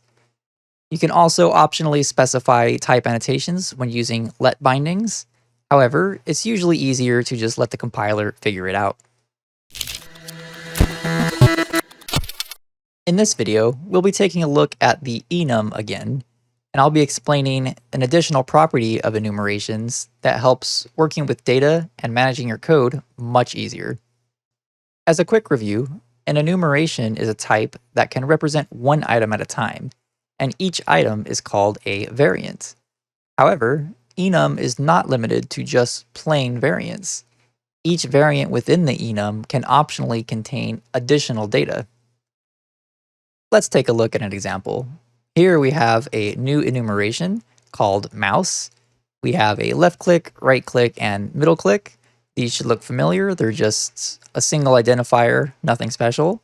Now let's take a look at scroll. Scroll has additional data associated with it. You can associate additional data by using parentheses and then a data type. In this case, scroll would represent the mouse wheel scrolling, and the 32-bit integer would represent how much and which direction the mouse wheel scrolled. So we have up and down, that would be positive numbers, maybe +1 or +2, and then that would be up, and then down could be -1, -2, and that could be represented by this 32-bit integer. Next, we have the move variant. It has 2 pieces of data associated with it. The first one could represent the X position of the mouse, and the second one could represent the Y position. That way we would know exactly where the mouse is on the screen when the mouse move occurred. Here's another example. We have 2 enums in this case. Our first one is a promo discount. So we can have a new user discount and a holiday discount. The holiday discount has some associated data. The string could represent the holiday name or some other special instruction for the holiday. Next, we have a discount enum. This has a % discount with F64 as the data associated with that variant. This could be the percentage discount to give. We have a flat discount. Maybe this is just a flat dollar amount to remove off a purchase price. We then have the promo discount, which is just named promo, and we have another enum being referenced within this variant. So this promo references this promo discount enum. So as you can see, we can have enumerations within enumerations. Lastly, we have a custom discount with a string, and this one would be special instructions to the cashier on what kind of discount should be applied in that particular scenario. One thing to remember with enumerations is whenever you have data associated with a variant, it has to be actually there. So you can't just have % and then nothing. So there's always going to be a value with this %, whether it's 0, 1, or whatever. Same thing with the promo and the promo discount. Whenever you create a promo variant of discount, you also have to specify the promo discount. So you're going to have to pick new user or holiday. If you pick holiday, you're also going to have to provide a string with instructions or the name of the holiday. That applies for all enumerations that have additional data on the variants. The additional data is absolutely required when you're creating the variant. To recap, enum variants can optionally contain data. The data for the variant can also be another enum. It's possible to mix plain identifiers and variants that contain data within the same enum. More than one piece of data can be associated with a variant. In this demo, I'll be showing you some examples of advanced match functionality. This functionality will allow you to match on data associated with enums as well as structures. Before getting started, here we have an enumeration and a struct. The enumeration just represents a discount, and we can have a % discount and a flat discount. The struct represents an event ticket. We have an event, which is a string, and that's the name of the event. And we have the price of the ticket as an I-32. To start off, I'm going to create a new number. I'll match on the number. And previously, we would do something like this, where we can just print out something if 3 matches. And anything else, we would just kind of print out number and n. So this is what we've been doing. We're matching on n. If n is equal to 3, we print out 3. If it's anything else, we'll just print out the number. And we're using the n variable, which was here, here, and here. Normally in Rust, when you have the underscore, that means ignore the information. So we want 3, and we want to ignore everything else. We can, however, see that we care about the number because we print it out here. And referring to it in this manner is not the best way to go about it. Instead, what we can do is change it from underscore and give it a name. In this case, I'll just name it other.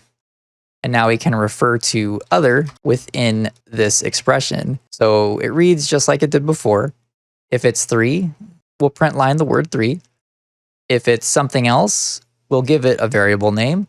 And then that variable name will be accessible within this match arm. This is just a way to make your code more clean and easier to read.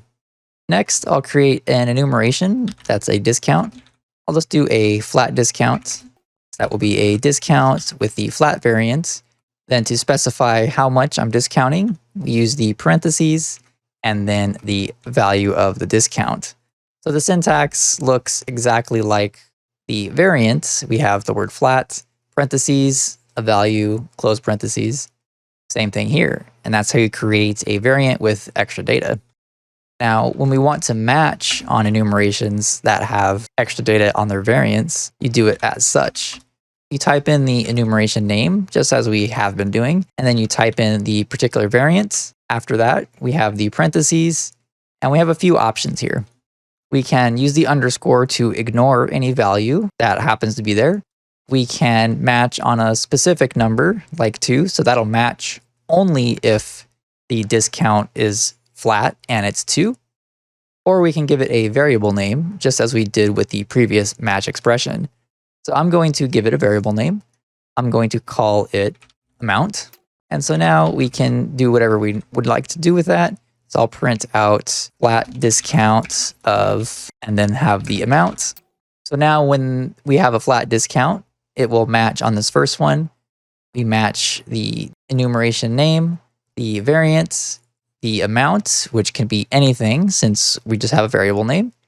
And then this is accessible in the arm of the match expression, and we can print it out as usual.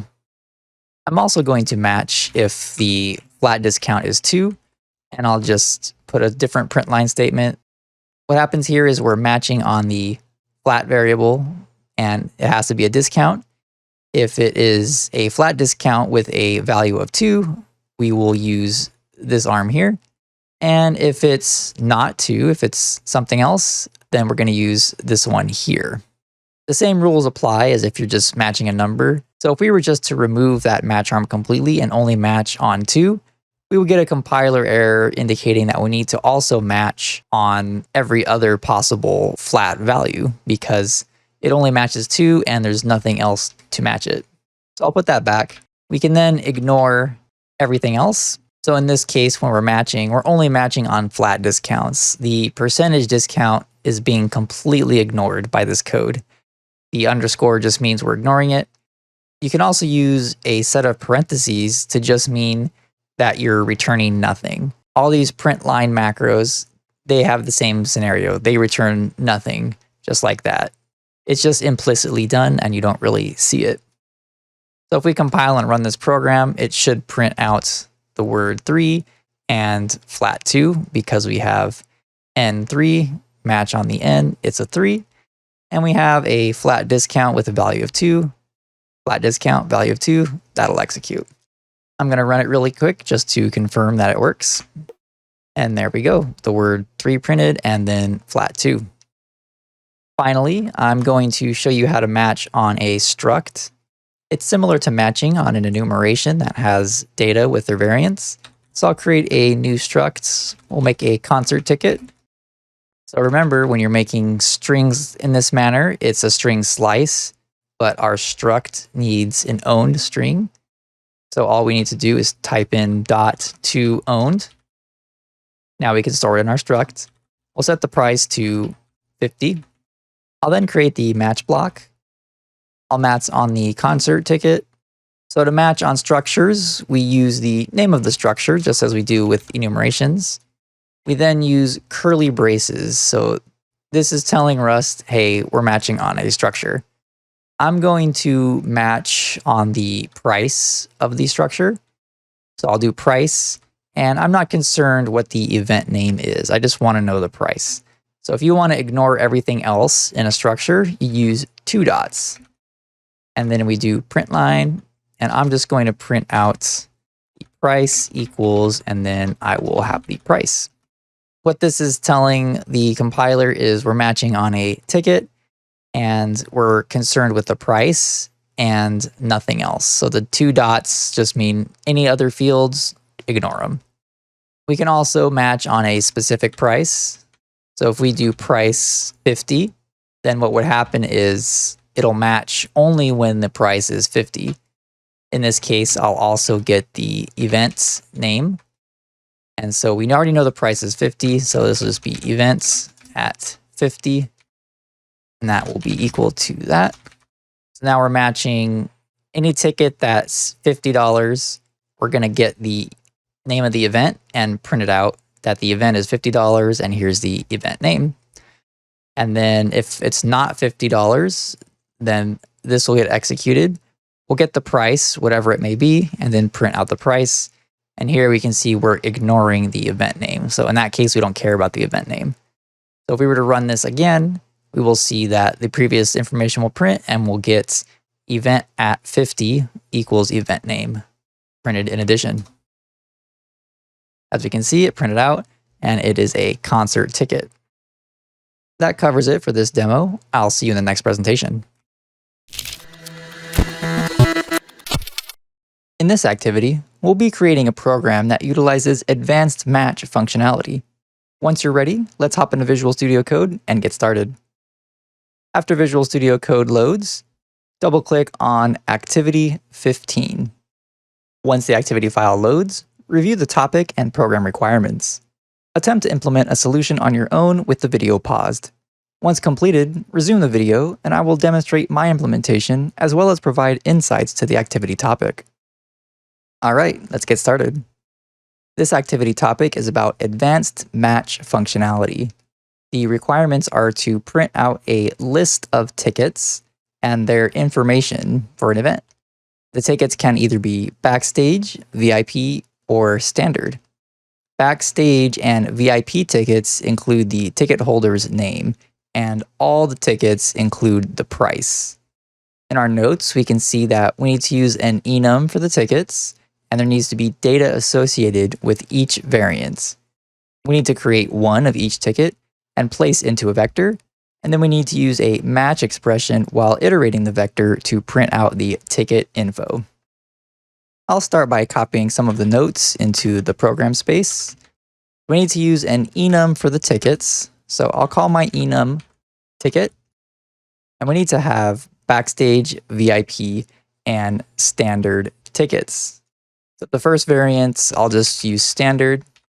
Next, we'll have backstage, and last, we'll have VIP. It's a good practice to order these alphabetically, so I'm just going to switch up the order and put backstage first.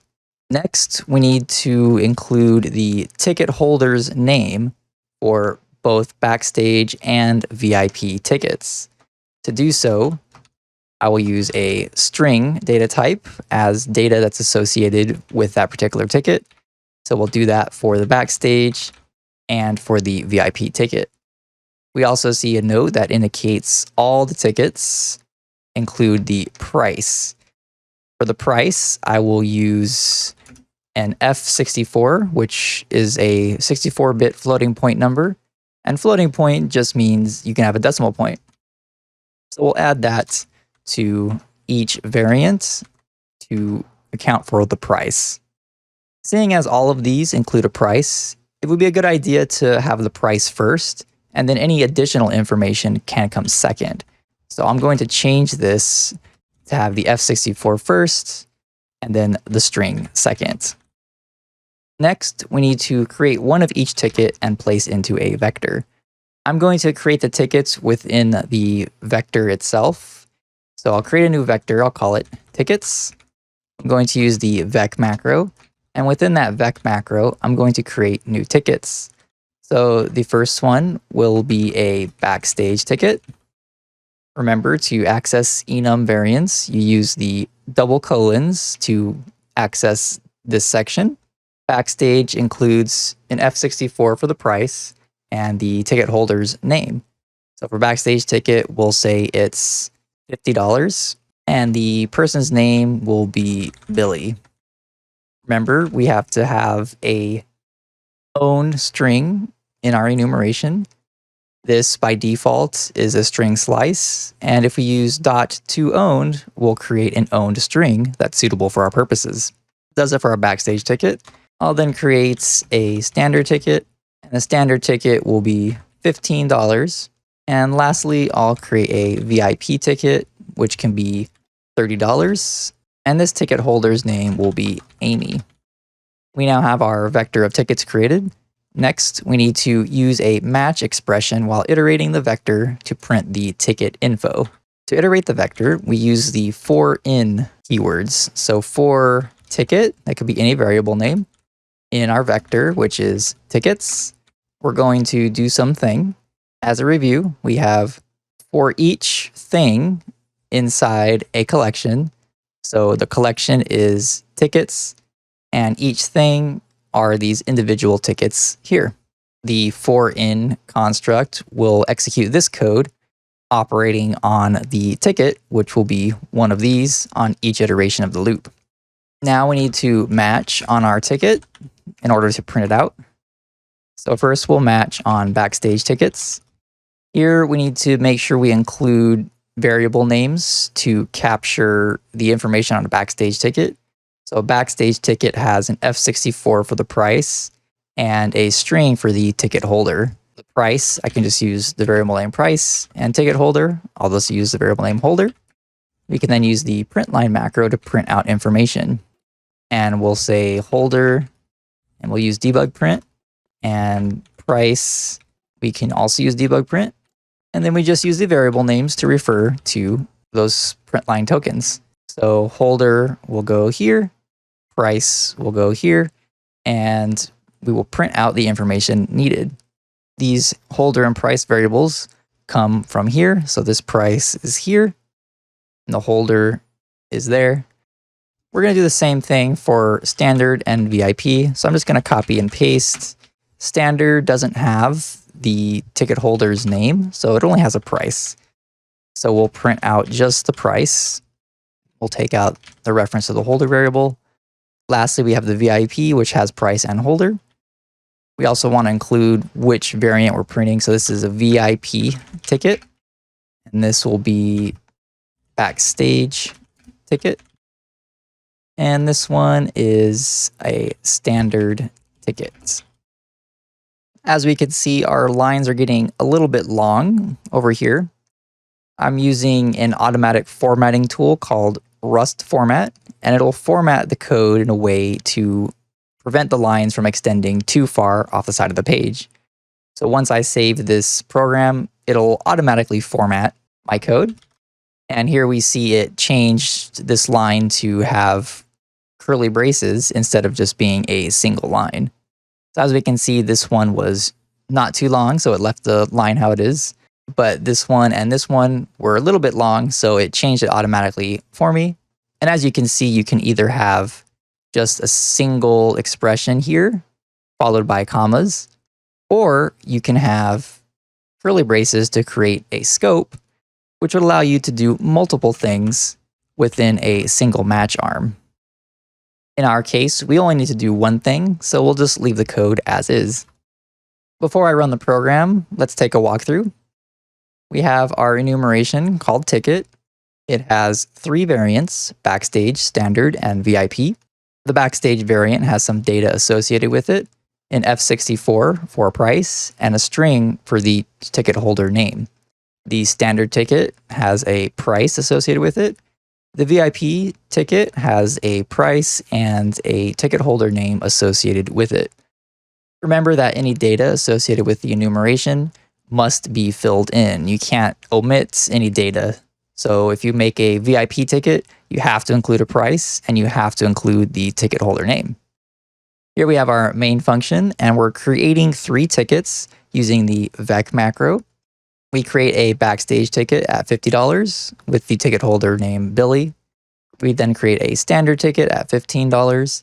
And lastly, a VIP ticket with the holder named Amy. After that, we iterate through all the tickets using the for-in keywords. So tickets is here, and that's a vector, which is a collection. So we can iterate through it using for-in. This variable name is arbitrary. You can name it whatever you want, but it's always best to be descriptive. That way you can read it more easily later. We then perform a match expression on the ticket, which is one of these enums here. We have to check for each possibility. We have 3 here, 1, 2, 3. We check for each one. To check for a variant, we type the name of the enumeration, the 2 colons, and then the name of the variant. Since we have to account for data for this particular variant, we also have to include variable names here.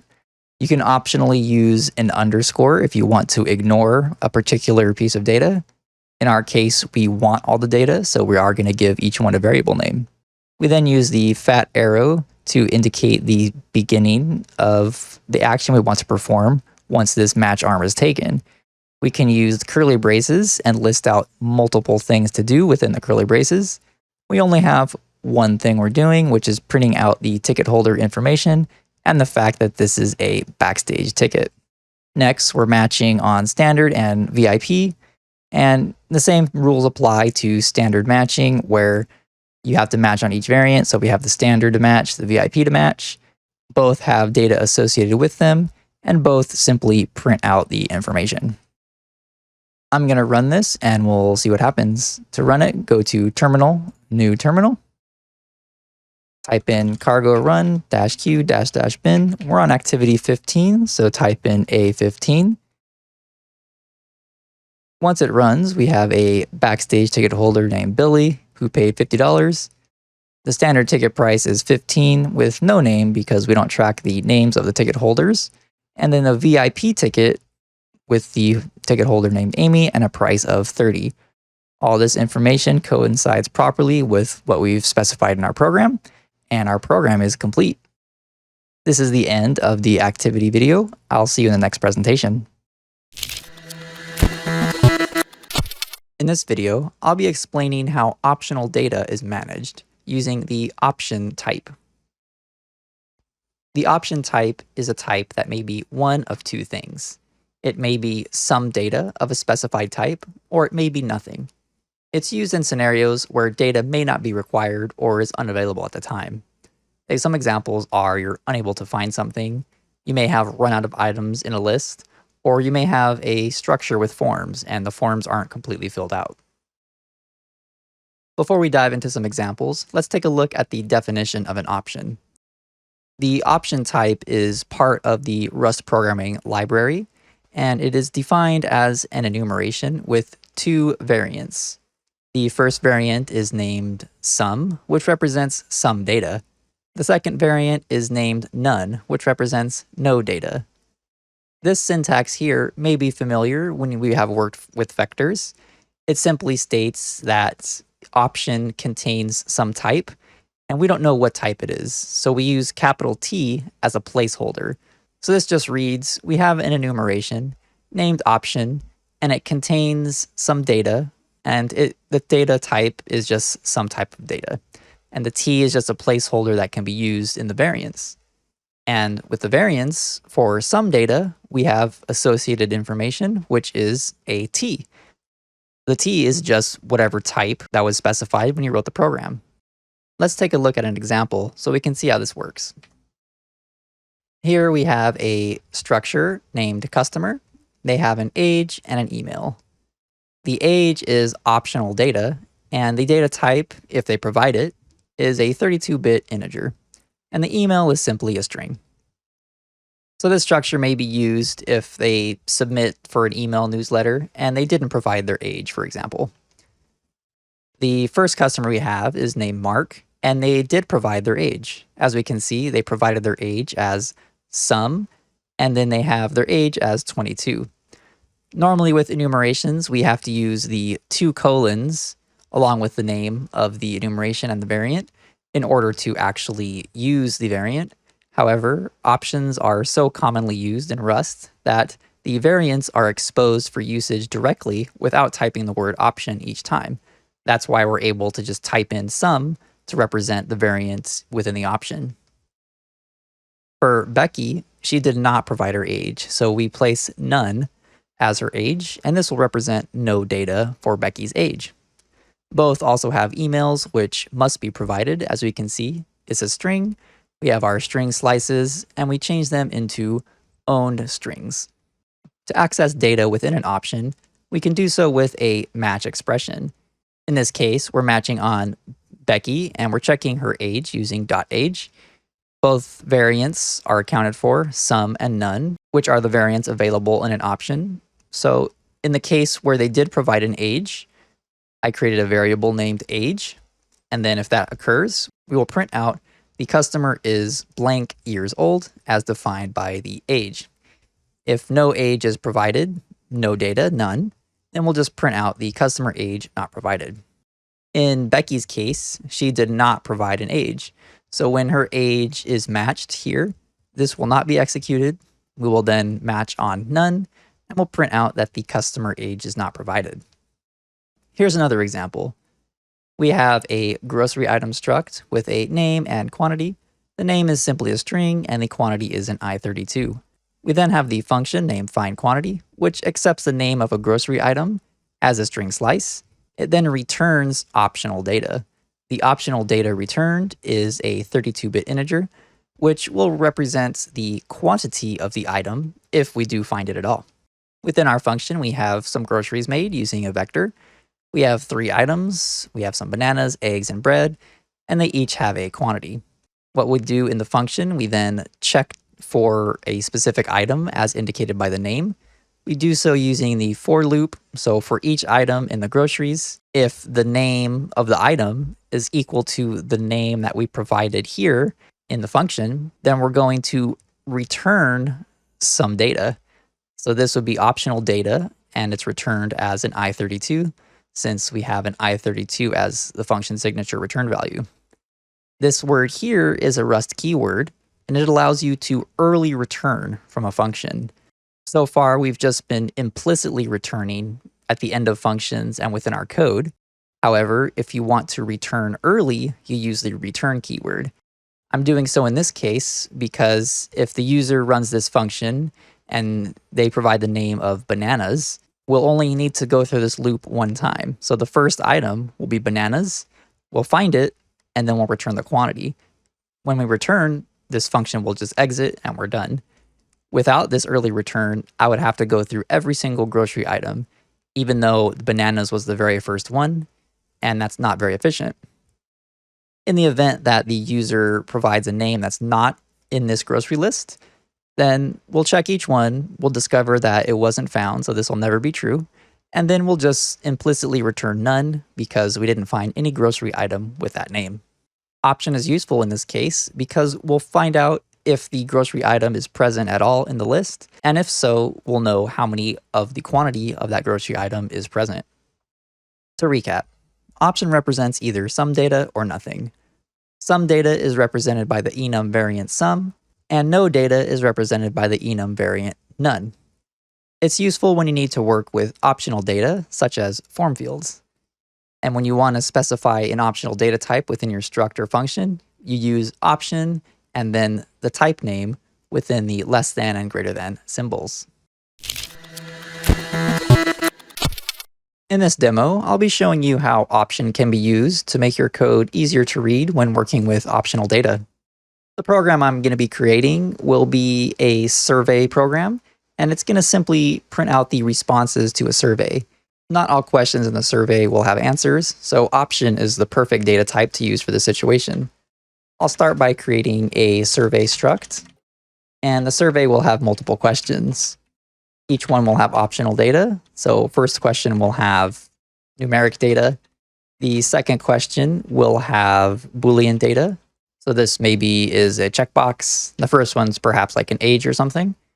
And the third question will have string data. So this might be a multiple choice question.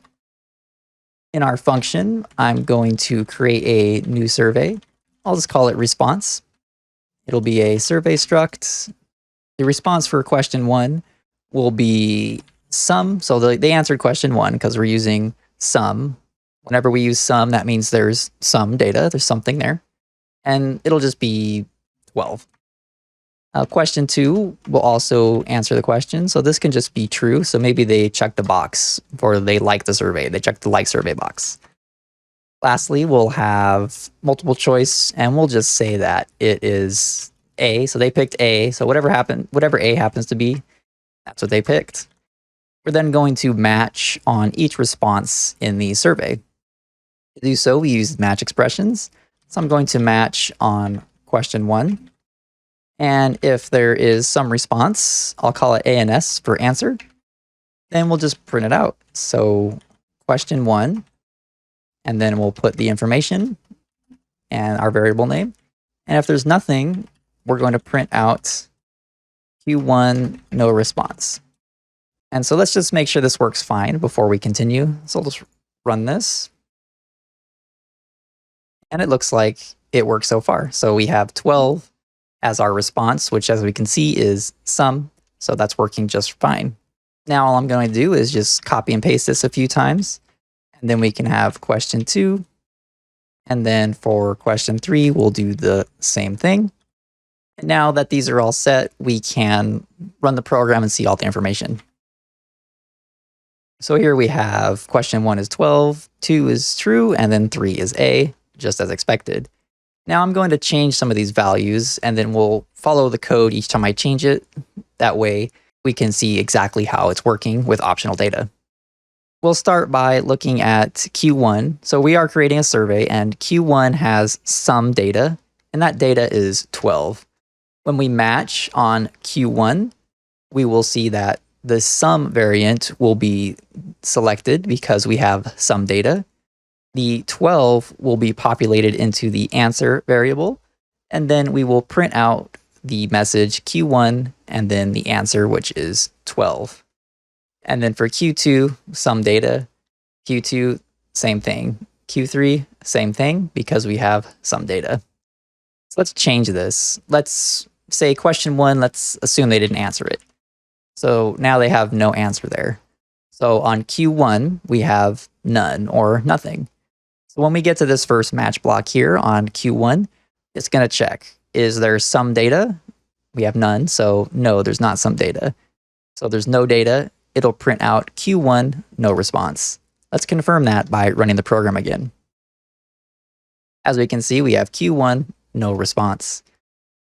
If we then change Q2 and Q3 to none, we'll have the same effect because each match block is the same. So Q2 and Q3, the none variant will be hit, and then we'll get no response for everything. We can mix and match these. So question 2, let's do sum false. And again, this may be like a checkbox. And as we can see, Q2 is false. This concludes the demo on optional data. I'll see you in the next presentation. In this activity, we'll be creating a program that utilizes optional data. Once you're ready, load up Visual Studio Code and we'll get started. Once Visual Studio Code is loaded, go to your Activities directory and double-click on Activity 16. Once the activity file loads, review the topic and program requirements. Attempt to implement a solution on your own with the video paused. Once completed, resume the video and I will demonstrate my implementation as well as provide insights to the activity topic. Okay, let's get started. This activity topic is on the option data type. The requirements are to print out the details of a student's locker assignment, and that lockers use numbers and are optional for students. Our notes indicate that we need to use a struct containing the student's name and locker assignment, and the locker assignment should use an option containing an I32 integer. I'll start by copying some notes into the program area. We need to use a struct containing the student's name and locker assignment. Use the struct keyword to create a new structure. I'm just going to call it student, and I'll put their name as a string and their locker as an option I32. So since locker assignments are optional for students, it makes sense to use the option keyword because maybe they don't have a locker at all. And in that case, we don't need to know the locker number. Next, I'm going to create a student and then print out the student's information. I'll just call the student Mary. I'll put her name as a string. Remember to use .toOwns to create an owned string, since by default, strings are slices. And Mary's locker number will be number 3. I will then print out Mary's information. So for her name, I'll just do a print line statement. And I'll say student, and then we'll have Mary.name. And then we'll match on her locker number. So we'll match on Mary.locker. And if she has a locker number, we will call it num, and we'll print out locker number. That would be num. And if she does not have a locker number, we will print out no locker assigned. Before running this program, let's get a walkthrough. We're creating a data structure named student. The student consists of a name and a locker. The name is an owned string, which represents the name of the student, and the locker is an optional I32 integer. Not all students have lockers, so option is appropriate in this case. If every student was required to have a locker, then we can just do this as an integer, but since they're optional, option is a good choice. In our main function, we're creating a new student and assigning the student to the variable Mary. This student's name is Mary. We use .toOwn to create owned data for the string slice. Remember that strings by default are slices and borrowed when you create them using double quotes. The locker number is being assigned to locker number 3, and then we use the sum variant of the option to do so. We then print out the student's name. In this case, we get it with the .name field within the student structure. We're getting Mary's name, so this variable, and this name then is populated in the token. Finally, we match on this student's locker number. If this student has a locker number, if there's some data there, we assign it the variable num, and then print out the locker number is num. If there is no locker number, no data, then we just print out no locker assigned. Since we created a student that has some locker data, when we run the program, we'll get student, and it'll be Mary. And this branch will be executed since we have some data here, and it will also print out the locker number assigned. Let's run it and see what happens. To run the program, go to Terminal, New Terminal. We're on Activity 16, so type in cargo run-q-bin A16.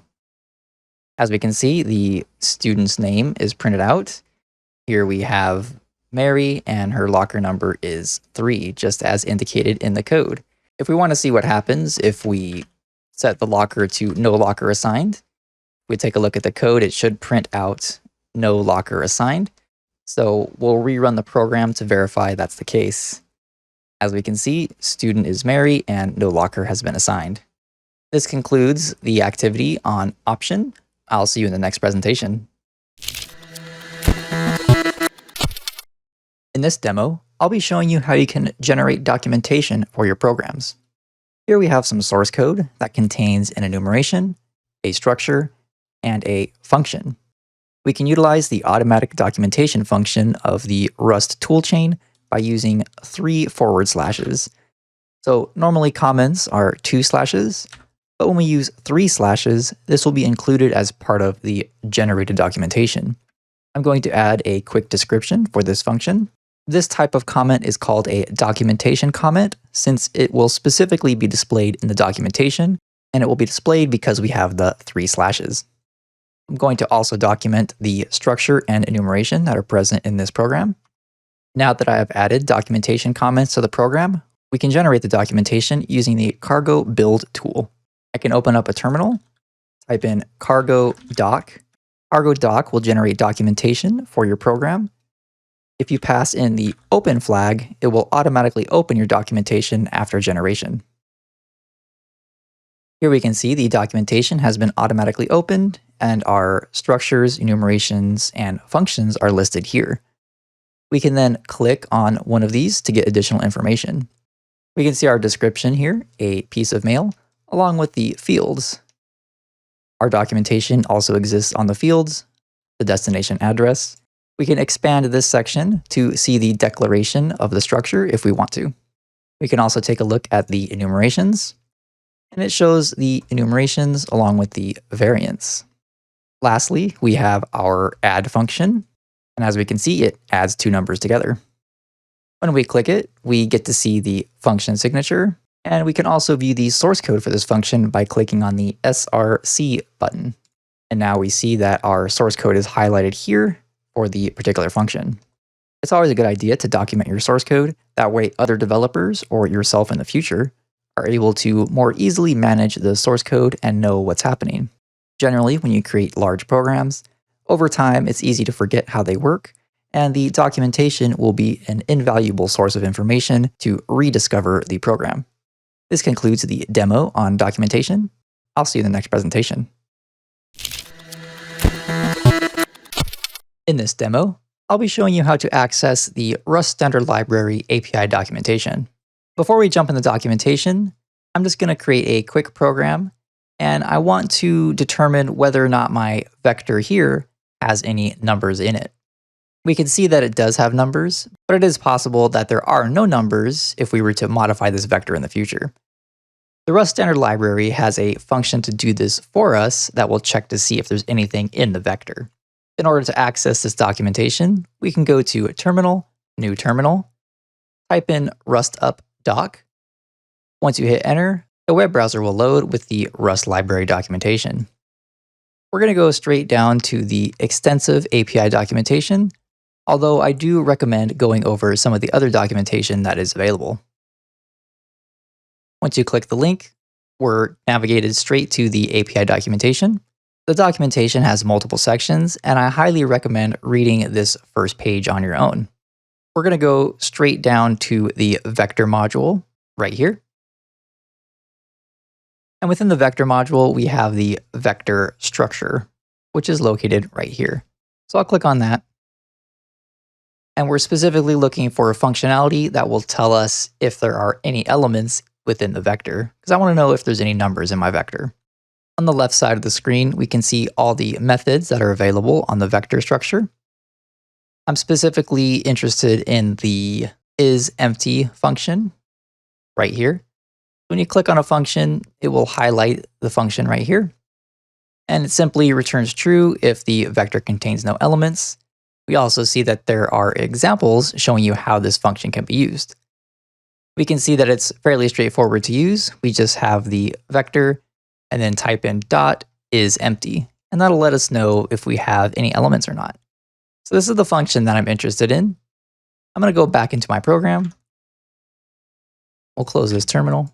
All I'm going to do is match on numbers.isEmpty.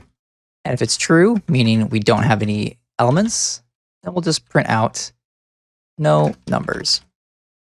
And if it's false, we'll just print out has numbers. If we run this program, the isEmpty function will evaluate to false and will print out has numbers. Let's just run it to ensure that's the case. And as we can see, as numbers is printed. As mentioned earlier, there is a lot of functionality available in the standard library that can be utilized to write your programs. The search bar at the top allows you to easily locate functionality that may be needed for your programs, and the examples provide an easy way to implement the functionality within your code. To demonstrate this, we'll just type in vec, and we can see all the instances where vector appears within the Rust documentation. If we want to specifically find the function that we just used, is empty, we can see that there are a lot of instances of is empty, and we want ours for vector, so we can just click on this and jump straight to it. So if you have an idea of what you're looking for, then the search bar is a great tool to attempt to locate it. This concludes the demo on the Rust standard library documentation. I'll see you in the next presentation. In this activity, we'll be creating a program that utilizes standard library functionality. Once you're ready, start up Visual Studio Code and we'll get started. Once Visual Studio Code loads, navigate to your Activities directory. We are on Activity 17, so double-click on A17. Once the activity file loads, review the topic and program requirements. Attempt to implement a solution on your own with the video paused. Once completed, resume the video and I will demonstrate my implementation as well as provide insights to the activity topic. Alright, let's get started. This activity topic is about browsing the standard library documentation. The requirements are simply to print a string in lowercase and uppercase. Our notes indicate that we need to utilize standard library functionality to transform the string to uppercase and lowercase. We can use the rustup doc command in order to open up the standard library docs. We should navigate to the API documentation section and then search for functionality that can help us. We're given some keywords to try, to uppercase and to lowercase. So the first thing I'm going to do is open up a terminal by going to Terminal, New Terminal. I'll type in rustup doc to open up the standard library documentation. Once the documentation loads, I'm going to navigate to the API documentation section. The API documentation section can be searched directly in the search box, or you can click here to go to the homepage. Once I'm in the standard library documentation, I'm going to search for the uppercase and lowercase functionality. Our notes indicate that we can search for to_uppercase, so I'm going to search for that first. Here we have multiple results for to uppercase. We want to work with strings, so I'm going to use the str link. Once it's clicked, it will automatically navigate to the to uppercase function, so we can see that it returns the uppercase equivalent of this string slice as a new string. And here we have some usage examples. If we take an existing string that's assigned to this s variable, we can use s.toUppercase to get a uppercase version. Now that we know how to use it, we can go back to our program and utilize it. I'll create a new string. I'll call it my string, and I'll just say, this is my string. I will then print it out first in uppercase. So here we're calling the toUppercase function on the my string. The uppercase version will then be placed into our debug token and printed out as uppercase. We also need to find the toLowercase function in order to print it out in lowercase. We can see in the documentation that the toLowercase function is right next to the toUppercase function, and it operates exactly the same. I'm going to copy this line and just change this to lowercase. I also change this to all caps here. That way we know whether or not the lowercase and uppercase functions are working properly within our program. Let's run this and see what happens. We can run the program with cargo run -q -bin. We are on activity 17, so type in A17. And here we have uppercase, and the string has been transformed to all uppercase. And here we have lowercase, where the string has been transformed to all lowercase. In this activity, we covered basic searching of standard library functionality. Remember that there is a ton of functionality that's included within the standard library, and it's good to browse it to find new functionality. Using standard library functionality will allow you to rapidly create new programs without needing to create everything from scratch. This concludes the activity. I'll see you in the next presentation. In this video, I'll be explaining how to work with functions that may fail under certain circumstances, and how the result data type may be used to handle these types of situations. A result is a data type that contains one of two different types of data. It either contains successful data or it contains error data. It's used in scenarios where an action needs to be taken, but has the possibility of failure. Some examples are copying a file. Perhaps the file was previously deleted before we tried copying it, and that would result in an error. Another example is connecting to a website. Maybe the website's down, the network is down, or maybe the Wi-Fi connection isn't that great. A result can be used in all of those scenarios to detail the error on why you'd be unable to connect to a website. Here is the definition of a result.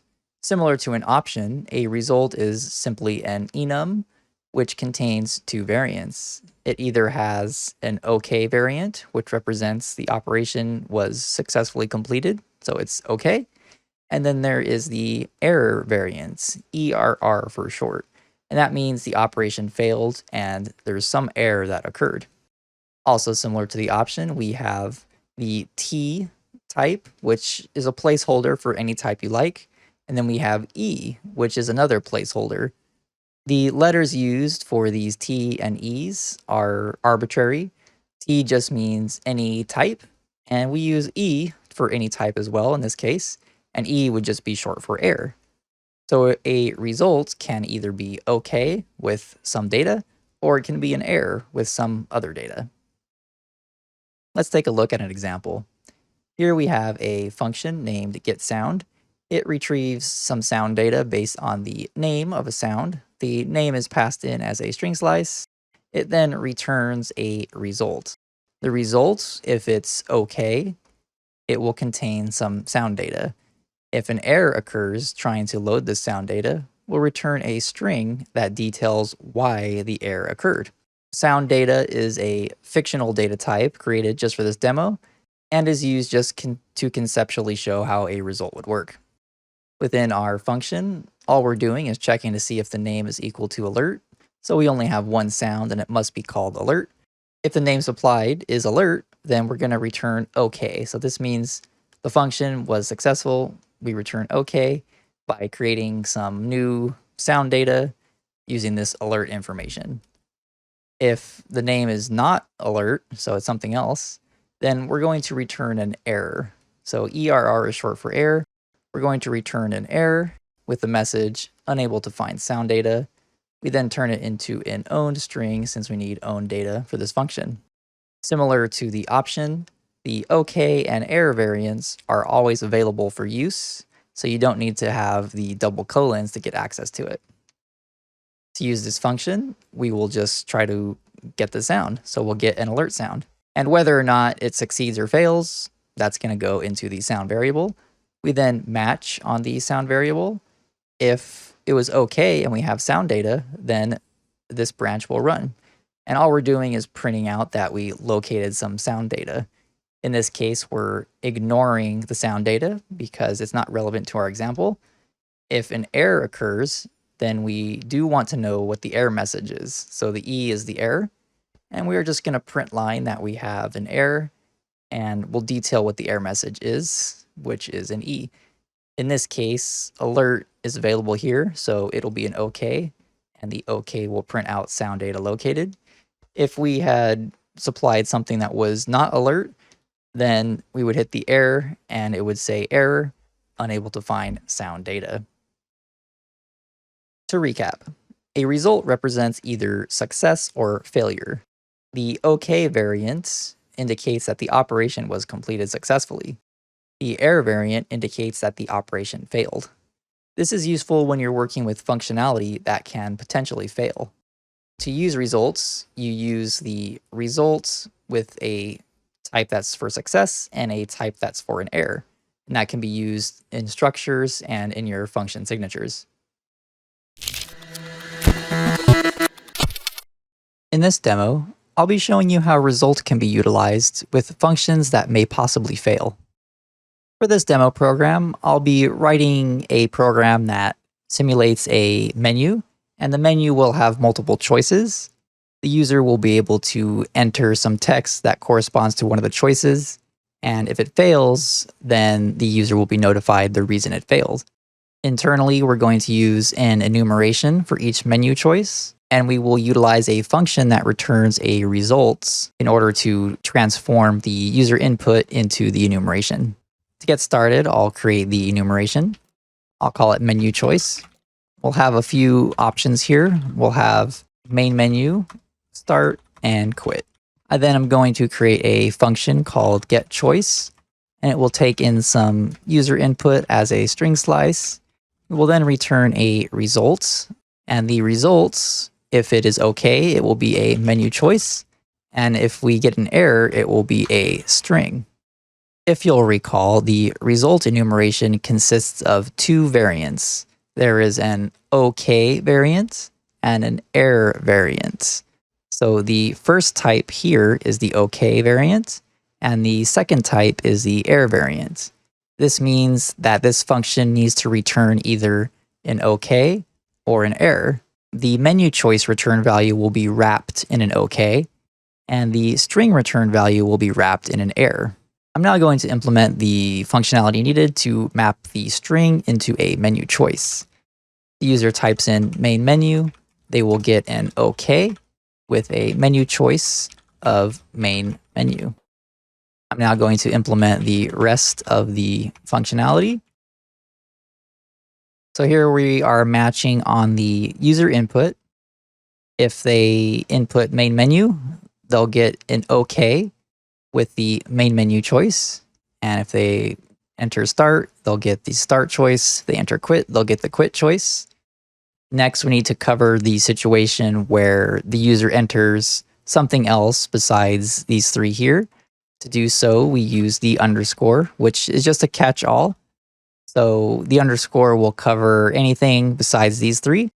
And we use an underscore because we're just ignoring the input. We don't really care in this program what the input is. We just know we only want these three, and anything else is garbage. So that captures it and ignores the value. To return the error, we do ERR because that's the name of the variant in the result for errors. I'm then going to input a quick message for the user or programmer, indicating to them that their menu choice was not found. I then type in toOwned to create an owned string because we need to have an owned string for our result, and that should complete this function. Now remember, the OK variant, these all map to this first right here, this first type. And as you can see, all of these are a menu choice, which corresponds to the type here, which is a menu choice enumeration. The last one, the error variant, is a string, and that corresponds to the second type, which can easily be printed out later on if we need to do so. I'm going to go ahead and implement the rest of the functionality. I'm also going to derive functionality on the menu choice enumeration. That way we can easily print out the data. When we derive debug functionality on an enumeration or structure, it allows us to print out these variants on the terminal without having to manually match on each one. It'll automatically print for us. If we hop down here, we can just do a print line, and I'll just put choice equals debug print, and we'll put the choice in. We're starting off with the main menu as the first choice. So when the function gets called, this match arm should be hit, and we should get an OK back with the main menu variant of the menu choice. Let's run this and see what we get. As we can see, we have the choice is equal to the main menu variant, and that's wrapped within an OK. I'm going to write an additional function that can be used just to print out the menu choice. So I'll call it print choice. It will take in a choice, and we'll just borrow a menu choice. No return value is needed. We'll do a print line and do choice equals, and then have the choice.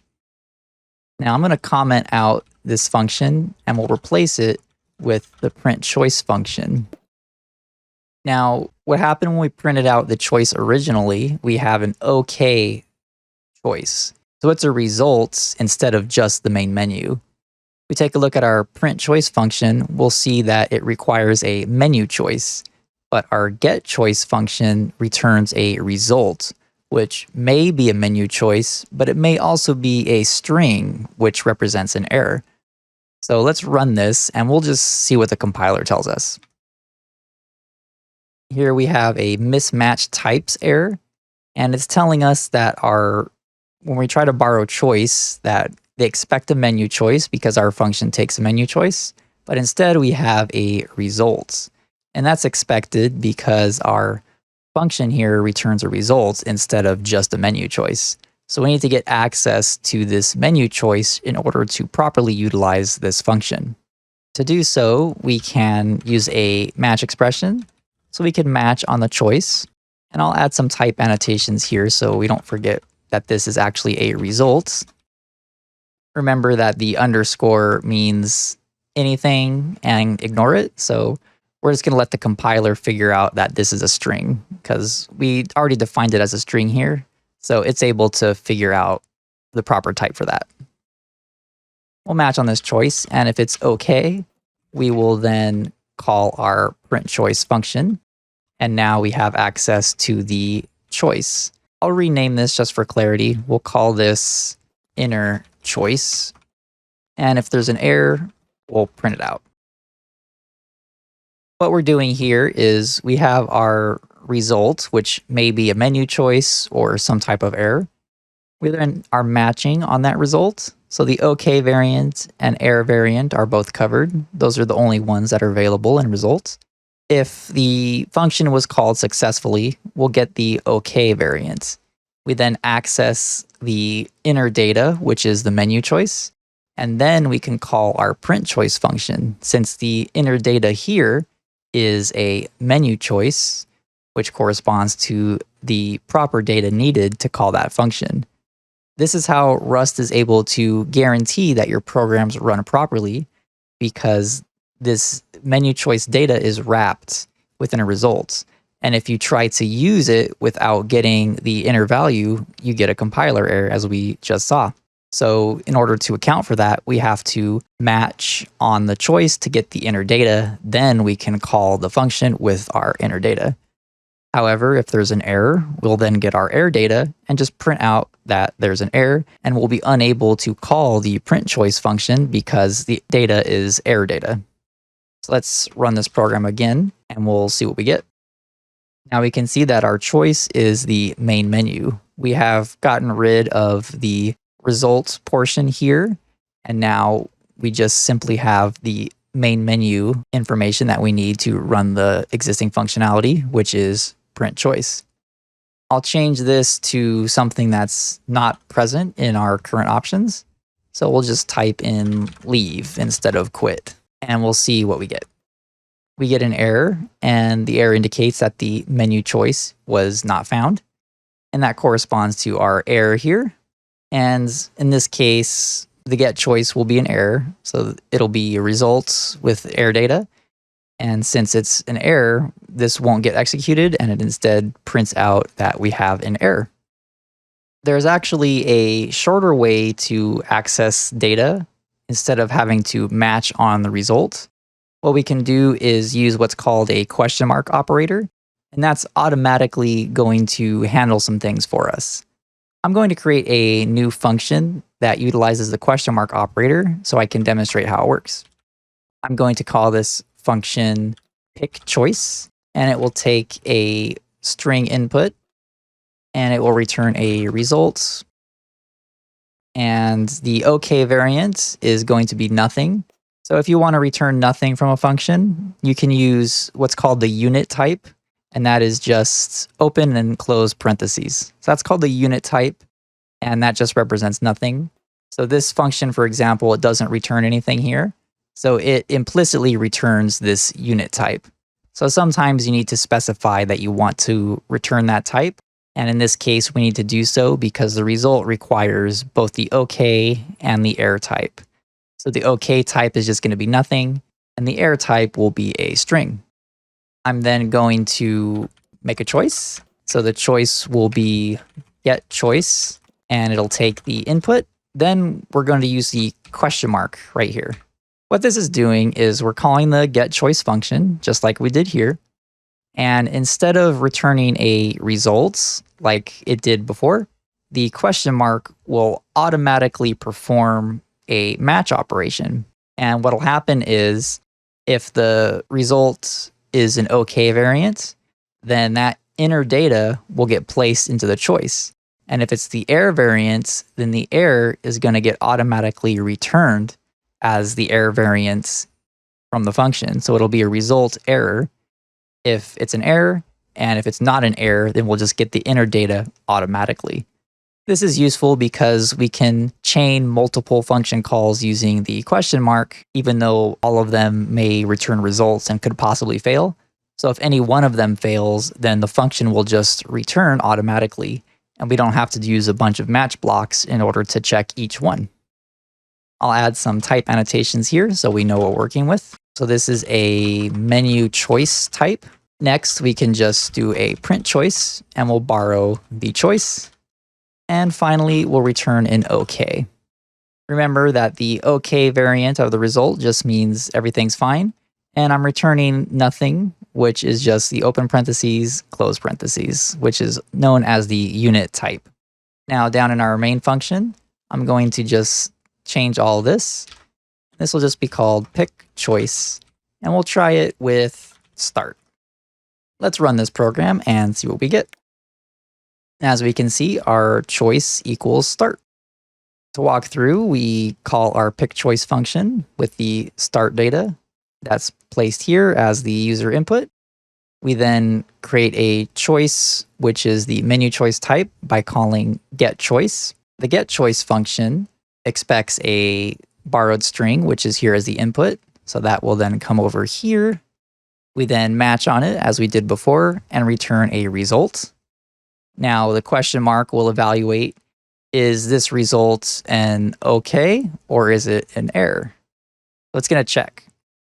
Now if it's an error, then it's just going to return the results and it's going to return the error variant. If it's the OK type, then the inner data, which is the menu choice, will then just get returned into the choice, and we can easily access the choice with other functionality as we just did here. Let's try this with a menu option that is not present. I'll type in end. We'll give this a variable name. We'll call it choice, and then we'll do a print line. This here is always going to be a result because this pick choice function always returns a result. Now this result only has either nothing or an error. So if we send it a menu choice of end, we should get an error back because end is not covered in our match. Let's give it a go. And here our choice value is error, menu choice not found, because the question mark automatically returned the results and then this never got executed. So it's impossible to execute this line of code unless this function is successfully ran. Working with results is a little more complicated than some of the other things we've been working with. However, once you get the hang of using question marks within your code, it becomes quite natural to just call a bunch of functions that return results using the question mark operator. And then when you're done, you just check at the end to see if it failed or not. This concludes the demo on the result type. I'll see you in the next presentation. In this activity, we're going to be creating a program that utilizes results. Once you're ready, fire up Visual Studio Code and let's get started.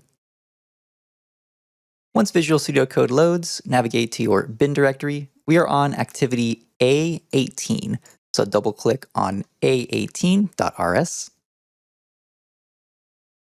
Once the activity file loads, review the topic and program requirements. Attempt to implement a solution on your own with the video paused. Once completed, resume the video and I will demonstrate my implementation as well as provide insights to the activity topic. All right, let's get started. This activity topic is result, and we're going to be using it to restrict the creation of a structure. So the first thing we'll do is create a structure named adult. And it needs two fields, a name and an age. We'll put the age first. We'll use a U8 since that goes up to 255, and there shouldn't be any people that are older than 255. we need to implement debug print functionality that we can print out our structure. So now here's where the meat of the activity comes in. We need to implement a new function for the adult structure that returns a result. So we're going to give an age and a name. That's going to return a result. So with our return type being a result, the OK value will be self, which refers to our implementation of adult, which means we're going to get an adult structure back if everything is OK. And if we get an error back, we'll get a reference to a stir. And this will just be a message indicating why we couldn't create the adult structure. So we'll check the age. So the person's only supposed to be age 21 or older if they're an adult. So if age is greater than or equal to 21, we'll make a new structure. We'll include the age and then the name. We'll use toString to convert the stir to a string. And anything else, which would be under 21, we'll return an error with a message, age must be at least 21. So what's happening here, we'll enter into the new function. The age is immediately going to get checked. And if it's greater than or equal to 21, we'll return an OK. And within that OK, we have self, which, just like this self here, refers to an adult. So we'll have OK, adult, and we'll set the age and the name. And if they're under 21, we're going to return an error instead. Both OK and error are variants on the result type. So everything will check out as far as the type checker is concerned. We'll hop down into our main function.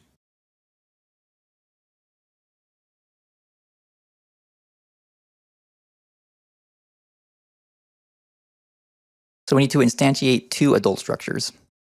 One should be under 21 and one should be over 21. We'll make a child. We'll make a 15-year-old named Anita. And then we'll make an adult. And this adult will be 21, and we'll use Sanjay. We then need to match. So we'll match on the child first.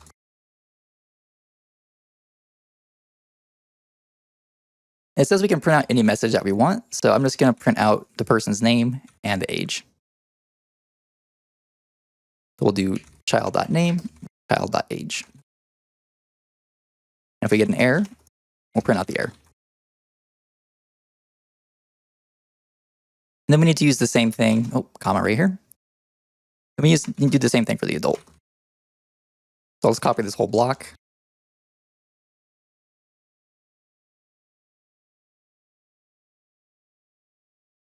So this will be, we'll match on the adults. And this OK variant here, when we destructure it, we can name it anything we want. So I'll name it A. This will be the same thing. So this will be a.name, a.age, and again, we'll print out the error. So we'll walk through this before we run it. The first thing we're doing is we're creating a child who's going to be 15 years old named Anita. If we look at our function parameters up here, we'll see that the age comes first, followed by the name. Anita, her age will be checked, and if it's greater than or equal to 21, we'll get back self, which is an adult, and is wrapped within an OK. And if she's under 21, we're going to get an error back. Since Anita is 15 years old, we're going to get an error when we try to run this code for a child. And then the same thing for adult. So we're going to create an adult. Adult's going to be 21. This one should be an OK because Sanjay is 21 or older. And then when we print out the message, we should get the OK message. When we print out the child message, we should get the error message because we're getting a result back. And we'll have the error variant for child because Anita is only 15 years old. So let's run this code and we'll see what we get. I'm going to hop into a terminal. We can run this code with cargo run --bin A18.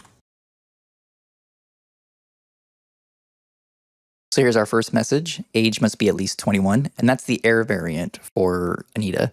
And then we have Sanjay, who is 21 years old. And that's the OK variant. If we look at our messages, we'll see that we have the error. And that's printed out as age must be at least 21. And then we have our OK.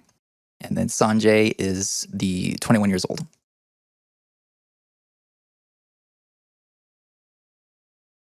When we create new functions for creating structures and we utilize result, this is a great way to ensure that the structure always has valid data. So we perform all of our validation here in this new function, and then whenever we get an adult back, it's always going to be the OK variant. So anywhere in our code that we have an adult, we already know it's been checked, so we don't need to perform any more checks. And this is a good thing for optimization and makes the code easier to work with. This concludes the activity on results. I'll see you in the next video.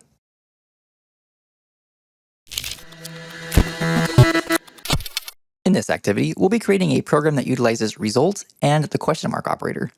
Once you're ready, fire up Visual Studio Code and let's get started.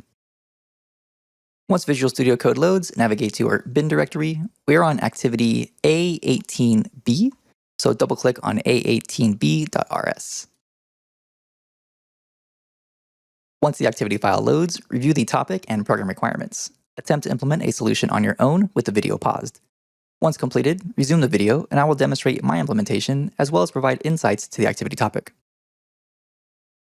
All right, let's get started. We have a program here and it already has some code and we're supposed to write the body of the authorize function here as indicated in the requirements. So I'm going to copy these requirements down into the authorize function and then we're going to write the code needed to complete the function. So we go down to authorize. So we need to put our code in this function. And then once it works, we'll see here at the top, in our requirements, when we run the program, we should see OK allow, OK deny, and then error, Catherine doesn't have a key card. And we need to make sure that we're using the question mark operator within the authorize function.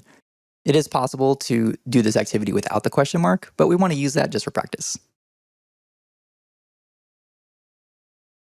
So it says the steps to authorize a user are to first connect to the database. So if we go up here to our database structure, we'll see to connect, we just need to call the connect function, and that's going to return a result, which has a database structure or a string for an error. We'll see that all these results use string for error, so we'll be working with strings as part of our error message. So step 1, connect to the database.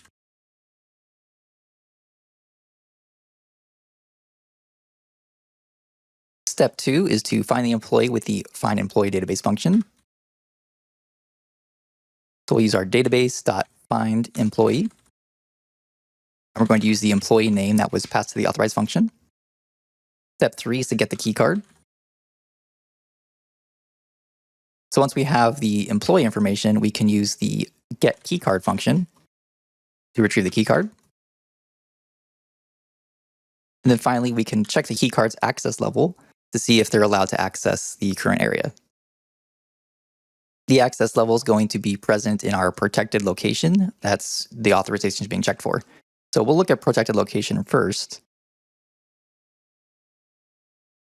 And we'll see up here we have it's an enumeration. There's all, office, and warehouse. And we can use the required access level function to determine the actual numeric value for each one of those locations.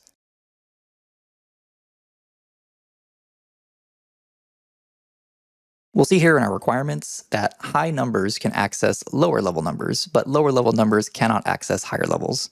So we're just going to do a basic greater than or equal to check. So we'll get our key card, check the access level, and if it's greater than or equal to the required access level of the location,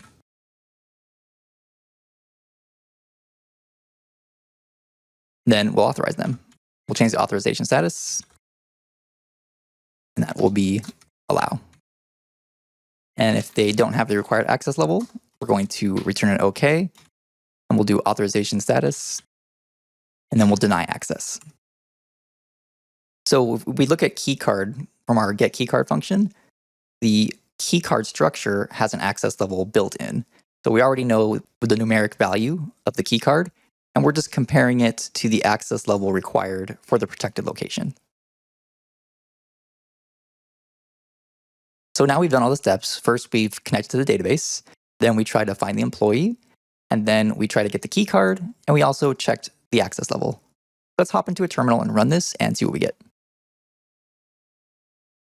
We can run this with cargo run --bin A18B.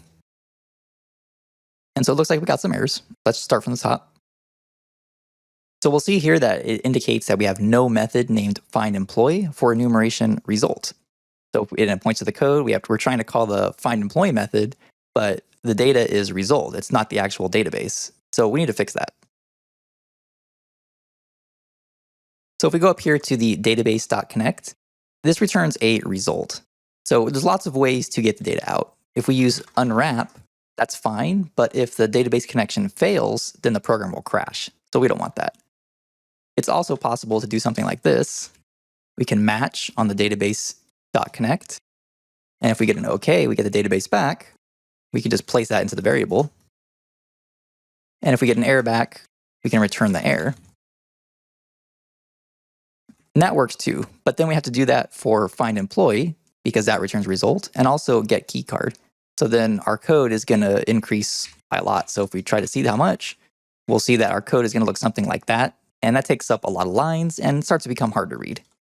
So instead, what we're going to do is we're going to go up here to the end of the database connect function and do a question mark. Now this question mark is going to turn this line into this one right here automatically for us. So that way we don't have to actually write all this manually. We can just forget all that, use the question mark, and then we'll get our database back. And if something goes wrong with the database connection, it's going to automatically return an error from the function, and then the program can continue with whatever else it was doing. So I'm going to delete this. And we know that the findEmployee, that also has a result. So we'll do a question mark, and we'll do a question mark. So now for steps 1, 2, and 3, each one of them can possibly fail. We handle that potential failure scenario with the question mark, and we'll get an appropriate error back at each step of the process. Once we get to this point down here, we have access to a keycard, and we can just check the access level. And again, if the access is good, if it's greater than or equal to the location, then we'll return an authorization status of allow. And if their level's too low, we're going to return deny. So now that we've added question marks, we'll save it and hop back into a terminal. We'll run it again with cargo run --bin a18b. And so now we'll see that we have OK allow, OK deny, and error. Catherine doesn't have a key card. We go back to our requirements. We'll see that we should have OK allow, OK deny, and error. Catherine doesn't have a key card. So it looks like our output matches the requirements. I'm going to go down to the authorize function really quick. So as you can see, using the question mark operator is a great way to encapsulate error handling within a single character in your codebase. One quick note before finishing up. Whenever we have a result and we're using question marks, each one of these operations needs to return the same error type. So all of them return string. If we have different error types that are being returned, it's still possible to use the question mark operator, but additional functionality needs to be written in order to handle that, which we'll be covering in a future video. This concludes the activity on using the question mark operator with the result type. I'll see you in the next video. In this video, I'll be explaining a data structure called the Hashmap. Hashmaps are useful for storing information and retrieving information when you know exactly what you're looking for. A hashmap is a collection that stores data as key-value pairs. Data is located using the key, and the data itself is the value. It's similar to definitions in a dictionary. When you're using a dictionary, you know which word you're looking for, and you're trying to figure out what it means. A hashmap is the same concept. You know what the key is, but you don't know what the value is at that key. Hashmaps are very fast to retrieve data when you're using the key. Let's take a look at an example. Here we're creating a new hashmap using the new function that's defined on the hashmap structure. When creating new hashmaps, you'll need to use a mutable variable because we'll have to manually insert the data within the hashmap. Here we can see that we are calling the insert method that's defined on the hashmap structure, and we're inserting some data. The first piece of data is called the key, and that's what we'll use to find the data later. The second piece of data is called the value. In this case, I'm inserting people's names and some numbers. These numbers represents the person's age. Here we can see we can remove data from the hashmap quite easily as well. All we need is the key, and then it will automatically remove the data. Here, we are trying to retrieve some data from the Hashmap. Here, we're matching on the people structure, and we are using the .get method defined on the Hashmap. .get will retrieve data based on the key. In this case, the key is ed, and as we can see, we have ed in our Hashmap. So the value that should be returned is 13. We're using a match on here because it's possible that the key you look for does not exist within the Hashmap. So if it does exist, we'll get some data. In this case, it'll be an age. We will print out that the age equals whatever it happens to be. If we search for a key and it doesn't exist, we'll get none back, which indicates that we searched for a key and the key was not found within the Hashmap. We then will print out not found. Let's take a look at another example. In this example, we'll use the same data from the previous example where it has people and their age. Here we're going to be iterating through the data. I'll use the for in loop to do the iteration. So this first one here iterates through both the key and the value. To do that, I just call the .iter method that's defined on the Hashmap structure, which iterates through both key and value pairs. The .iter method returns a tuple, as we can see here by the parentheses, with the first part being the key and the second part being the value. We can then print out each person and their age that's present within the Hashmap. In this second loop, we are just looking at the keys. So if we do the .keys method on the Hashmap, we'll just get the keys. In this case, it's just a person's name. So we can print out each person within the Hashmap. And finally, we're just iterating through the values, which are the ages. So we can go through each age in the Hashmap and print out just the age. One important thing to note about Hashmaps is the data is stored in random order. So if you insert 1, 2, 3, you may get back 3, 2, 1 when you iterate through it. This differs from vectors where everything comes in the same order as is placed into the vector. To recap, Hashmaps store information as key-value pairs. The key is used to access the value. They're very fast to insert and find data when you have the key. And they're useful when you need to find information and know exactly where it is, meaning you have the key. In this demo, I'll be showing you how a Hashmap can be utilized to store data based on keys. The program I'll be creating for this demo simulates lockers, like student lockers or a locker room. Each locker will be given an ID number, and the lockers will have contents. I'll be using a Hashmap to store the locker number and what each locker contains. A Hashmap is a great data structure to use for this situation, since lockers can be accessed in arbitrary order based on who shows up to open up their locker.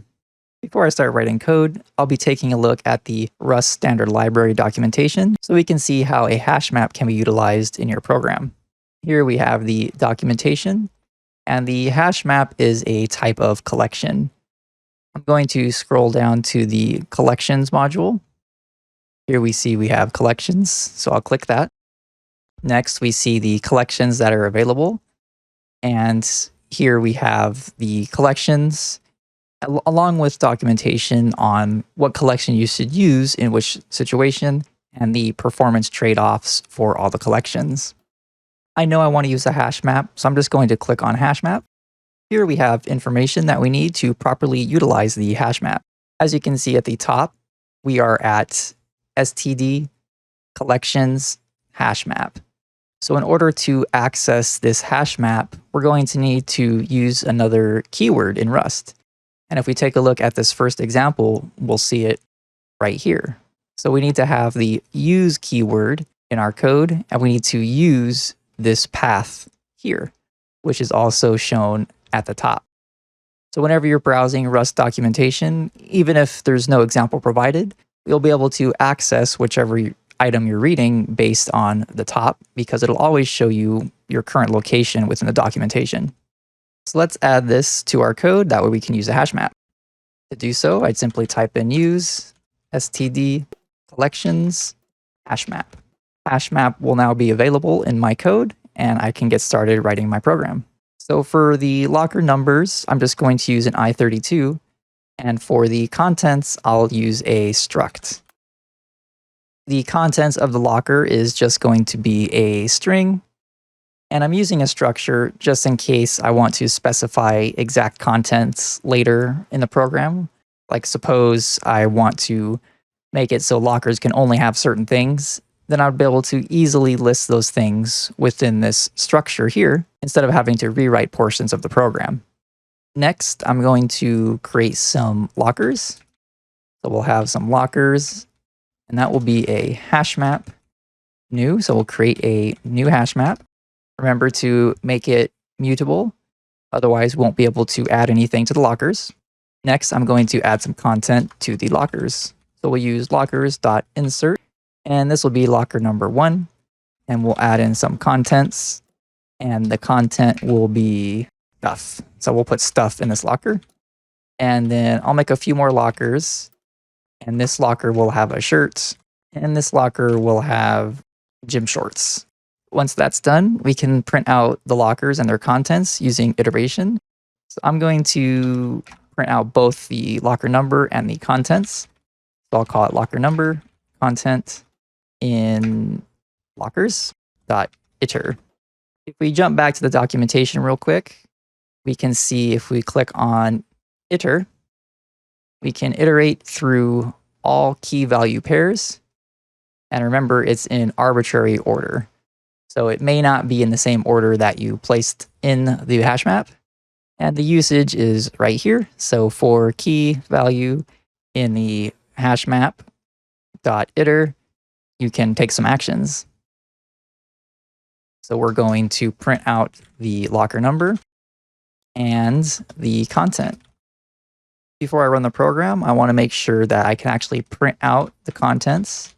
To do that, I need to derive functionality. To do that, I need to derive the debug functionality, which will allow everything within the contents to be printed out using the debug print token within the print line.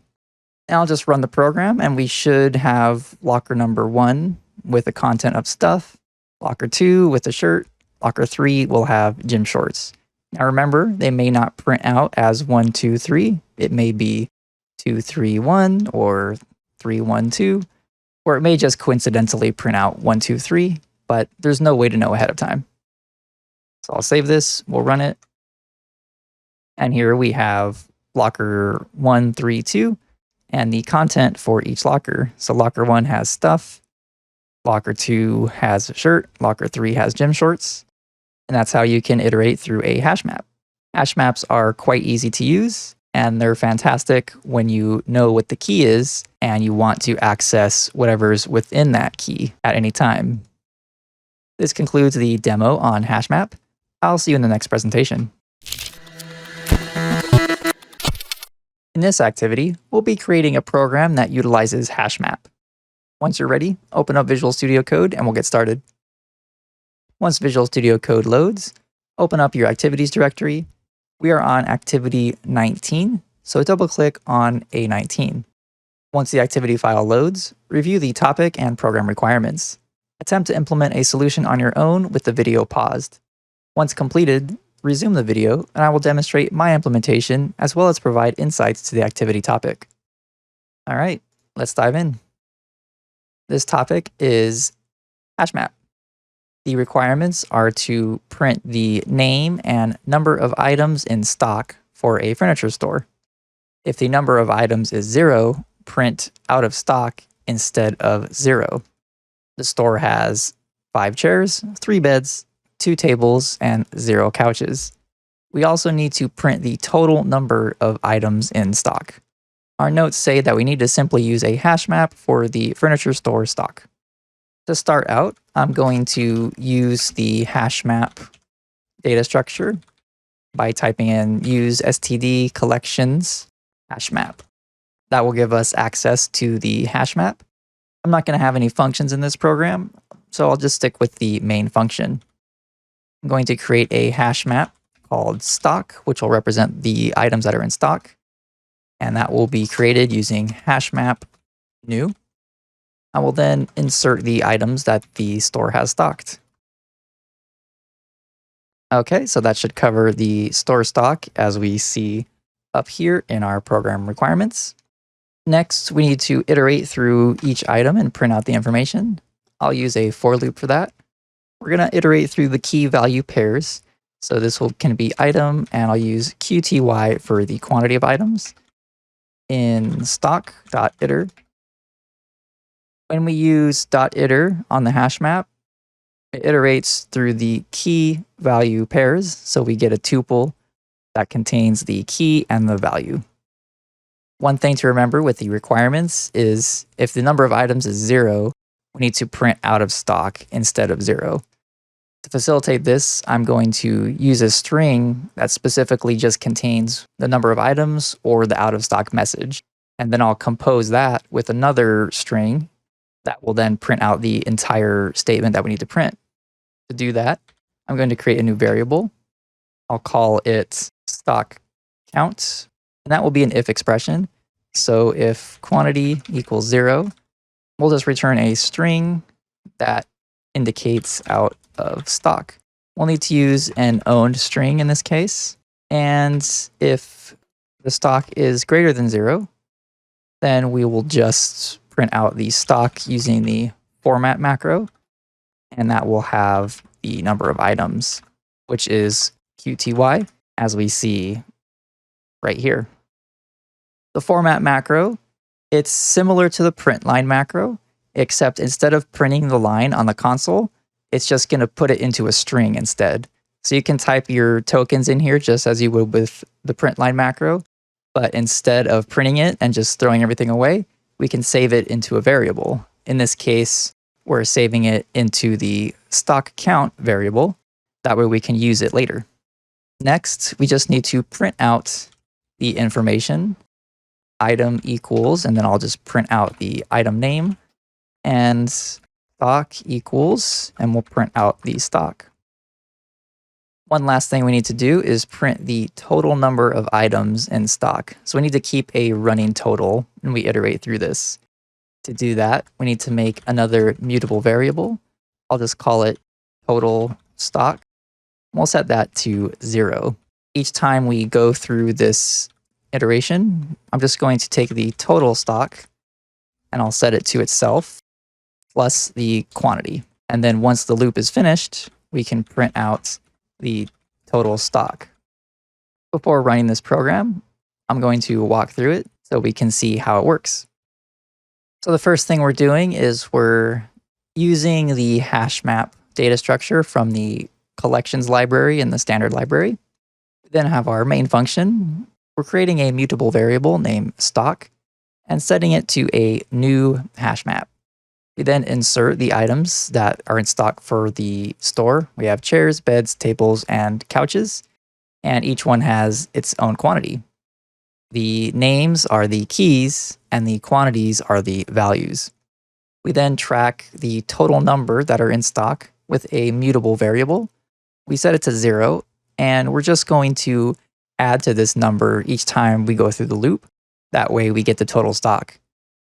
This type of variable is also called an accumulator because it just accumulates data. In this case, it accumulates a number into a bigger and bigger quantity.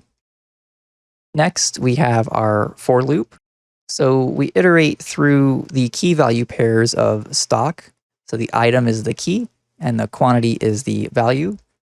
We then increment the total stock by taking the total stock plus whatever quantity we may have here. Next, we create a string that indicates either the message out of stock or a number which represents in stock. So we check here. If the quantity is equal to 0, we'll have a string out of stock.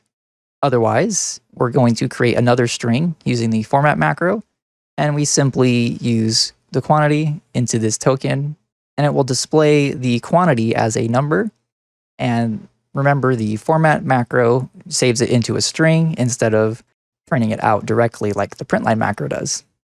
So the stock count will contain a string either out of stock or the number that's in stock.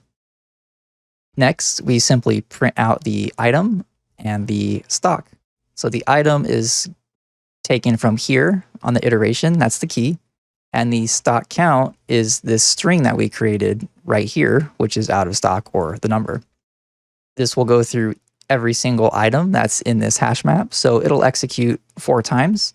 Once that's completed, we'll then print the total stock by printing out the total stock variable, which was created here and was increased in value on this line here. Let's save this and we'll see what happens. As we can see, we have an error.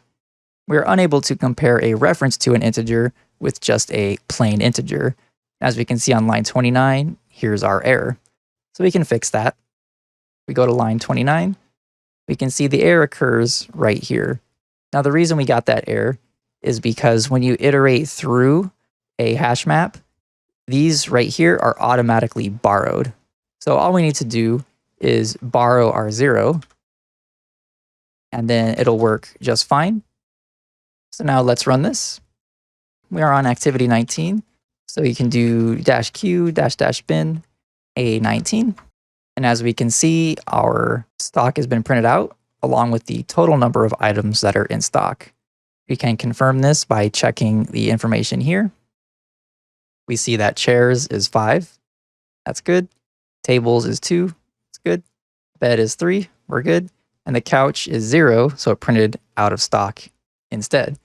And the total stock is 10, so we have 5 plus 2 is 7, plus 3 is 10. That checks out as well. That concludes this video on the activity about hash maps. I'll see you in the next presentation. Aldo here again. What do you think of the video? Drop us a comment to let us know. Also, if you did enjoy this Rust crash course, make sure to check out Jayson's full Rust the Complete Developer's Guide Bootcamp course, where you'll go a lot deeper and gain the skills to get hired as a Rust developer. More information on that in the description below, or watch that video right there on your screen to see what it's all about.